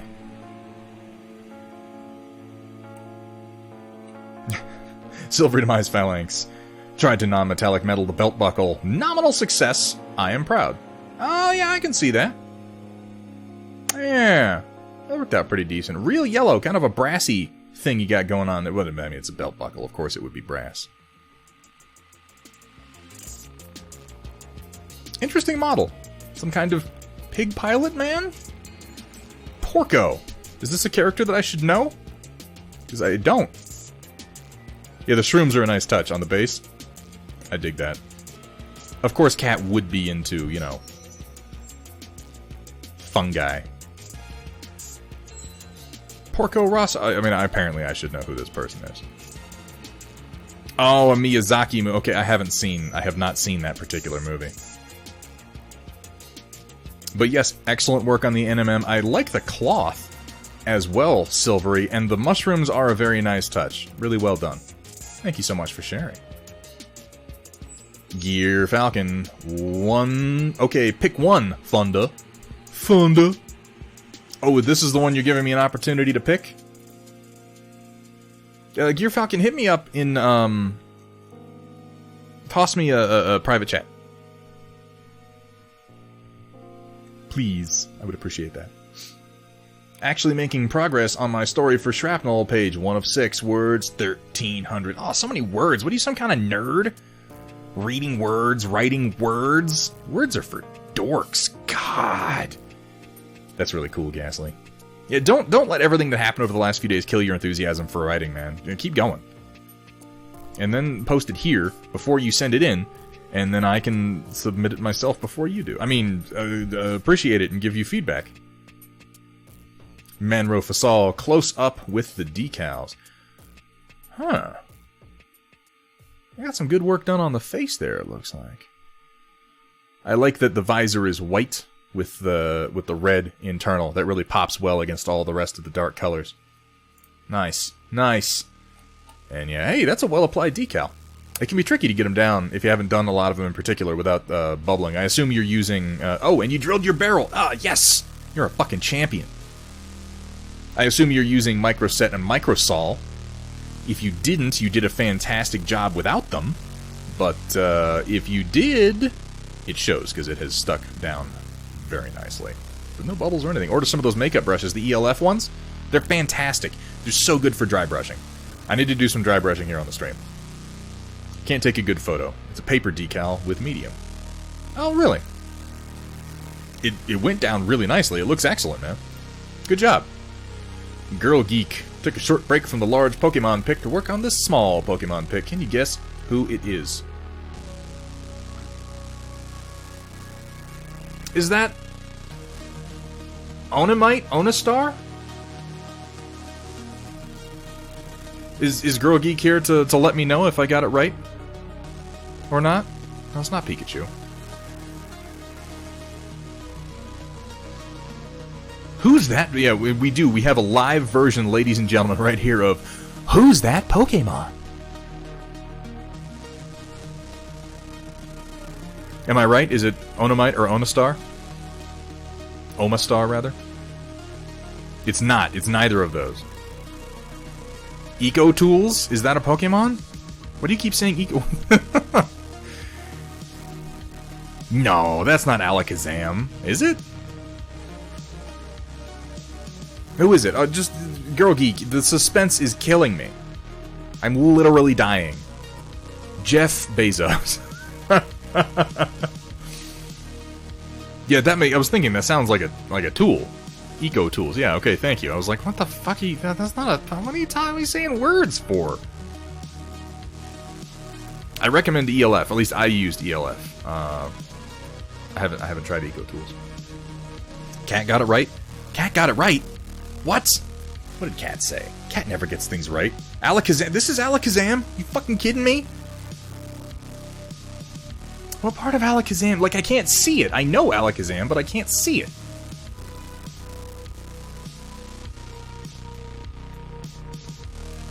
Huh. Okay. I mean, I'll believe you. Don't go telling Cat that she's getting things right. Her ego is gonna inflate, and she's gonna be insufferable. We'll never hear the end of this. It's the right side of him. Huh. Well, I'll tell you what, Girl Geek. Alakazam, I think we've been over this. Alakazam is my favorite Pokemon. Which leaves me a little embarrassed that I didn't guess it. And I still can't, for whatever reason, see what part of him this is. But, yeah, see, I'm with you, WJ. The beginning of his Okay, yeah, okay, I guess I can see that then. Yeah. Well, I look... Yeah, you should do the wrong side of him. Oh, girl's got jokes. I look forward to seeing this come together, Girl Geek. Alakazam is my favorite Pokemon of the original 151. Not that you picked him because of that, but, you know, in my personal headcanon, I can pretend that you did, right? That's acceptable. Thank you so much for sharing. As always, if it's not Swole Diglett, I'll be sad. Vergaderung, you are a weird guy. Probably could take it further, but I think I'm gonna call him done for now. White Wolf, working on some more Infinity, yeah? Yeah, okay. This, you've done some work on the highlights on the red, and adding in the under bits, the little working bits, highlighting that gray. I think that's helped a lot. You've separated the pink from the red. Fairly effective. Oh, you really... Oh, Girl Geek, that's so nice of you. I didn't want to assume. But, no. Cat, stop telling Cat she's right about things. You know how this is gonna bite me in the ass eventually? Shit.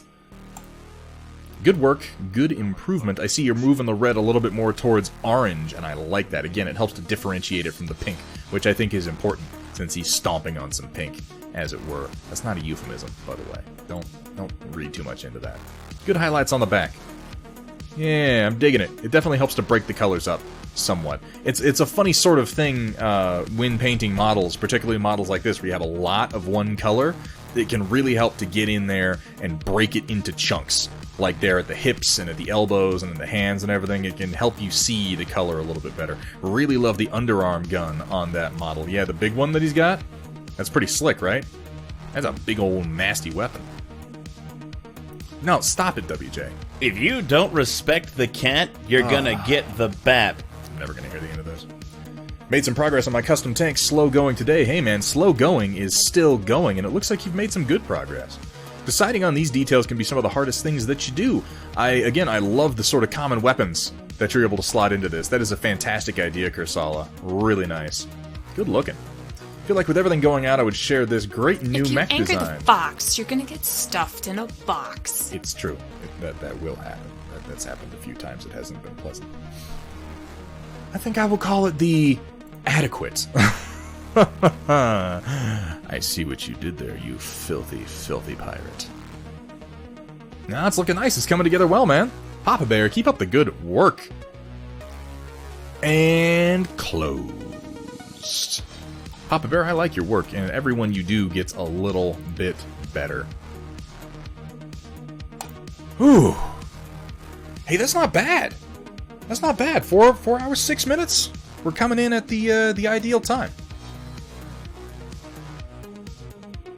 I have got to go get something to eat.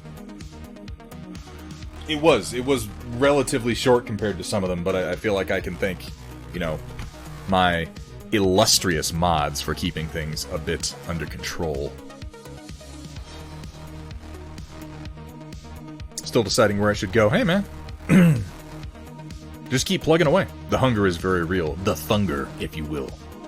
Is that the word we decided on, Cat? It's not a good word. We shouldn't use it. It's actually quite silly. So I believe we're going to be heading over to Steiner Miniatures. Yeah, is that what's going to happen? Let's have a look. The Thunder. Steiner Miniatures is going. Painting some... Looks like some Battletech? Yeah. Alright, let's get that raid started. Ladies and gentlemen, locusts and gentle mechs. My heartfelt and sincere thank you to each and every one of you for joining me today. This has been a fun stream. I got a pretty good amount of work done. I got some highlights done that I'm really fairly proud of. I'll be working a little extracurricular on these ARC Troopers to get them done, and make sure we get some pictures posted. I should have a better camera coming in here pretty soon, so we should have some improved miniature photographs. That's something I'm really working on improving, is taking better pictures. It's, it's a constant process. But that's the nature of the beast. We will be working on... I think I'm going to take one more swing. I'm going to take one more swing at the Annihilator this weekend. That's going to be my plan. Coral, if you're listening, we're going to take one more swing at it. I'm going to do plenty of work before we get into it, and then we're going to throw down some green stripes. I'm going to get this guy done so that we can say we've got a damn Thunderskunk. Alright, I'm going to go get something to eat. Again, thank you everybody for coming out. Thank you Cat Ion. Thank you Project Dark Fox. Thank you to everyone who contributed over the course of the Storm Report. Oh my god, you guys, so many follows. So many subs. You flatter me. You flatter me terribly. Alright, I'm going to be over on Steiner Miniatures on a voice call in a bit. I will see you guys Sunday. Until then, keep on painting.